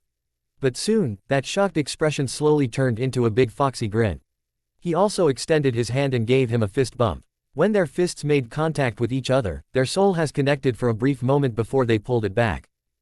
"Whoa, what was that?" Naruto asked, confused at seeing what just happened. Shinton looked at his fist with widened eyes, also confused at seeing what just happened. He clenched and unclenched his fist multiple times before he looked at Naruto with a grin. "Naruto, do that again. I think I know what just happened," Shinton said to Naruto, who only looked at him in confusion, before deciding to trust Shinton and raised his fist once more. Shinton also did the same and soon fist bumped with Naruto before their eyes went wide as a dinner plate. Slowly, they both looked at each other before bursting out into laughter. "Ah, that was good. For some reason, I feel like I now know you even better than before. You have somehow managed to connect both of our spirits. How did you do that?" Shinton asked with curiosity. Naruto just scratched the back of his head. "I don't really know, but I think that might be Ninshu. It's some sort of religion that Super Gigi made through his years, a belief that through connecting with each other's spirit, we can understand each other even better." He then looked down and smiled sadly. He wanted to achieve peace through this religion.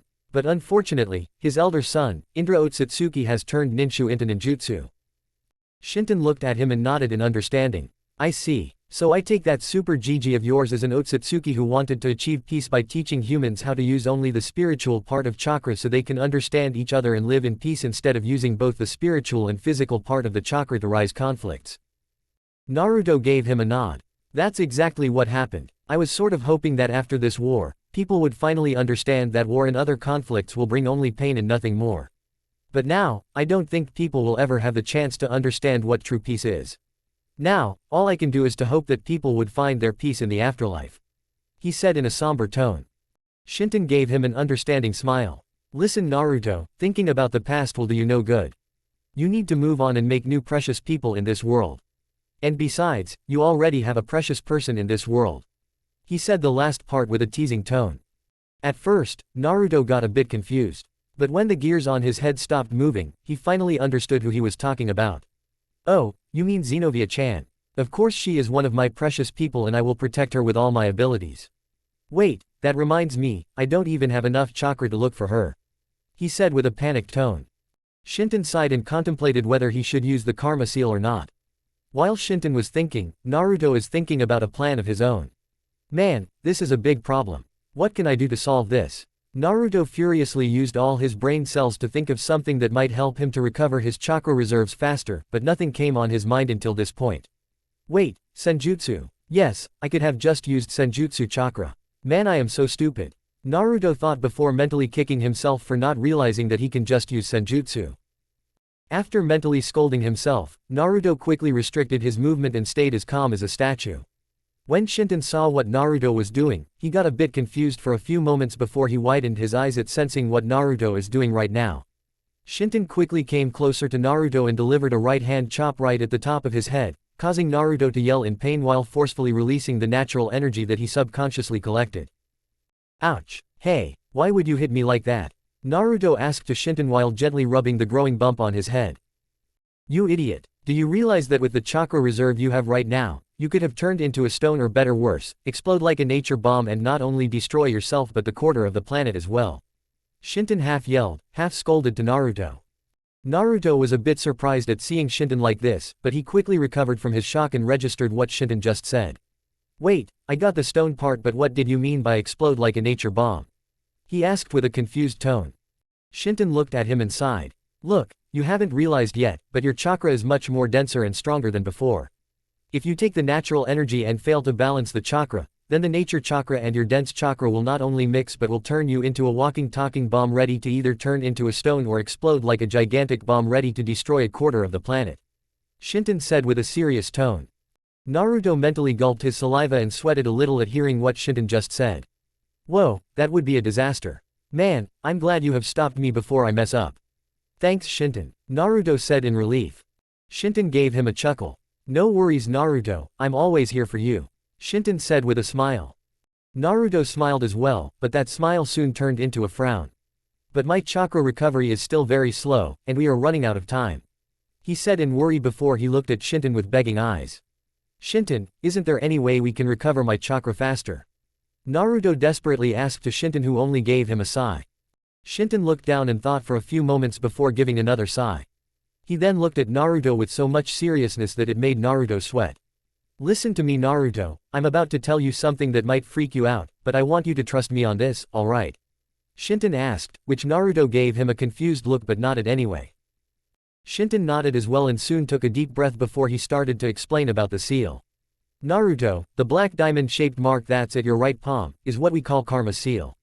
Karma, basically means resurrection. This seal is a resurrection seal that holds an Otsutsuki's DNA formula and memories. Through a karma seal, an Otsutsuki resurrect themselves by a process known as Otsutsukification. This process slowly turns the body into a full-blood Otsutsuki. He then pointed his index finger towards the seal. This seal on your hand is specifically mine, which means this seal holds my DNA formula and my memories. Thanks to this seal, I have managed to turn you into 50% Otsutsuki, which holds 35% of my DNA. Shinton finally finished explaining, and slowly looked at Naruto with nervous gaze. Naruto was speechless. He would never have imagined that Otsutsukis are capable of resurrection through this seal called karma seal. Naruto looked down and didn't say anything. Both Naruto and Shinton fell into a silence that none of them wanted to break. But after a few moments of silence, Naruto finally spoke up. That's a lot to take in. I would have never imagined that every Otsutsukis are capable of resurrection. He then gave a hollowed chuckle. And if that's true, then it would be pointless even if we kill them. They can just resurrect themselves and come back again, Naruto said with a slight horror expression. Shinton looked at Naruto and put his hands on his shoulders while gently squeezing them to get his attention. Yes, that might be true. But they can still be killed if the one who's fighting is you and you only. When Naruto heard that, he immediately snapped his head up and looked at Shinton with widened eyes. What do you mean by that Shinton? Naruto asked, which Shinton gave him a reassuring smile. Because, this body is already possessed by someone else and only one Otsutsuki can possess one body. So they cannot resurrect through you since not only I am in your body but you're also gonna fight with them alone.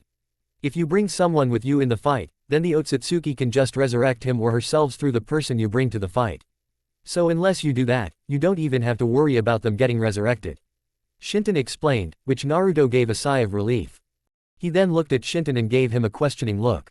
Shinton, why are you telling me this now? What are you trying to tell me? Naruto asked with suspicion. Shinton sweated a little in nervousness before he looked at Naruto with a sigh. It's because the karma seal doesn't only resurrect, but it will also give you the ability to neutralize and absorb any types of chakra-based attacks, and it will also give you a massive chakra boost. When Naruto heard about the boost, he immediately cut him off from further explanations.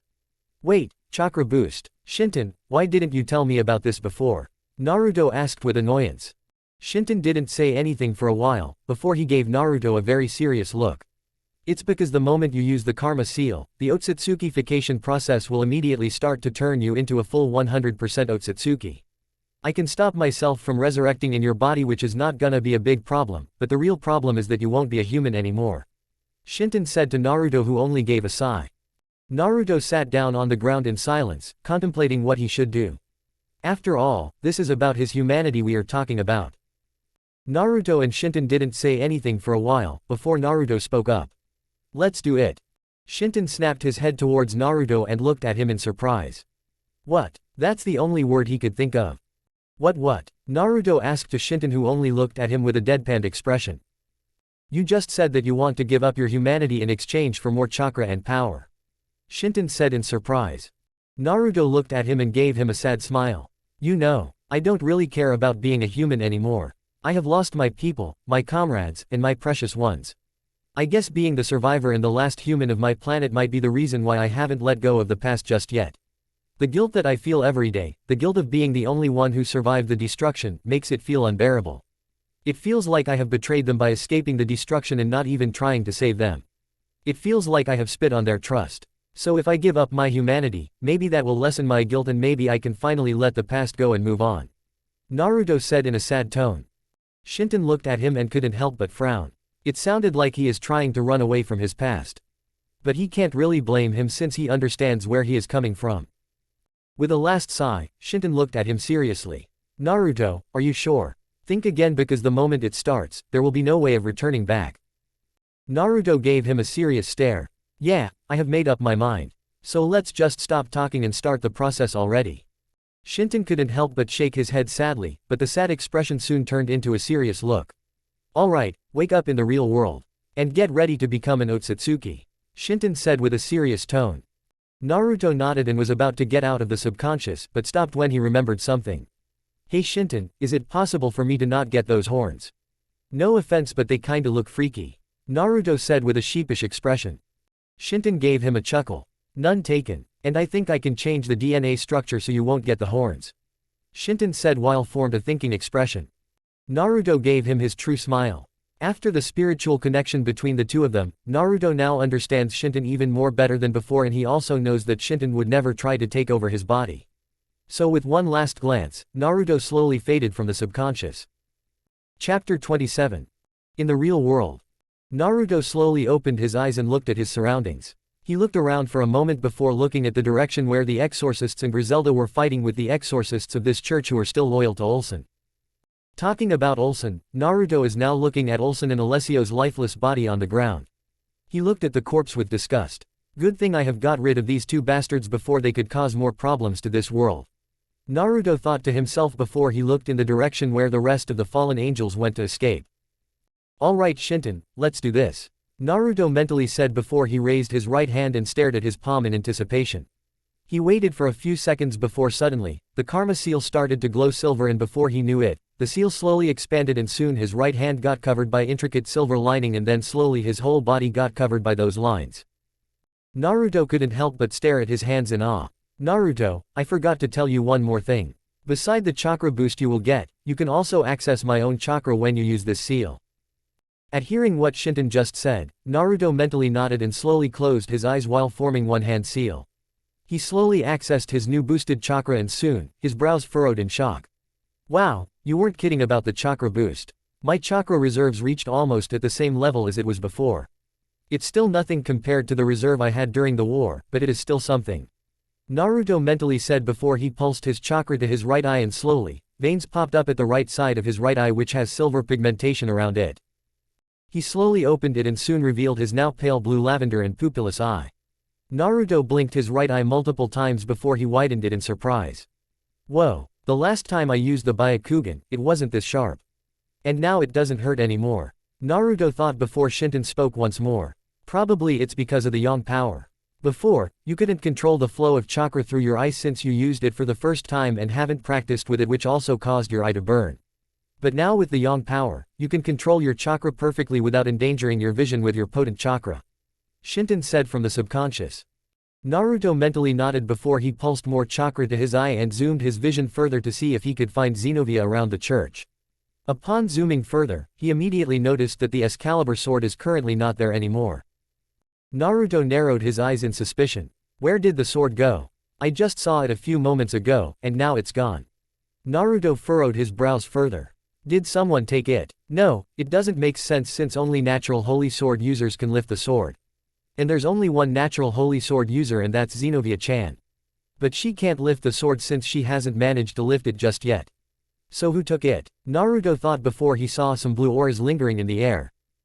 He wanted to trace the aura and see where it takes, but suddenly, with his now 360-degree zoomed vision, he noticed that Danesik and a new unknown fallen angel is now staring at him from a distance with shocked expressions formed on their faces. Not only that, but he also saw someone laying on the ground behind them while binded by ropes. He narrowed his eyes and zoomed his vision further, only to suddenly stop and look at the bounded person's face in shock. It's none other than Xenovia, who is currently unconscious and got tied up by a rope. When Naruto realized what exactly happened, his shocked expression slowly turned into anger. With narrowed eyes, Naruto slowly turned around, and glared at the direction where he saw Danesik and the other fallen angel hiding behind a building. With Danesik? What the hell is happening with that kid? The fallen angel beside Danesik couldn't help but ask in shock and horror at sensing the enormous power coming from the blonde. Danesik didn't say anything and kept staring at Naruto with sweats trickling down from his face. This kid, how does he possess so much power? It's overwhelming. It's like I'm looking at an ocean. He then looked closer and noticed the silver lines on his body. Wait, what are those lines that has formed around his hands and neck? Danesik thought within awe and fear. Sir, I think we should get out of here before he notice us. The fallen angel beside him quickly said to his superior in a fearful tone. Danesik didn't even move an inch and kept staring at Naruto like a statue. After staring at him for a while, he noticed that Naruto moved his upper body around and now gave them a sideway glare. When Danesik's dark blue eyes met Naruto's cold, pale blue lavender, he immediately started to shiver and shakily looked at his fellow fallen angel, who did the same. Both didn't say anything to each other and did only one thing. They nodded to each other before the fallen angel quickly grabbed Xenovia's unconscious body and quickly dashed away to catch up with the others. Danesik gave Naruto a last glare before also dashing away from the building to quickly catch up with his fellow fallen angels and escape this place as quickly as possible. Naruto saw the two dashing away from the building at an impressive speed. But for Naruto, they are still moving at a slow motion. If Naruto wanted, he could have reached them in a blink of an eye with the body flicker technique and quickly decapitate them while rescuing Xenovia at the same time. But he needs to know something before he rescues her. So he let them take her away, for now. Don't get him wrong, Naruto treasures her in his heart as much as he does his old friends and comrades. But he really needs to know where they are going and if they are the one who took the Excalibur sword or not. Few minutes later, the two fallen angels finally reached the other side and finally met up with the person who took the Excalibur sword. Danesik quickly calmed himself down and now looked at the person with annoyance written on his face. Well, my dear shitty crow, what took you so long? The person asked with a sickening smile which made some of the already present fallen angels' skin crawl in disgust. Danesik gave him a glare and just wanted to rip him off into pieces, but he knew that they needed this guy to lift the Excalibur sword to take it with them. So he reluctantly decided to ignore him in favor of seeing the sword.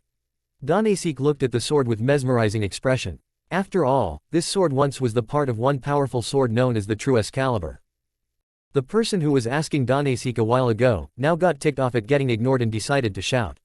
Hey, you fucking ass of a shitty crow, don't ignore me. The person exclaimed, before he suddenly had to duck down to avoid a light spear that was thrown by the now furious Danesik. Fuck you, asshole. I'm gonna kill you right here and right now, Freed. Danesik exclaimed in anger. The person now named Freed looked at the enraged fallen angel with a sickening grin. Freed is a young man with short white hair and red eyes. He had a massive body, thick arms and legs, and sharp fangs coming out of his mouth.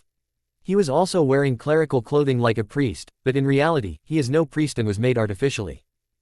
Danesik and Freed stared at each other in silence, anticipating who will move first. The rest of the fallen angels didn't butt in and decided to stay away from them as much as possible, since they know very well how hectic the situation gets when these two fight against each other. Danesique is glaring at Fried while Fried is staring at Danesique with a sickening grin on his face. Both kept staring at each other before both of their hands twitched and suddenly, a light spear appeared on Danesique's right hand while Fried quickly brought his lightsaber's hilt and activated the lightsaber. Seeing each other's respective weapons, they were about to charge at each other but suddenly, they heard a groan of discomfort from under a tree where the fallen angel put the unconscious Zenobia to wait for further orders. Zenobia felt like she got hit by a truck after getting her consciousness back. She groaned at suddenly feeling a huge migraine and was about to rub her head, only to find out that her hands are tied up. She blinked her eyes multiple times before realizing that not only her hands but her legs are also tied up by a thick rope. After realizing that she is possibly being kidnapped, she frantically started to look around only to find out that she is surrounded by men with black and feathery wings who are giving her sinister looks. Those looks were so terrifying that she started to quiver and whimper in fear. Danesique was looking at Zenobia with amusement, while Fried was looking at her with curiosity. "Who is this shitty little bitch that you just bring?" Fried asked with a curious yet lecherous tone.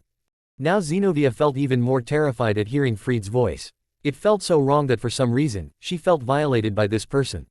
She wanted nothing but to run away from them as far as possible, but unfortunately her legs are tied up.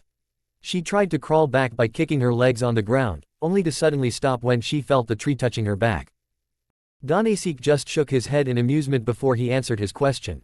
"For your information, she is a natural holy sword user who's capable of wielding the Excalibur sword. Our objective was to find and take the Excalibur sword from this church. She is just a bonus that we have stumbled upon," Danesique explained, which Fried responded with a slurp of his mouth. "I want this shitty little bitch for myself. I can already imagine how sexy little bitch she would become. She will become my sex toy," Fried said with a lecherous and perverted tone. Now Zenobia felt even more terrified at hearing what Fried has just said. Even though she didn't understand most of the stuff, she still understood that this guy will do many bad things to her if she doesn't get out of here as soon as possible. She tried to wiggle, stretch, and even bit on the rope to get rid of the binding as much as possible but nothing had worked. With her last hope, she muttered something under her breath. "Naruto-kun, please, save me," she said with a teary eye and sobbed. Chapter 28. With Naruto. When Danesique and the fallen angel left the building, Naruto kept his eye on him and tracked him until he met with the others. Naruto felt a little amused at seeing Danesique so freaked out. But his amused expression soon turned into a scowl when he saw the fallen angel throw Zenobia under a tree. "That bastard, he will be the first one to taste my ultimate taijutsu," Naruto thought to himself with an evil grin. The fallen angel who threw Zenobia suddenly felt a cold sweat forming on his face. He snapped his head left, then right, then up, then right again, then he looked down and thought. "Why do I have a feeling that someone wants to violate my privacy?" He thought to himself with a grimaced expression. Naruto saw his expression through the Byakugan and smirked. "Oh, don't worry, you're definitely getting it, in a more painful way possible," he thought to himself with a grin before he noticed someone talking to Danesique who made him angry. But Danesique didn't respond and ignored him while he stared in a direction with a mesmerized expression. When Naruto also looked in the same direction where Danesique is currently looking, he widened his eyes in surprise at seeing the Excalibur sword currently stabbed on the ground at the middle of some fallen angels. In further inspection, Naruto also noticed that the aura he saw in the church is now lingering around the hilt of the Excalibur. When he looked further, he noticed that the aura has two separate signatures but it looks like the same nature. It also has the same nature as those light spears that the fallen angels and the exorcists used. Naruto looked at the light spear that Danesique created to throw at the person who made him mad, and saw that the energy of the spear is calm and shaped perfectly. He then curiously looked at the person with his Byakugan and saw the same hilt for the lightsaber on his belt. He then saw Danesique saying something to the person and created another light spear after he threw the other one towards the person who dodged it easily. The person then brought his hilt forward and activated his lightsaber. When Naruto saw the lightsaber with his Byakugan, he noticed that the energy is literally the opposite of Danesique's. Instead of being calm, his energy is literally chaotic. Even though the energy is the same nature, the signature is just very different. After inspecting the energy of the person, he took a glance at the Excalibur and found out that one of the aura signatures on the hilt matched perfectly with the person's energy. "I got it. I think he was the one who took the sword. That's one mystery solved, but what about the other? Whose energy signature is that?" Naruto thought with confusion. But before he could think further, he noticed that Xenovia is waking up from her unconscious state and stared at the fallen angels with fear in her eyes. When he saw her feared expression, he grew concerned and was about to use the body flicker technique to quickly save her from those fallen angels, but suddenly, he stopped when he saw the same person say something with a lecherous look on his face. When Naruto went on a 3-year training journey with Jiraiya, he learned how to read lips movement from a distance and identify what the opponent is saying and planning with his or her other teammates. So he managed to mimic the person's lips movement and understood what he said. And what he said made Naruto extremely furious. He wanted nothing but to rip that guy into pieces for saying such things, especially to an innocent girl who doesn't understand any of those stuff. Naruto was about to use the body flicker once more, but he suddenly stopped when the karma suddenly retracted back into his seal. Naruto looked at his hands and legs with confusion written on his face. What just happened? He asked himself with a confused tone. Strange, this isn't supposed to happen. Naruto blinked his eyes once more when he heard Shinten from the subconscious. Shinten, what happened? Why did the karma seal retracted back? Naruto asked Shinten in confusion. Shinten didn't say anything for a few moments before finally speaking up. Naruto, I have no idea how this happened, but the karma seal has vanished. Shinten revealed, which caused Naruto to widen his eyes in shock. He then quickly took a look at his right hand and saw the diamond-shaped seal indeed has vanished. Not only that, but for his further confusion, the sun and moon seal also has vanished from his palms. Wait, the sun and moon seal also vanished. Does it mean I won't be able to use the abilities of those seals anymore? He asked with a disappointed tone in his voice. Shinten analyzed his body and shook his head when he still sensed the yin and yang power inside him. No, you can still use the yin and yang power, it's just the seal that's vanished. But that's not the problem we should worry about. What we should worry about is why the karma seal had vanished, since I didn't reincarnate myself into your body after it got 100% Otsutsuki. Naruto put one of his hands into his chin and took a thinking expression before widening it at realizing something. Wait, so you're telling me that if you had reincarnated into my body, the karma seal would have vanished? Naruto asked with a shocked tone. Shinten gave him a nod. Yes, that's exactly what happens. When an Otsutsuki reincarnates, the karma seal will immediately vanish from the Otsutsuki and the vessel, which will later take over your body as your soul disappears from existence. Naruto dramatically gulped his saliva with a terrified expression on his face. It sounds like Orochimaru's curse mark, but a bit different at the same time. I don't know which one is worse, the curse mark, or the karma.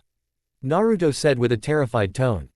Shinten looked down with a grimaced expression on his face. Yeah, both are terrifying in their own rights. That's the reason why you need to get stronger, so you can one day face all the remaining Otsutsukis and destroy them so they won't terrorize any other planets. Naruto clenched his fist in determination.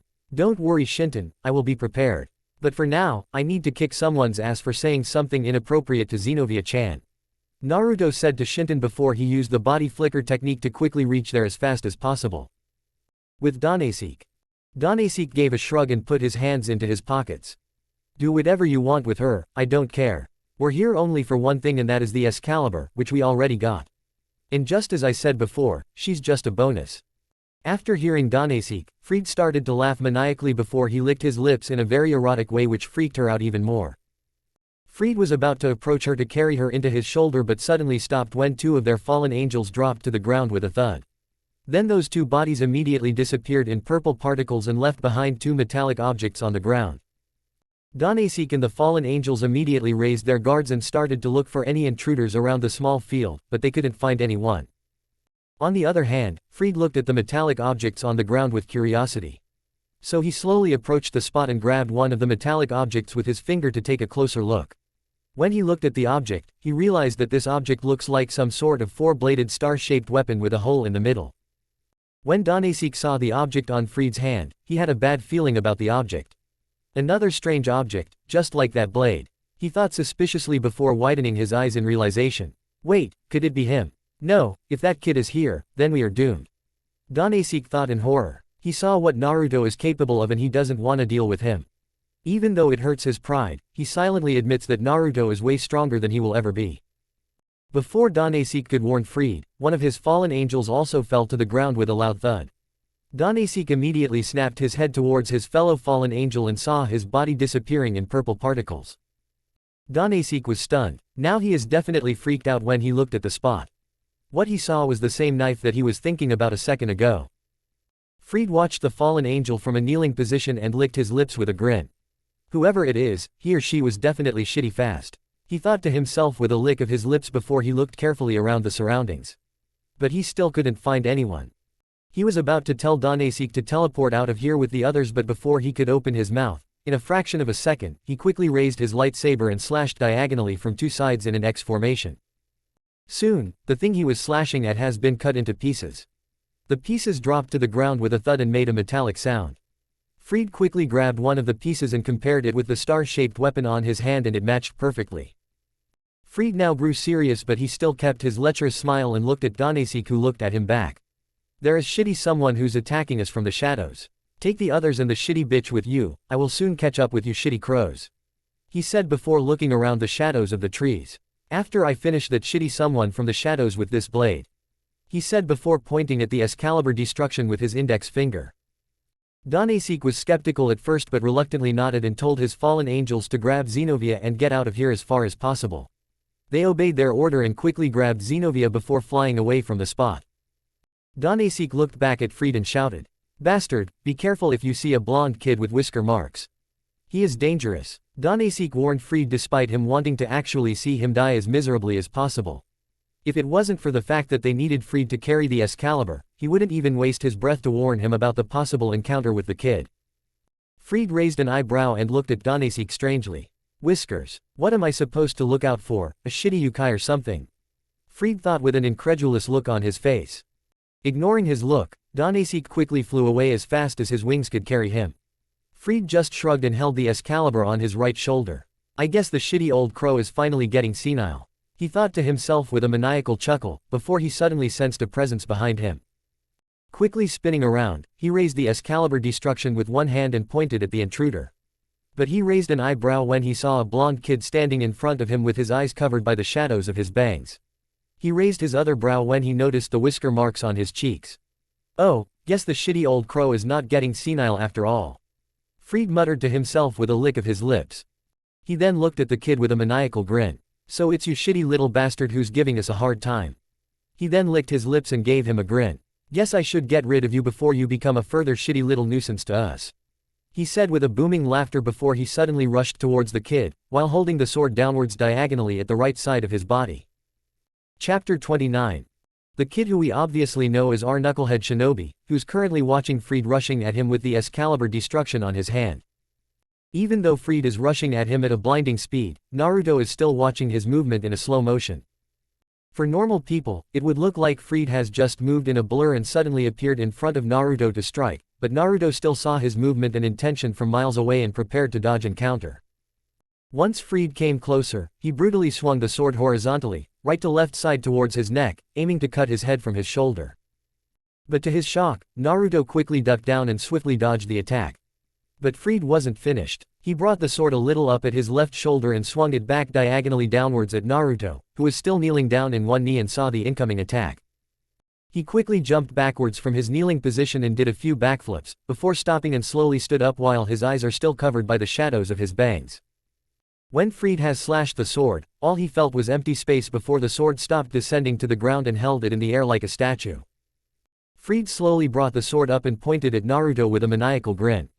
I have to say, you're definitely shitty fast. He then surprisingly got serious and had a frown on his face. He looked at Naruto with furrowed eyes. But your shitty life will soon end by my hand, you shitty little brat.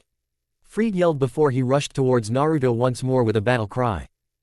When Fried thrust the sword to stab it into his chest, Naruto swiftly dodged it by sidestepping to the right side and looked at Fried, who is now looking at him with the corner of his left eye. Without any warning, Naruto quickly spun around and gave a side kick to his jaw, which caused it to almost dislocate from its joints. When the kick was connected, Fried's head got snapped to the right side and smashed to the ground so hard that it caused a small crater to appear around his head. When his head was snapped, he also dropped the sword at the same time. Naruto slowly lowered his leg and looked at Fried, who is slowly raising his head from the ground, only to drop it once more at feeling lightheaded. Gritting his teeth in frustration, Fried used all his willpower to not go to unconsciousness and slowly stood up with shaky legs.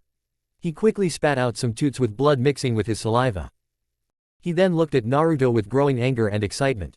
Anger because this kid is dodging his attacks like it's nothing. And excitement because he is eager to squash this brat like a bug. Catching his bearing, he quickly brought his gun and aimed it at Naruto directly to his head. He shot 5 bullets at Naruto which are quickly approaching him at a fast speed. Naruto didn't even flinch and raised his left hand in the air. Suddenly, his hand got covered by a layer of blue chakra which slowly started to spark blue lightning. He then clenched his fist and soon the blue lightning expanded from the radial side of his fist and turned into a long katana with thunderbolts shooting around it. When the katana has finished forming, Naruto swung the katana diagonally in a blink of an eye. In a split second, multiple slashes of lightning appeared around the bullets and dissipated into light particles. Fried widened his eyes in shock, but that shocked expression soon turned into a menacing grin. "Oh, good. So you are not a pushover after all," he said with a lick of his lips, before glaring at him with that same menacing grin on his face. He brought his lightsaber and activated before pointing the saber at Naruto. "Now, let's see who is better at using swords," he said with a maniacal laugh before rushing towards Naruto once more to fight him head-on. With Danseik and the others are still flying away as far as possible to get away from the blonde. If they wanted, they could have got out of there with a magic circle which helps them to teleport to one place to another. But they need a place and time to set up the magic circle, which unfortunately they don't have. Danseik looked back to see if the others were following or not. He saw that everyone was following, which is good, but someone else was also following them at a blinding speed. He narrowed his eyes in suspicion before widening them in shock. He was sort of expecting Naruto to follow them all the way here, but he immediately grew pale and started to sweat when he noticed that it's not Naruto who's following them. It's someone who he didn't expect to follow them so soon. Griselda. Shit, he shouted in his mind before he quickly ordered his fellow fallen angels to fly as fast as possible. "You idiots, fly faster," Danseik yelled before he quickly took off at a blinding speed. The fallen angels behind Danseik got very confused. With curiosity, when one of them looked back, his face also got pale and started to sweat in fear. "Shit, it's one of the Seraph's queen," the same guy shouted, which unintentionally warned his other kins who also looked back to see Griselda flying towards them with her wings being in white color and shining in the darkness. The other's face also got pale and immediately started to fly faster to not get caught. But unfortunately for the last 2 fallen angels, they immediately got pierced by 2 light arrows that were launched by Griselda, who's holding a bow which is made of light energy on her hand. The 2 fallen angels fell to the ground with a thud before disappearing in purple particles. Griselda quickly dissipated her bow and flew faster towards the other fallen angels. Danseik took a glance at his shoulder and saw his other 2 fallen angels got slayed in a matter of a second. Seeing this, he gritted his teeth in frustration, sweats trickling from his chin. "Forget the girl and the sword, I need to get out of here as soon as possible," he thought before he looked at the direction where Fried is fighting with Naruto. Boom. Danseik widened his eyes in shock when he saw a huge dome of spiraling blue energy exploded at the corner of the small clearing. When the dome appeared, it also released a shock wave which caused a few trees and debris to fly in the air. Danseik gritted his teeth and looked forward while thinking, "I warned that bastard to be careful. I have no idea what happened, but that energy is definitely not because of Fried." He then thought further and was contemplating about something, before releasing a low growl. He then looked at his fellow fallen angels and spoke up. "Listen, I need you all to distract her and buy me as much time as you can. There's something I need to do," he ordered the Fallens before he quickly flew off in another direction. The rest of the fallen angels started to grow nervous, but they obeyed his order and started to throw light spears after light spears to at least slow her down. Griselda saw the incoming attacks of light spears and quickly created a light sword which has a hilt with intricate design and a long thick blade. With the blade, she easily deflected all the spears and slowly advanced forward. With Naruto before the explosion, Fried delivered many horizontal and diagonal slashes at Naruto to slice him in half, but he either blocks or dodges his attacks with ease. Fried grew even more frustrated when nothing was working against him. With frustration, he grabbed the hilt with both hands and gave a brutal diagonal swing towards his legs to make him stop dodging. But again to his frustration, Naruto dodged the attack by jumping over the saber and delivered a spinning right kick into his jaw and sent him flying towards a tree. He crashed into it and coughed up some blood before falling to the ground with a thud. Naruto slowly approached him and looked down at him, who is currently on his hands and knees. He then pointed his lightning katana at his neck and spoke up with a stoic voice. "I don't know who you are, nor do I know what your motives are. But one thing I know. People like you shouldn't even exist who think about raping other, especially a child who didn't even reach puberty." Fried blinked his eyes multiple times before chuckling, and later bursting out into laughter. Ignoring the certain jolt of shock from the lightning, he slowly stood up, causing the katana to also rise with him. Fried looked at him with a sickening grin and with amusement twinkling in his red eyes. So that shitty little bitch is your shitty little girlfriend, huh? He then started to laugh maniacally before he looked at Naruto once more. Now hear me, and hear me well, you shitty little brat. That shitty little bitch is now mine and I will do whatever I want with her. I will teach her what a true man looks like and how a shitty little bitch should always pleasure her master. She will be my slut, he said before licking his lips erotically and had a dreamy expression on his eyes. After a few moments later, Fried quickly broke from his dreamy expression and looked at Naruto, who was still having a stoic expression while his eyes were still covered by the shadows of his bangs. But if you look closely, you can see his left and right shoulders are shaking uncontrollably while he clenched his fist so hard that it caused his hand to get white. Fried obviously noticed and grinned devilishly, thinking that he could take him off guard by pissing him more. Yeah right, like he can take a child soldier plus war veteran off guard. And pissing him more will be the worst thing he will ever do in his life. Fried laughed internally and tried more stuff to piss him more. And I will fuck her day and night until I break her completely, he said, causing Naruto to get pissed even more. Unconsciously, Naruto brought his hand back to his side and dispersed the lightning katana into hundreds of thunderbolts. Seeing this, Fried thought that Naruto is finally having a mental breakdown after hearing all those harsh words, but that's not the truth and he will find out soon. Fried raised his saber to his right side and spoke further. Besides, your shitty little dick is puny as hell. Fried yelled the last word before swinging the sword diagonally to cut him in half. But to his shock, Naruto grabbed the saber with bare hand and held it tightly, which also caused his hand to burn.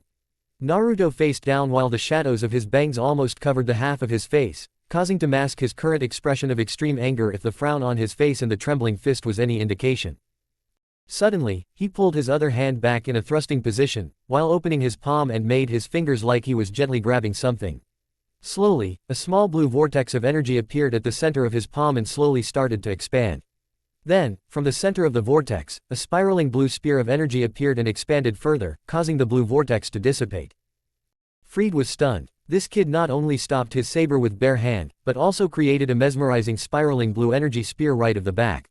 The spear itself is not that big, but it doesn't mean that it's not destructive if the power of the spear he is sensing right now was any indication.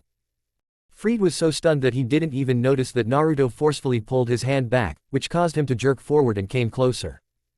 When Fried came closer, Naruto thrusted his hand and smashed the spear right at his chest, which caused to tear a hole into his top clothing. If Fried didn't know what true pain was, now he definitely knows what it is. Fried shouted at the top of his lungs in scrutinizing pain. The spear is not only burning his chest, but it's also grinding his rib cage into pieces. Not only that, but his whole form was also covered by a vertical spiraling blue vortex, the spear being the center. When the attack connected, Fried released the hilt of his saber and flew towards a corner of the clearing. When he passed through two trees, he stopped advancing forward after getting hit by the third tree. The spear and the vortex suddenly exploded in a blue dome of spiraling energy and fully engulfed Fried and released a shock wave, which caused a few trees and debris to fly in the air. If Fried was shouting in pain, it couldn't be heard because of the sound of the spiraling energy that overshadowed every other sound in the area. After a few moments, the dome's blue energy finally disappeared in a whirlwind and revealed a 3-meter wide and 10 feet deep crater, where Fried is lying down in the center while every part of his body got burned and almost all his clothes shredded into pieces, only leaving him with a torn pant and an exposed underwear with kisses of lips drawn on it.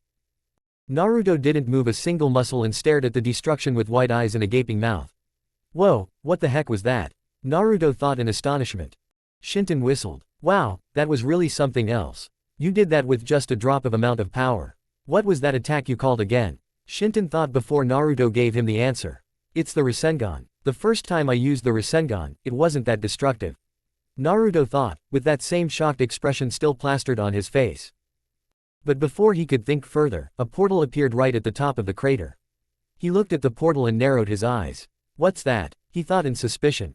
Chapter 30. From the portal, a fallen angel descended towards the crater and quickly disappeared with Fried hanging on his hand, black feathers trailing behind. Suddenly, the portal has closed and disappeared out of thin air.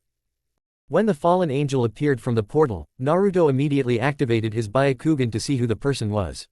Naruto felt a little strange after activating the Byakugan, but he ignored it in the favor of seeing the person who just came out from the portal and disappeared with almost dead Fried on his hand. Even though the fallen angel moved extremely fast, Naruto still saw who the person was and it made him really annoyed. It was none other than Danesik, or Donut Bastard as he likes to call him. Soon, the portal also disappeared and left Naruto alone in the clearing. Naruto gave a sigh before he looked in the direction where Griselda is fighting with the other fallen angels. With Griselda has blocked and deflected a lot of incoming rains of light spears that for a moment, she was almost overwhelmed by the incoming spears. Until 4 of them suddenly dropped to the ground with a thud and disappeared in purple particles. Everyone stopped whatever they were doing and looked at the now disappearing corpse with widened eyes and some gaping mouth. Then suddenly, a silhouette of a small kid appeared behind the fallen angel who carried Xenovia into his shoulder. Without any warning, the silhouette's hand went through his shoulder and reached his throat before a white slash appeared and quickly faded away as it came. Before the fallen angel could fall to the ground, Naruto quickly grabbed Xenovia and carried her in a bridal style, his left hand behind her back while his right hand under her thighs. Her head rested on his shoulder while she closed her eyes in fright. Using the fallen angel's body as a springboard, Naruto quickly jumped away from the fallen angels and landed right under Griselda, who still hadn't noticed that Naruto is right under her and he was the one who slayed the fallen angels. Naruto looked up to see Griselda, but his face immediately got red like a tomato at seeing something that will make Jiraiya's heart filled with pride and envy. Pride because his godson looked at the same woman's naked body not only once but twice. And envy because his godson has a tool that every pervert will die to get their hands on. The infamous Byakugan. Thanks to the X-ray vision of the Byakugan, Naruto has a very nice view of Griselda's big round ass and her crotch. Using all his willpower to not get unconscious with a huge nosebleed, he quickly shut his Byakugan and called her out. "Hey, miss, over here," Naruto shouted, which caused the fallen angels and Griselda to look down in shock. Xenovia also widened her eyes in shock. She couldn't believe what she heard. She was hoping to hear that voice for so long since she woke up. She couldn't help but slowly look up at Naruto, only to see him in the moonlight, his spiky blonde hair glowing in the night like the sun. It was hypnotizing. She didn't know for how long, but she was sure that she kept looking at him for hours. Each past second, her blush kept growing and growing. She couldn't help but think that she was rescued by a prince. Her prince. She has now become a blushing mess when she thought of Naruto as her prince. The fallen angels got even more shocked when they saw him carrying the girl in bridal style. They were about to ask the fallen angel who was supposed to carry her, but they suddenly heard a loud thud right under their feet. They quickly looked down and saw the fallen angel disappearing in purple particles. With stunned expression, they slowly looked at Naruto and noticed the bloody kunai on his right hand. And by noticing that kunai, they immediately understood who slayed the other fallen angels. Griselda was shocked and impressed at the same time. She never imagined that a small child could slay so many fallen angels and 2 strong exorcists in one single night. Yes, she saw the fight between Naruto, Danasik, and Olsen. And to say she was shocked will be an understatement. She saw Naruto using so many unusual but very effective techniques. Not only that, but his battle prowess is out of this world. As he displayed right now, she figured that he attacks from the shadows. Like an assassin, she can only wonder how this child trained and gained so much strength and skills at a very young age. For a moment, she looked at Naruto with suspicion, thinking that he was some sort of experiment child which gave him these abilities. But she can't deny that he is still a child. Any sort of experiments will cause any child to lose their life for not having decent pain tolerance to survive the experiments. And yet, this child is right in front of her, well and healthy if not a bit bloody. She quickly shook off her suspicion and slowly landed on the ground right in front of Naruto. Naruto didn't notice Griselda because he is currently putting Xenovia on the ground and slowly removed the tape from her mouth before he started to cut the ropes with the kunai on his hand. Once the ropes on her hands were cut, she quickly jumped Naruto and hugged him tightly, her hands wrapped around his waist while she started to sob into his chest. "Naruto-kun, you're here. I was so scared and the man said something bad to me. I don't understand." She then started to cry and caused his t-shirt to get wet by her tears. Naruto couldn't help but grit his teeth at thinking about the stuff that Freed just said. He wanted nothing but to beat that freak for some more. But right now, it's not the time to think about beating the bastard into bloody pulp. Right now Xenovia needs him more than anyone. Shaking his head, he quickly softened his expression and hugged her back, his left hand on the back of her head while gently rubbing her back with his right hand. Seeing the interaction between the 2 children, Griselda couldn't help but smile. She was about to go and leave them alone, but suddenly a fallen angel decided to be brave and created a light spear to throw at the 2. Griselda saw the light spear on the fallen's hand and quickly raised her sword to block any incoming attacks to protect the children from any harm. But before anyone could move a muscle, something passed through Griselda's shoulder and hit the fallen angel's head, quickly decapitating him with a blink of an eye. The light spear quickly dispersed in light particles and the fallen angel fell to the ground with a thud, before disappearing in purple particles. Griselda and the fallen angel were stunned. It was so fast that they didn't even see it coming. Everyone slowly looked at Naruto, who gave them a murderous glare while his right hand was raised forward and his left hand on Xenovia's back rubbing soothingly. Everyone flinched back in fear when they saw Naruto's murderous glare. His glare was so cold that if he wanted, he could have freeze them to death. Naruto gently pushed Xenovia, who's still crying, while trying to rub the tears from her eyes. He then slowly brought his gaze on Griselda, who flinched slightly but didn't show any other reaction and looked at him with a smile. Naruto might be a bit of a moron, but when it comes to judging someone's character, Naruto can tell that by just looking at their eyes. He looked at her eyes before and already judged her as someone who's strict, disciplined and authoritative, but behind them she is also kind. But there were many people who fooled him by showing fake emotions through their eyes. So he wanted to make sure if she has a secondary motive or something by using his negative emotion sensing ability. And so far, he found none. So he stopped looking at Griselda and now looked at Xenovia, who looked at him back with teary eyes. Smiling gently, he slowly wiped the tears from her eyes, which earned him a blush, but he didn't notice for obvious reasons. He then looked at Griselda once more and softened his gaze. "I have a favor to ask. Can you please take her somewhere safe until I come back?" he asked in a pleading tone. Griselda was stunned for a second but nodded no less. She didn't really think that he would have such a kind heart after taking so many lives. She figured that since Naruto can slay that many fallen angels, he have done something like this so many times that it doesn't even bother him anymore. She cringed at thinking that this church might have ordered him to kill at a very young age. A child soldier. Now that's something she don't wanna think. Quickly shaking her head, she went to Naruto and was about to accept his request, but when she directly looked into his eyes, she slightly gasped at what she saw. She saw a lot of hidden pain and sorrow behind those childish but very experienced eyes. Experience that children his age shouldn't have. Now Griselda didn't experience war, but she can tell that Naruto has experienced battle, if the current battle prowess he showed was any indication. But she didn't stop advancing forward and soon went closer to the two and kneeled down in front of them before looking at Xenovia with a kind smile. "Hello there, little one, what's your name?" Griselda asked softly, gently cupping her shaky hands into hers. When Griselda touched her hand, she flinched and tried to pull her hands back, but was stopped by Naruto when he put one of his hand on her shoulder. She looked at Naruto, who gave a smile and a nod of his head. Seeing him nod, she shyly faced Griselda and introduced herself.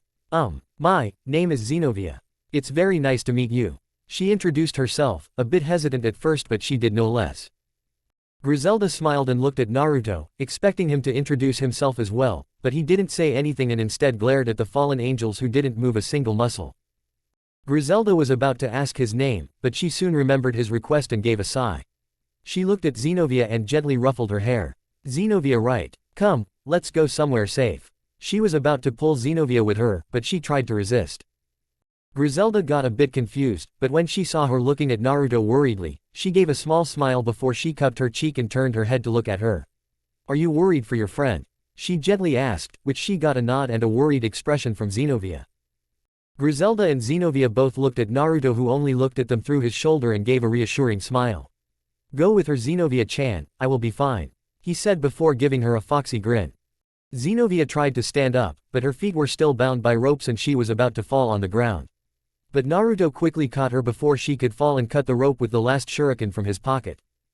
When the rope was cut, she hugged him once more and wrapped her hands around his neck and spoke into his ears. "Please, Naru-kun, promise me you will come back." Smiling with a blush on his cheeks, he gently hugged her back and spoke into her ear as well. "I promise to you, Blueberry-chan. I will come back, and it's a promise of a lifetime." She blushed at being called Blueberry by her best friend and quickly broke the hug, before giving him a playful slap at the back of his head. "Hey, don't call me that, I'm not Blueberry," she said with a pout, before walking away to hide her blush and her smile, secretly liking the nickname that he gave her. Griselda watched the interaction and couldn't help but silently giggle. The scene is too cute for her to resist. Seeing Xenovia approaching her, she quickly controlled herself and instead gave an amused smile. When Xenovia came closer, she kneeled down and picked her up into her arms, earning her a surprised squeal from Xenovia before quickly flying away with a flap of her bright white wings. Hearing her squeal, Naruto laughed hard while wiping an imaginary tear from his eye. It was so funny that he couldn't help but laugh. Hearing him laugh, she pulled her tongue out and huffed, before looking away with a pout.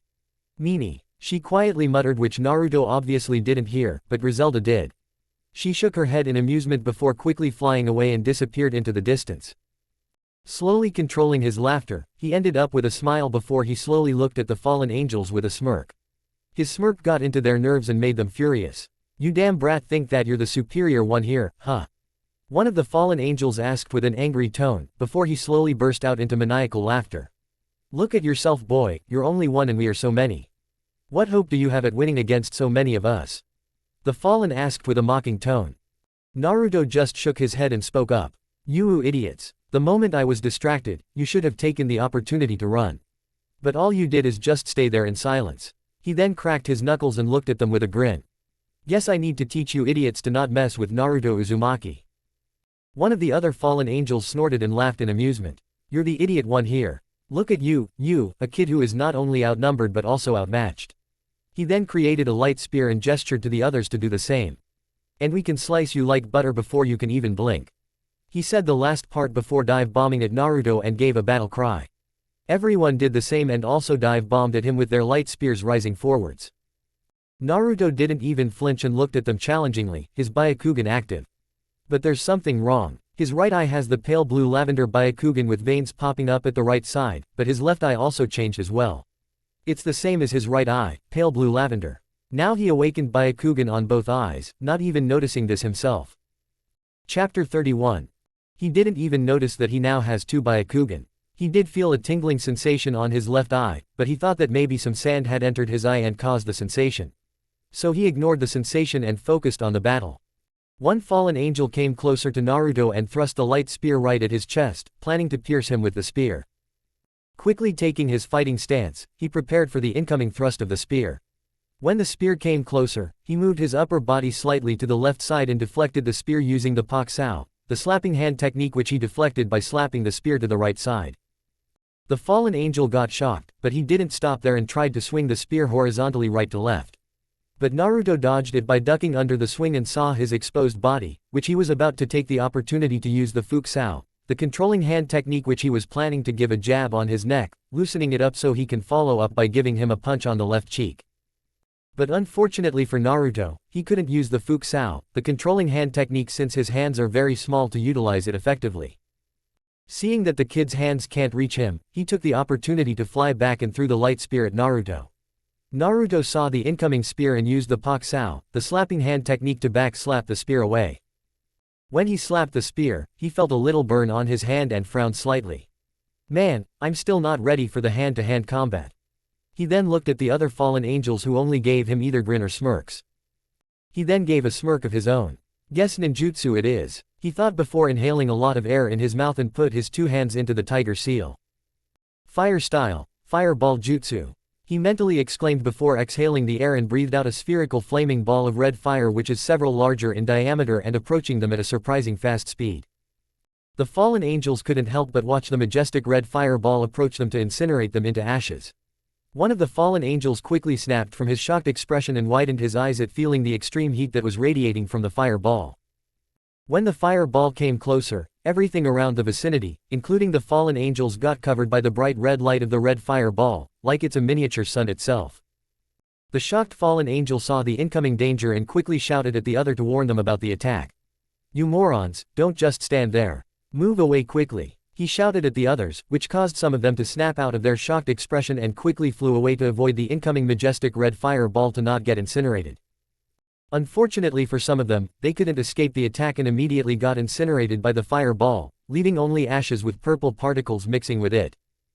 Naruto slightly widened his eyes at seeing the damage that has been done by this fireball. And not only that, but he did it with only one hand seal.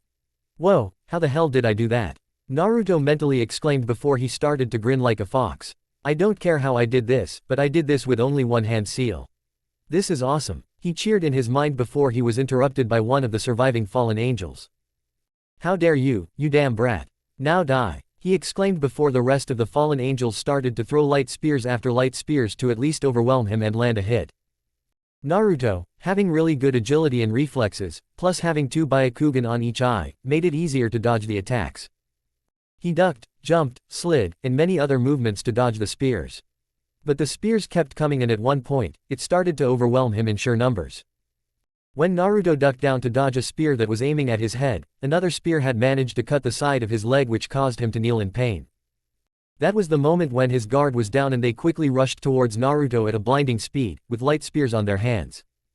Suddenly, everything got slowed down and we can see Naruto glancing at the fallen angels with his Byakugan. Naruto is also moving in slow motion, but his eyes are moving side to side at a fast speed. His mind is also trying to work as fast as possible. I got a huge cut on my leg and it's bleeding a lot. I can't just dodge all of them with this injury. I need to do something fast. But what can I do? I don't have time to use any kind of ninjutsu. He thought to himself and tried to come up with something that will help him to pull his ass out of this situation. But nothing is coming in his mind except for one. Wait, that's it. The palm rotation. For a second, he thought to himself with excitement, before a frown slowly formed on his face. But that's not possible. I have never done it before. Even with my current perfect chakra control, there's no way I can expel so much chakra through my chakra points without any training. So that's out of the question. Naruto saw 3 spears from different angles, which is a few inches further from his body. One at his right thigh, another one at the back of his spine, and the other one at the left side of his head. Naruto couldn't figure out what to do and just watched the spears approaching him inch by inch. For a second, Naruto thought that he would lose his life against these stupid crows. But suddenly, something crazy came into his mind. He doesn't know if it will work or not, but he needs to give it a shot.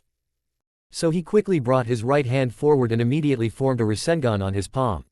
Without any warning, Naruto slammed the rasengan on the ground and suddenly, a large amount of chakra was expelled from his palm and it surrounded Naruto like multiple pillars of blue energy. Before those pillars started to rotate like whips and soon connected together, creating a large dome of energy vortex which deflected everything around him, including the fallen angels. When the dome is finally dissipated, it reveals a still kneeling Naruto whose leg is slowly starting to heal. Steams came out of the wounds and skin started to join together. Naruto slowly looked up and glared at the now recovered fallen angels, who only flinched at his cold glare, which looked even more intimidating because of his pale blue lavender eyes with veins on each side, which made his expression even more scarier. I admit, you nearly took me off guard. But this time, I won't make the same mistake again, he said before his right hand started to spark blue lightning and it started to make sounds of 1,000 birds. It's finally charged, Naruto thought before he raised his right hand forward and shouted. Lightning style, Chidori stream. Naruto exclaimed before a stream of lightning was released from his right hand and covered the whole vicinity in blue lightning. The rest of the fallen angels won't be able to explain how much pain they're feeling right now. If they were screaming, it couldn't be heard because of the sound of 1,000 birds overshadowing their scream of agony. For 2 whole minutes, all you could see is streams of lightning raining upon the fallen angels and around the vicinity. After that, Naruto finally stopped the jutsu and let the fallen angels drop to the ground with a thud. And soon they disappeared in purple particles except for one. The one who survived is currently dangling upside down on a branch of a tree like a corpse, with burned skin and twitching muscles. Naruto didn't notice and just looked around the clearing with a stoic expression. He then shook his head with a heavy sigh. I'm getting ruthless day by day. I need to calm down before I do something stupid, he thought to himself with another sigh before his thought was interrupted by Shinton. No, Naruto, you're not being ruthless. Those creatures have attacked on their own ambition. And not only that, but they also tried to kidnap your girl. So I say that protecting your girl from those creatures doesn't mean you're being ruthless, he said with a slight amusement in his voice. Naruto gave a chuckle before shaking his head. I hope you're right, me not getting ruthless that is, Naruto said while not noticing the under-meaning of, your girl, which caused Shinton to sigh exaggeratedly. Seriously Naruto, just how dense can you be? Shinton thought while rubbing his temple in disappointment. Being oblivious to Shinton's thoughts, Naruto simply started to walk back to the church since he already saw Zenobia sitting in the backyard far from the other children. Quickly shutting his Byakugan, he used the body flicker technique to reach the church and meet Zenobia in the backyard. Before Naruto's arrival. When Zenobia arrived at the church with Griselda, she saw the state of the church and didn't show any emotion at the now almost destroyed place.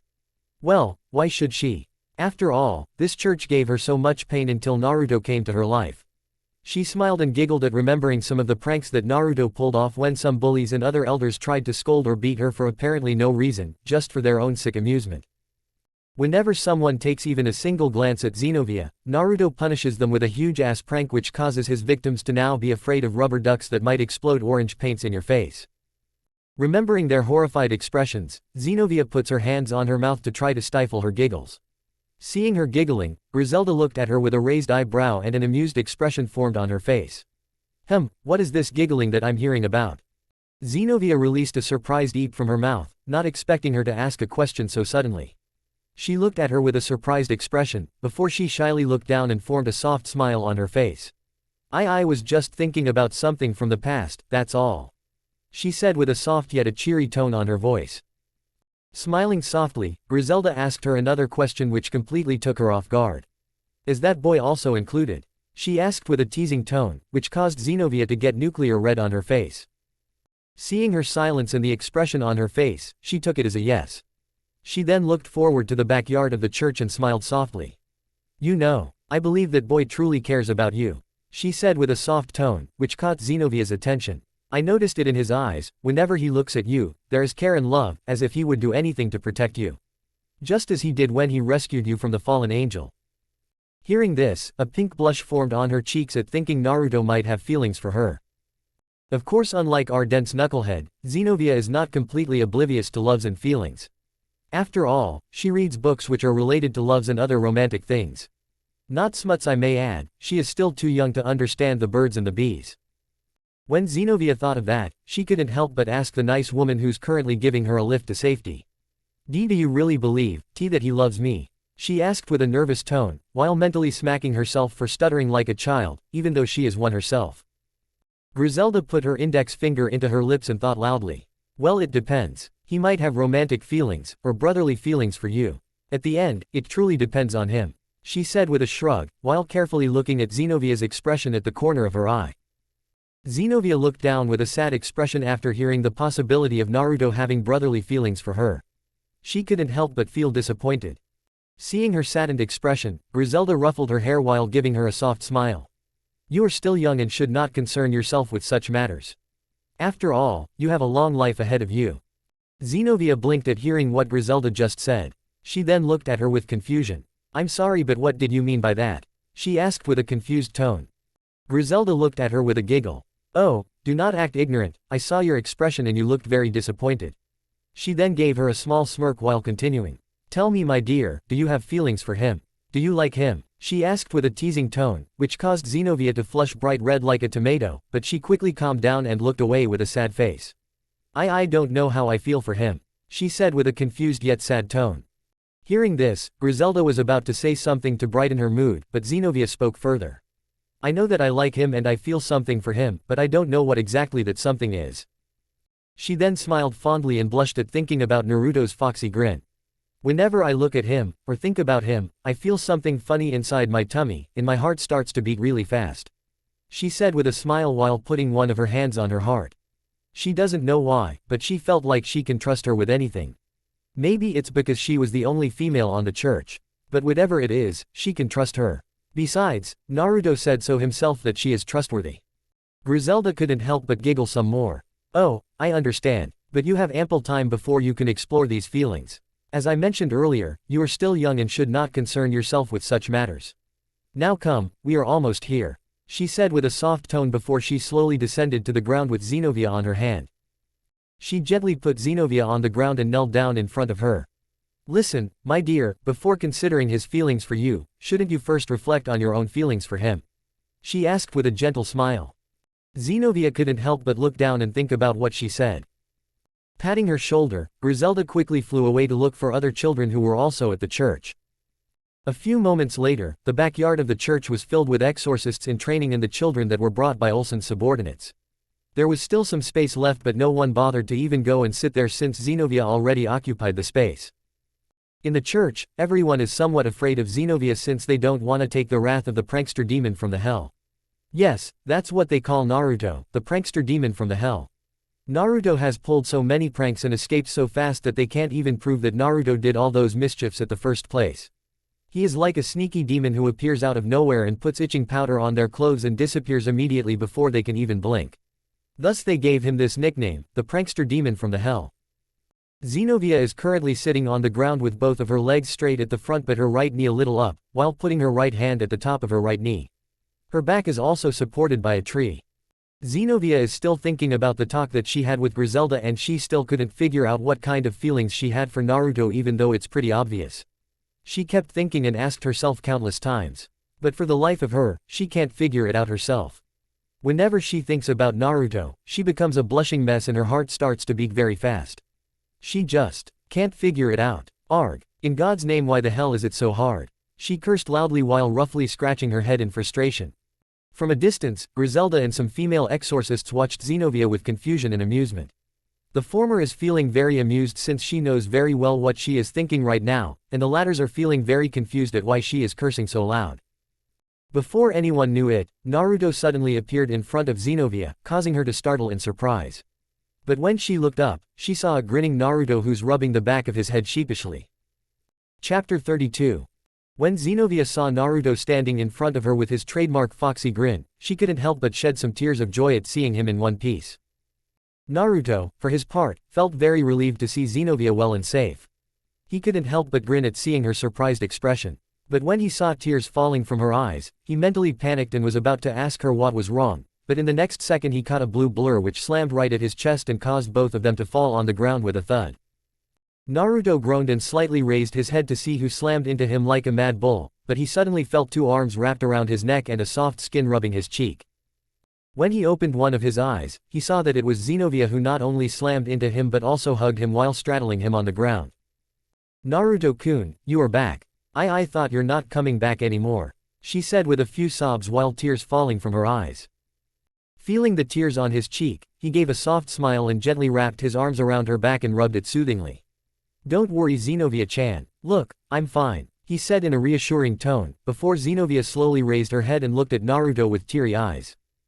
Seeing her tears, he slowly brought his hand and gently wiped the tears from her eyes and gave her a warm smile. "Please don't cry, Xenovia-chan, tears don't suit your cute face," he said with a sincere tone which made her blush and she shyly looked away. "You really think I'm cute?" she asked with a shy tone. Naruto grinned and gave her an enthusiastic nod. "Yep, you're very cute, and I really mean it," he said in a cheerful tone, which made her blush even harder. He then looked at the other kids and gave them a glare. "Oi, did any one of you bastards make her sad by calling her ugly?" he asked with a stoic voice which intimidated a few of them. The rest of them are just sweating bullets and simply shook their heads.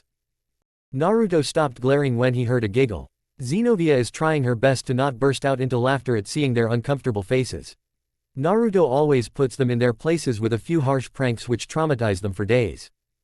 When she noticed that Naruto was looking at her in confusion, she quickly stopped her giggles and looked at Naruto with a blush on her cheeks. "Thank you, Naruto-kun, for standing out for me, even though they haven't done anything yet," she said with a shy voice and smiled softly, while putting both of her hands at the top of her heart. Naruto gave her his trademark foxy grin and a thumbs up. "No problem, Xenovia-chan, tell me if they do something to you. I will go on a pranking spree, and prank them to death if necessary." With that proclamation, everyone from Olsen's church, who understood what he said, immediately grew pale and started to shed crocodile tears from their eyes. "No, not another pranking spree," everyone yelled while pathetically dropping to the ground on their knees with a simultaneous thud. They then heard some giggling coming towards the place where Griselda and the other exorcists are standing. Looking towards the place, they saw that the men exorcists were very amused and the women exorcists were giggling while pointing fingers at Naruto and straddling Xenovia, who's still sitting on Naruto's stomach and not realizing what she is doing. Griselda quickly calmed down and approached them with an amused smirk on her face. Naruto looked at Griselda with a raised eyebrow. When she came closer, she kneeled down and looked at Naruto with amusement, before her gaze went to Xenovia, who was looking at her in confusion. My, aren't you going a little too fast, young lady? You desire to go on a relationship so quickly, huh?" Griselda asked with a teasing tone, which Xenovia didn't understand at first, but when she looked down at Naruto, who was looking at Griselda in obvious confusion, she realized their position and it looked pretty much intimate. Even though she doesn't know about the birds and the bees, it's still very embarrassing to see, and with a tomato-colored red face, she quickly got off of Naruto and looked away to hide her burning cheeks. All the exorcists who came with Griselda couldn't hold any longer and burst out into laughter. Naruto is just very confused. He is still not getting why the others are laughing so much, while he is still laying on the ground on his back. Can someone explain to me why everyone is laughing so much?" Naruto asked with an innocent tone. The ones who are laughing are now laughing even harder at his obliviousness. Griselda is silently giggling while Xenovia released a sigh of relief. Inside the subconscious, Shinton gaped. He never understood why Naruto is the way he is. First, he says something that will make the young ladies swoon for him and acts like the ladies' man, and in the next second, he acts like an innocent and oblivious child, like he didn't even know what he said or what he did in the first place. Shinton's gaped expression slowly turned into a deadpan expression. But if you look carefully, you can see his left eye is twitching violently, and he is wringing his fingers like he wanted to grab something and crush it with bare hands. Then, a tick mark appeared at the top of his forehead and he started to clench his fist. Then, a devilish smile creeped up onto his face. Alright, once we get out of here, I'm gonna teach this brat some lessons. He thought to himself with a devilish smirk before he crossed his arms and dropped his ass on the ground with a thud. Outside the subconscious, Naruto felt a shiver running down from his spine. He felt like someone was gonna whip his ass for not understanding something very obvious. Man, I hope whatever I have felt was just a cold wind. Naruto thought with another shiver running down from his spine. He then quickly ignored the sensation and slowly got up from the ground. Dusting his shorts, he looked at Griselda, who quickly calmed down her silent giggles and looked at him back. So, what's now? I mean, the church is almost destroyed and we all have nowhere to go. Everyone from this church looked down in sadness at realizing that they now have no purpose nor do they have anywhere to go. Blinking at his question, Griselda gave him a warm smile. Well, then why not join us? Our church welcomes everyone who wishes to become a member. While there are some exceptions, we are generally open to all. Hearing the open invitation, all the children and the older exorcists in training looked at Griselda with disbelief. But how can you accept us? We have done so many sins against our God. One of the older exorcists in training exclaimed. A kid, who's the same age as Naruto and Xenovia, slowly stood up and bowed in front of everyone with tears falling from his eyes. I have done so many sins of my own, and they are very bad ones. How can God forgive someone like me? The kid said with a few sobs, before he looked up with overly dramatic tears falling from his eyes. Before Griselda could answer, someone from her group quickly flashed in front of the kid and hugged him tightly with overly dramatic manly tears falling from his eyes. Sniffing a huge snot that was threatening to fall from his nostril, which obviously made all the girls cringe in disgust, he gently spoke up. "O young one, God's love and forgiveness are boundless. No sin is too great for his mercy. We all make mistakes, but it is our willingness to seek forgiveness and change our ways that matters most. Remember, it is said that God is close to the brokenhearted and saves those who are crushed in spirit. You are not alone, and you are certainly not beyond redemption." He then broke the hug and looked at the kid with those same overly dramatic tears from his eyes. "Oh my young one, trust in his grace and allow yourself to be healed," he said with so much passion that made all the kids cry with overly dramatic tears from their eyes. In a flash, all the kids stood right behind the kid and looked at the exorcist with the most dangerous look in all existence, the infamous puppy dog eye barrage. "Will God also forgive our sins?" all the kids asked in unison. With so much overwhelming puppy dog eyes, the poor exorcist couldn't hold any longer and once more burst out into overly dramatic tears. "Oh yes, trust me, he will. Never doubt his mercy, alright," he said with his fist raised upwards. The kids did the same and shouted loudly. "We won't," they all said in unison before all looked at the exorcist, and the exorcist looked at them back. Slowly, they started to shed their overly dramatic tears once more before suddenly, the scenery has changed. The background is now replaced by a beach where they are now standing in front of the sea. Sounds of waves hitting each other while a flock of seagulls are flying in the sky. The sun is setting, while illuminating the whole sky in red. The exorcist sniffed once, before raising his hands in a hugging gesture. The kids also raised their hands and shouted, "Father!" The exorcist started to cry even more overly dramatic tears and shouted, "Kids!" The kids shouted once more, "Father!" The exorcist shouted once again, "Kids!" The kids shouted for the last time, "Father!" The exorcist shouted for the last time as well, "Kids!" Without any warning, the kids jumped and started to dogpile the exorcist while covering each other with their snots. The scenery is now changed and everything has faded back to normal. The ones who didn't join them in their unique group hug simply looked at them in disgust. The exorcists with Griselda are looking at them with a huge sweat drop on their faces. Griselda and Xenovia are looking at them with an awkward smile, while Naruto simply gagged at seeing them being so huggy-muggy, in a very disgusting way. Yuck, I don't know which one is the worst. Seeing Bushy Brow and Bushier Brow Sensei hugging each other. Or, watching this. He then saw a huge amount of snot flew towards a guy who was looking away from the scene, but for his unfortunate luck, the guy got covered by the snot, making him very smelly and very sticky. Naruto felt very sick. His face got green in disgust while he almost puked at seeing the state of the guy. While Naruto was trying his best to hold his vomit down to his throat, the others simply grimaced at seeing the poor unfortunate exorcist whose face got as pale as snow. Slowly taking a huge gulp, Naruto took some deep breath before dropping his ass on the ground with a thud. Yuck, that's gross. Why the hell did I even come here? Naruto blinked his eyes in surprise when he heard a voice coming from behind him. He tried to look behind through his shoulder and saw a teenager with a striking presence. He has short, spiky blonde hair that frames his face, complementing his fair complexion. His eyes are a vivid blue which usually would spark with a mix of mischief and determination, but this time his eyes are furrowed and his face formed a grimaced expression. He was about to walk away from the scene, but he noticed that a small kid with the same blonde hair was looking at him through his shoulder. Sapphire blue eyes met vivid blue. The two blondes stared at each other in silence before both waved their hands in a lazy manner. Yo, what's up? They both said in unison. Naruto and the teen blinked their eyes in surprise, before they looked at each other and shared a small laugh. I'm Naruto, Naruto Uzumaki. What's yours? The teen gave him a sideways grin and introduced himself as well. I'm Dulio, Dulio Gesualdo. He introduced himself with a lazy tone, before he looked at the sticky exorcist with grimaced expression. Naruto noticed where he was looking and also made a grimaced expression. Should we go somewhere else, because I don't think I can handle this anymore? The teen named Dulio asked in an almost pleading tone. Naruto immediately agreed and was about to stand up, but he saw another huge snot flew towards Zenobia who didn't even notice at first, but when she saw Griselda hugging her in a protective manner, she saw the huge snot and immediately got pale at seeing the approaching substance. She closed her eyes and quickly covered her face with her hands to at least not let the substance touch her face. Quickly reacting on instinct, Naruto appeared right in front of Zenobia and Griselda, and clapped both of his hands together. Facing the huge disgusting snot with a grimaced expression, Naruto quickly pulsed wind chakra towards both of his palms and separated them a little, before he thrust his left palm sideways and shouted in his mind. Wind style, gale palm. Suddenly, a gale of wind was released from his left palm and blew away the huge snot into another place. And unfortunately, that place was that same exorcist who got covered by the huge snot in the first place.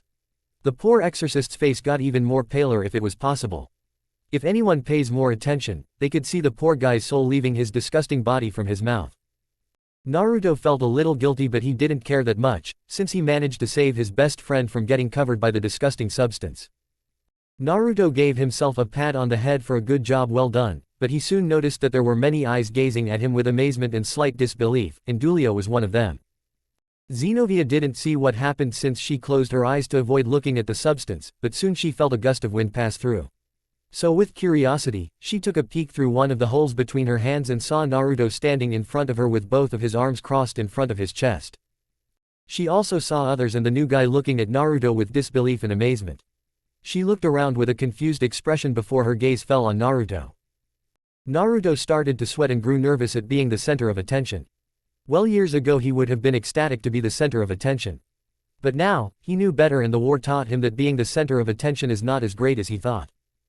Naruto looked at Griselda and saw her looking at him with curiosity and slight suspicion. He took a nervous gulp before he started to come up with an explanation for his wind style ability. Suddenly, something clicked in his mind and he mentally thanked Olsen for the information he gave about the other exorcists using magics, even though he was a sadistic bastard. Quickly taking a calm breath, he looked at everyone with a nervous smile. That was my wind magic. I used my magical energy to use the wind element and deflected that thing. He then pointed his finger at the exorcist, who was still traumatized at being covered by the snot. Everyone quickly dropped their curiosity and suspicion at hearing that it was just magic, but they are still amazed to hear that a child used elemental magic with no effort. While Naruto was showered by the praises of the other exorcists, Griselda is looking at him with narrowed eyes. This child not only has incredible battle prowess, but he also possesses mastery over 3 elemental magics, a feat completely unheard of at his age. Moreover, he also utilizes these elements in a way I have never seen before. Child, just who are you? Griselda muttered the last part to herself with suspicion.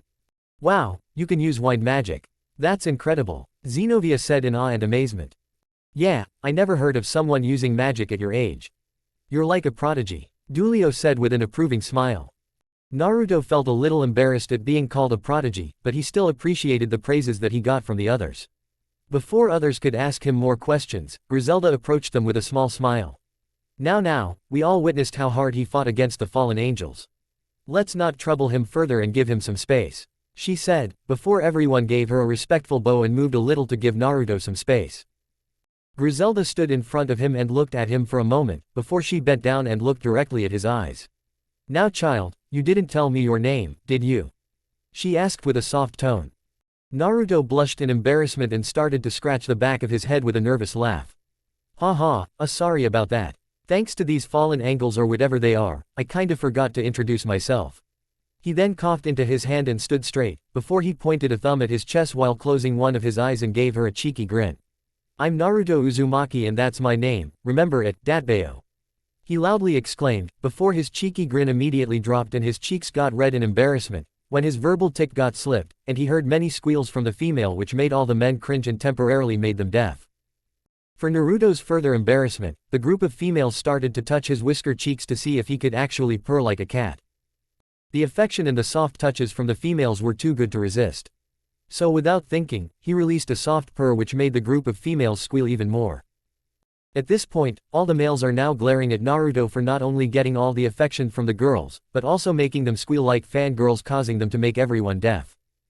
Griselda is trying her best to not giggle like those girls, but the scene is too cute for her to resist. Xenovia on the other hand, is now glaring at the females with growing anger. How dare those bitches, touching my Naruto-kun like that? In the name of God, I will slice all of them into pieces for even looking at my Naruto-kun. Xenovia thought with a newfound determination and fire on her eyes. But soon those determinations and fire quickly died down when she realized what she said in her mind. My Naruto-kun. She thought to herself with a huge blush and a dreamy look on her face. Griselda quickly stopped her giggling and loudly coughed into her hand to gain everyone's attention. Now, I believe we should make a camp to take some rest, and soon head out tomorrow to your new church. She said, before she got a yell of, okay Sister Griselda, from the ones who are associated with her. And the ones who are not, simply nodded their heads in agreement, although a little hesitantly since they were a little worried for being deceived once more by a church and turned them into slaves or something, but seeing Griselda's kind nature, they all agreed no less. Naruto simply shrugged and gave Xenovia an excited smile which she happily returned, but from inside he's very suspicious. So for now, he will stick with Xenovia and see where it goes. If he sees the place safe for Xenovia to grow up, he will leave her to their care and soon starts to explore the new world while finding places to train. He felt a small pang on his heart at thinking to leave Xenovia alone to their care, but he knew from observation that Griselda will take care of her like a mother would do. Besides, he needs to get strong to one day face the Otsutsukis. Something he cannot do while staying at the church. So for now, he put all those thoughts at the back of his head and decided to talk to Dulio and maybe spend some time with Xenovia. Last chapter 33. It has been more than 2 weeks since Naruto and the others came to this church. This church is also known as the Catholic Church, is apparently located in the Vatican City. When Naruto saw the church for the first time, he was gobsmacked at seeing the beautiful ancient building with many intricate designs carved on it. It's a cathedral with many towers and many empty rooms where they can live with no problem. In these past weeks, Naruto has gained quite a reputation. Nowadays, he is either known as the genius magician, or the infamous prankster demon from the hell. Now, we all know why he got the nickname the prankster demon. After all, his mischiefs are not something to scoff at. Piss him off, and he will pull a prank that will leave you traumatized for the rest of your life. The reason for getting the nickname the genius magician, is because of Naruto using not only one elemental magic but 3, which are fire, wind, and lightning. Now, obviously they are not magic, but it's best if they think that he uses magical energy for his elemental attacks. Apparently a few days ago, Griselda asked Naruto about his other elements which Naruto simply denied, saying that he doesn't know any other elements beside wind. But Griselda didn't believe him and told him that she was there, watching him using fire and lightning beside the wind. Seeing that he got caught, he reluctantly decided to tell her about his ability to use fire and lightning as well. Griselda grew suspicious and asked Naruto why he didn't tell her the truth in the first place. So he used every one of his brain cells to come up with a reason that she might believe. Quickly coming up with an explanation, he told her that he doesn't want everyone to know that he can use so many magics and make them think that he is some sort of freak, since it's unnatural for a kid his age to do magic. She had a suspicion about the reason he made, but what he said made sense. So she believed his fake reason and told him that everyone won't call him a freak and will actually praise him for having such talent in magic. So she asked him to demonstrate how he uses those elements. To not make even more mess as it is, he reluctantly decided to give them a little demonstration of his fire and lightning jutsu to calm their curiosity. After the demonstration, they were very impressed and amazed at seeing a kid performing fire, wind, and lightning magic at such a young age. And from then on, they gave him this nickname. Currently, Naruto is walking towards the training ground where Griselda is training Xenovia in swordsmanship. The training ground is quite big since the people of the church also come to train to hone their skills. The training ground is surrounded by many trees and has only one exit, which is a small path that goes down hills. Tick, tang, tick, tang tang, tick.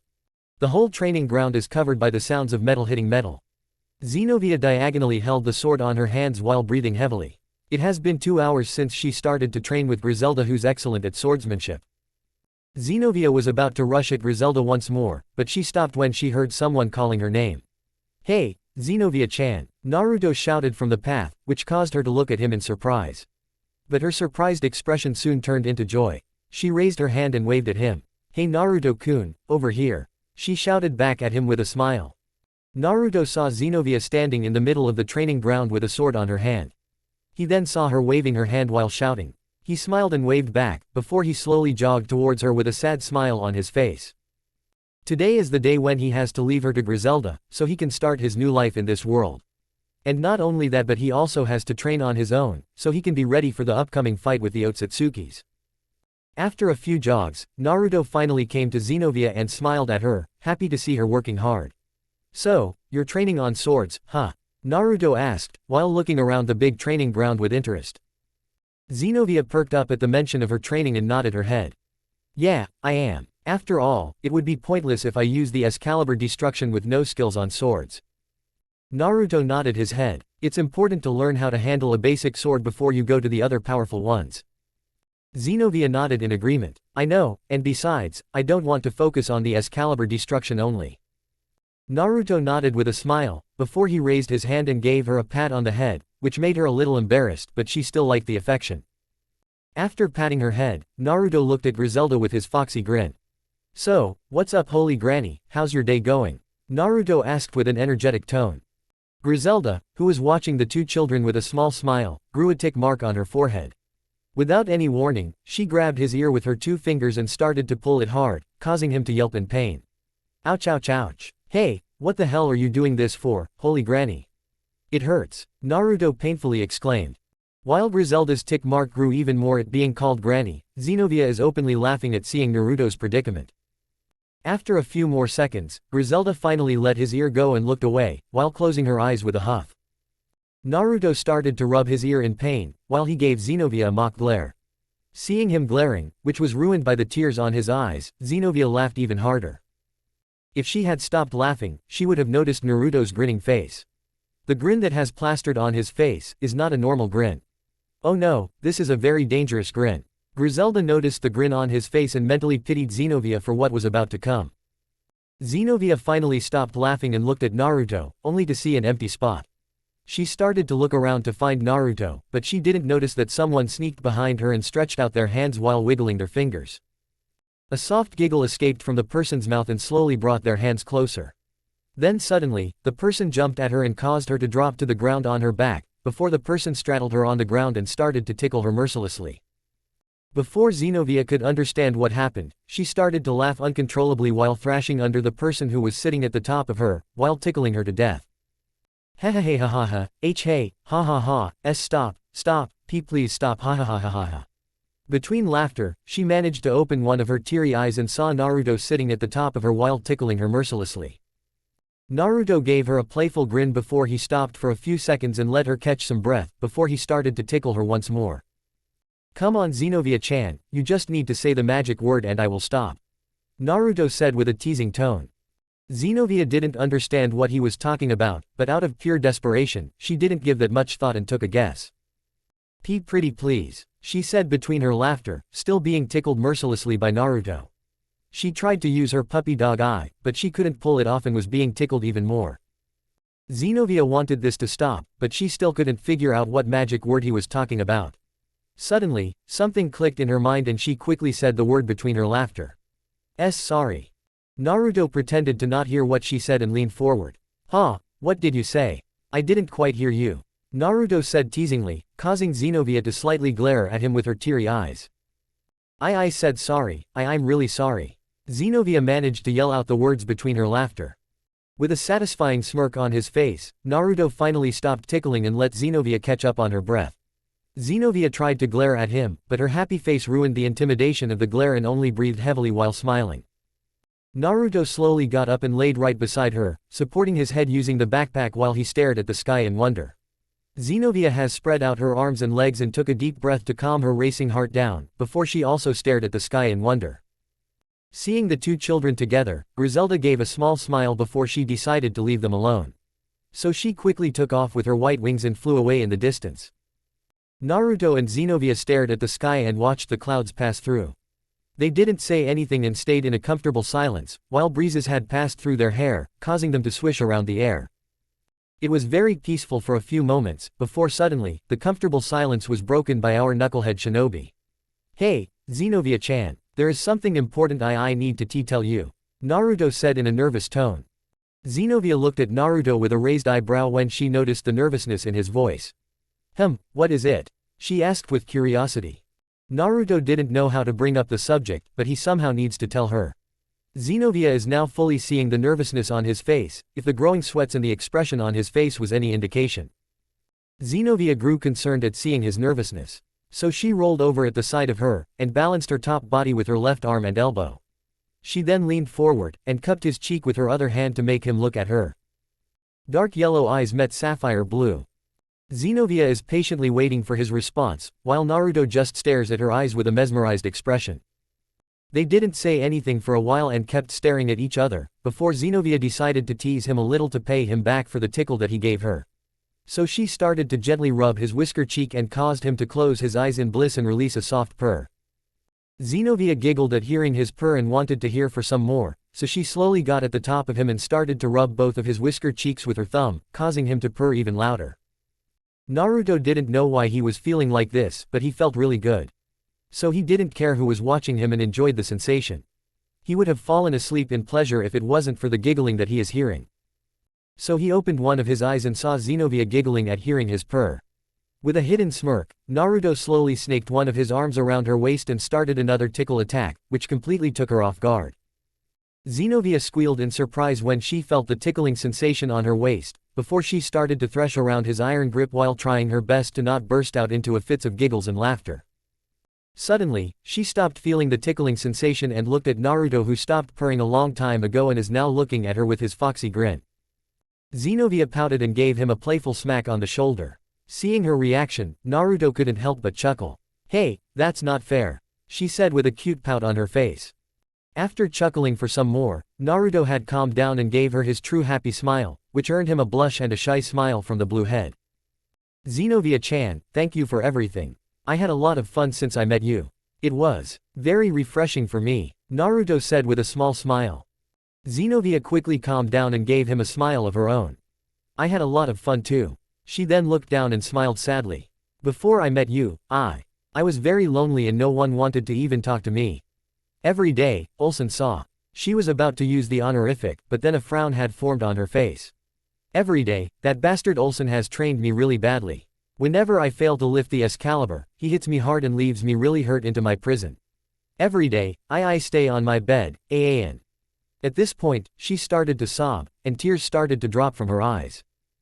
Feeling the tears on his cheek, he slowly got up and took a sitting position on the ground, while keeping Zenobia on his lap.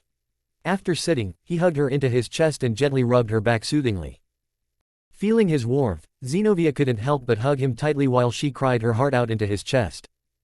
Few minutes later, Zenobia finally calmed down and wiped her tears with her right hand, before she looked at Naruto with a happy smile which made his heart skip a few beats. "Thank you Naruto-kun, for being there for me," Zenobia said sincerely, causing Naruto to sheepishly rub the back of his head with a red cheek. It was nothing. We are friends after all," he said with a smile, before he looked away with an embarrassed blush on his face, finally noticing their positions. Zenobia-chan, can you please get off me now?" he said with an embarrassed expression on his face. At first, Zenobia didn't understand what he meant, but when she looked down, she noticed that she was currently sitting on his lap. Blushing in embarrassment, she quickly got off of him in a flash and looked away to hide her embarrassed blush. Slowly getting off of the ground, he dusted his pants and looked at the back of an embarrassed Zenobia, before coughing into his hand to suppress his red cheek. Then, his expression got serious and he spoke in a serious tone. "Zenobia-chan, I'll be blunt and I'm not gonna beat around the bush." He then took a deep breath to calm his racing heart down, which he has no idea why it's beating so fast, but it did. After taking a deep breath, he finally said, "I'm leaving." Xenovia froze at hearing what Naruto just said. She was so shocked that she didn't move a single muscle. Her crush is leaving her here, alone. She recently found out why she feels weird whenever she thinks about Naruto. After all, she has a crush on him. But now, after hearing that he is leaving, she feels like her entire world is about to break. But before she could burst out into tears, she suddenly felt two arms wrapped around her in a warm hug. She looked behind through her shoulder and saw it was Naruto hugging her from behind, smiling at her sadly. "Don't worry, Xenovia-chan, one day, we will meet again," he said with a reassuring tone, trying to calm her down. Turning around, she gave him a tight hug while sniffling, trying her best to hold back her tears. But, why? Why can't you stay here with us? You can be a very good exorcist and help us in this church," she said with a sniffle, before she looked him in the eyes, and gasped at what she saw. Pale blue lavender, she saw two pairs of pale blue lavender eyes which were accompanied by many veins popping out at the sides of his forehead. His eyes stayed like that for a while, before he closed his eyes and went back to normal. Naruto then looked at her with his sapphire blue eyes and spoke up. "It's because, I don't belong here, nor do I belong to any other church in this world," he said in a calm tone. Xenovia looked at Naruto in shock, before she slowly shook her head in denial. "And no, don't tell me. That you're..." Before she could speak further, Naruto had put a finger into her lips and stopped her from speaking further, causing her to blush at the contact. "It depends on what you think." Seeing her confused expression, Naruto elaborated further. "You see, my eyes have a special power that no other supernatural being ever possessed. Now imagine, if this was your reaction after seeing my eyes, what do you think what would the others think when they see my eyes?" Naruto asked with a serious tone. Immediately, gears started to spin inside her mind before it suddenly clicked. "They would think that you are a demon or a monster," she said with a realization, before she gave him a confused look. "But if you are not a demon or a monster, why would they call you such in the first place?" she asked with a confused tone. Naruto gave a tired sigh, before he raised his hand and gently combed the back of her hair with a sad smile. "It's because humans don't understand what they fear. They think that people who are burdened with unknown powers are nothing more than monsters," he said with a soft tone. Xenovia contemplated his words in her mind, but she was still very confused. Before she could think further, she suddenly felt the loss of his warmth and frantically started to look around for Naruto. But when she couldn't find him anywhere, she started to walk back towards the church with a downcasted expression. She was walking down the path with a sad look, before she suddenly noticed that something was stuck on a tree. It's a paper that's been stuck with a kunai, and something was written on the paper which she couldn't read properly. So she went closer to the tree and read it loudly. "You cannot get rid of this prankster demon so easily." Then a chibi Naruto was drawn at the end, with its right hand raised upwards with a thumbs up and with one of its eyes closed while forming a grin on his face. Xenovia couldn't help but laugh at not only reading the words, which were written in Romanian language with many mistakes, but also seeing the drawing of the chibi Naruto, which was very cute in her opinion. So she tried to get the paper down from the tree, but it stuck very high up and she couldn't reach it since she was falling short. She gave an angry pout while stomping on the ground childishly. "Why did Naruto-kun have to stick the paper way up there? I can't reach it," she said with another angry pout, while crossing her arms with a huff. Unknown to Xenovia, when Naruto disappeared from Xenovia's view, a silhouette of a person was there, watching them from behind one of the trees. A young girl who's only a year younger than Naruto, was hiding behind a tree while seeing and hearing everything the whole time. She has a lighter shade of blonde hair with bright green eyes, fair skin, and a petite young body. Currently, she is looking down in sadness, while trying her best to hold down her tears. She put both of her hands on her heart while holding a small piece of paper between her hands. She was about to leave the place and go back to the church, but before she could move, someone suddenly appeared in front of her in a blur, and put its hand on her mouth so she doesn't scream in surprise. The person quickly looked behind the tree to see if Xenovia was there or not. When the person saw Xenovia leave the training ground, he gave a sigh of relief before he finally looked at the young girl with an amused expression on his face. The girl couldn't help but blush at feeling the person's hand on her mouth. She then looked up and saw that the same blonde who she was watching a few moments ago, is now standing in front of her with an amused smile on his face. "Asia-chan, what are you doing here? Aren't you supposed to be in the church?" Naruto asked with a soft tone, while removing his hand from her mouth. Naruto met the girl now named Asia after the third day of arriving in the church. One day, he saw Asia healing a small puppy who got hurt on the leg. Feeling amazed, Naruto decided to talk to her about her powers and approached her from behind, which was the worst decision he ever made in his life. When he came closer and said hi, Asia jumped in the air with an eep and instinctively gave Naruto a back slap on the face, which caused him to fly towards a wall and crash into it, while making a man-shaped hole on the wall. Asia blinked her eyes for a few times before she finally realized what happened.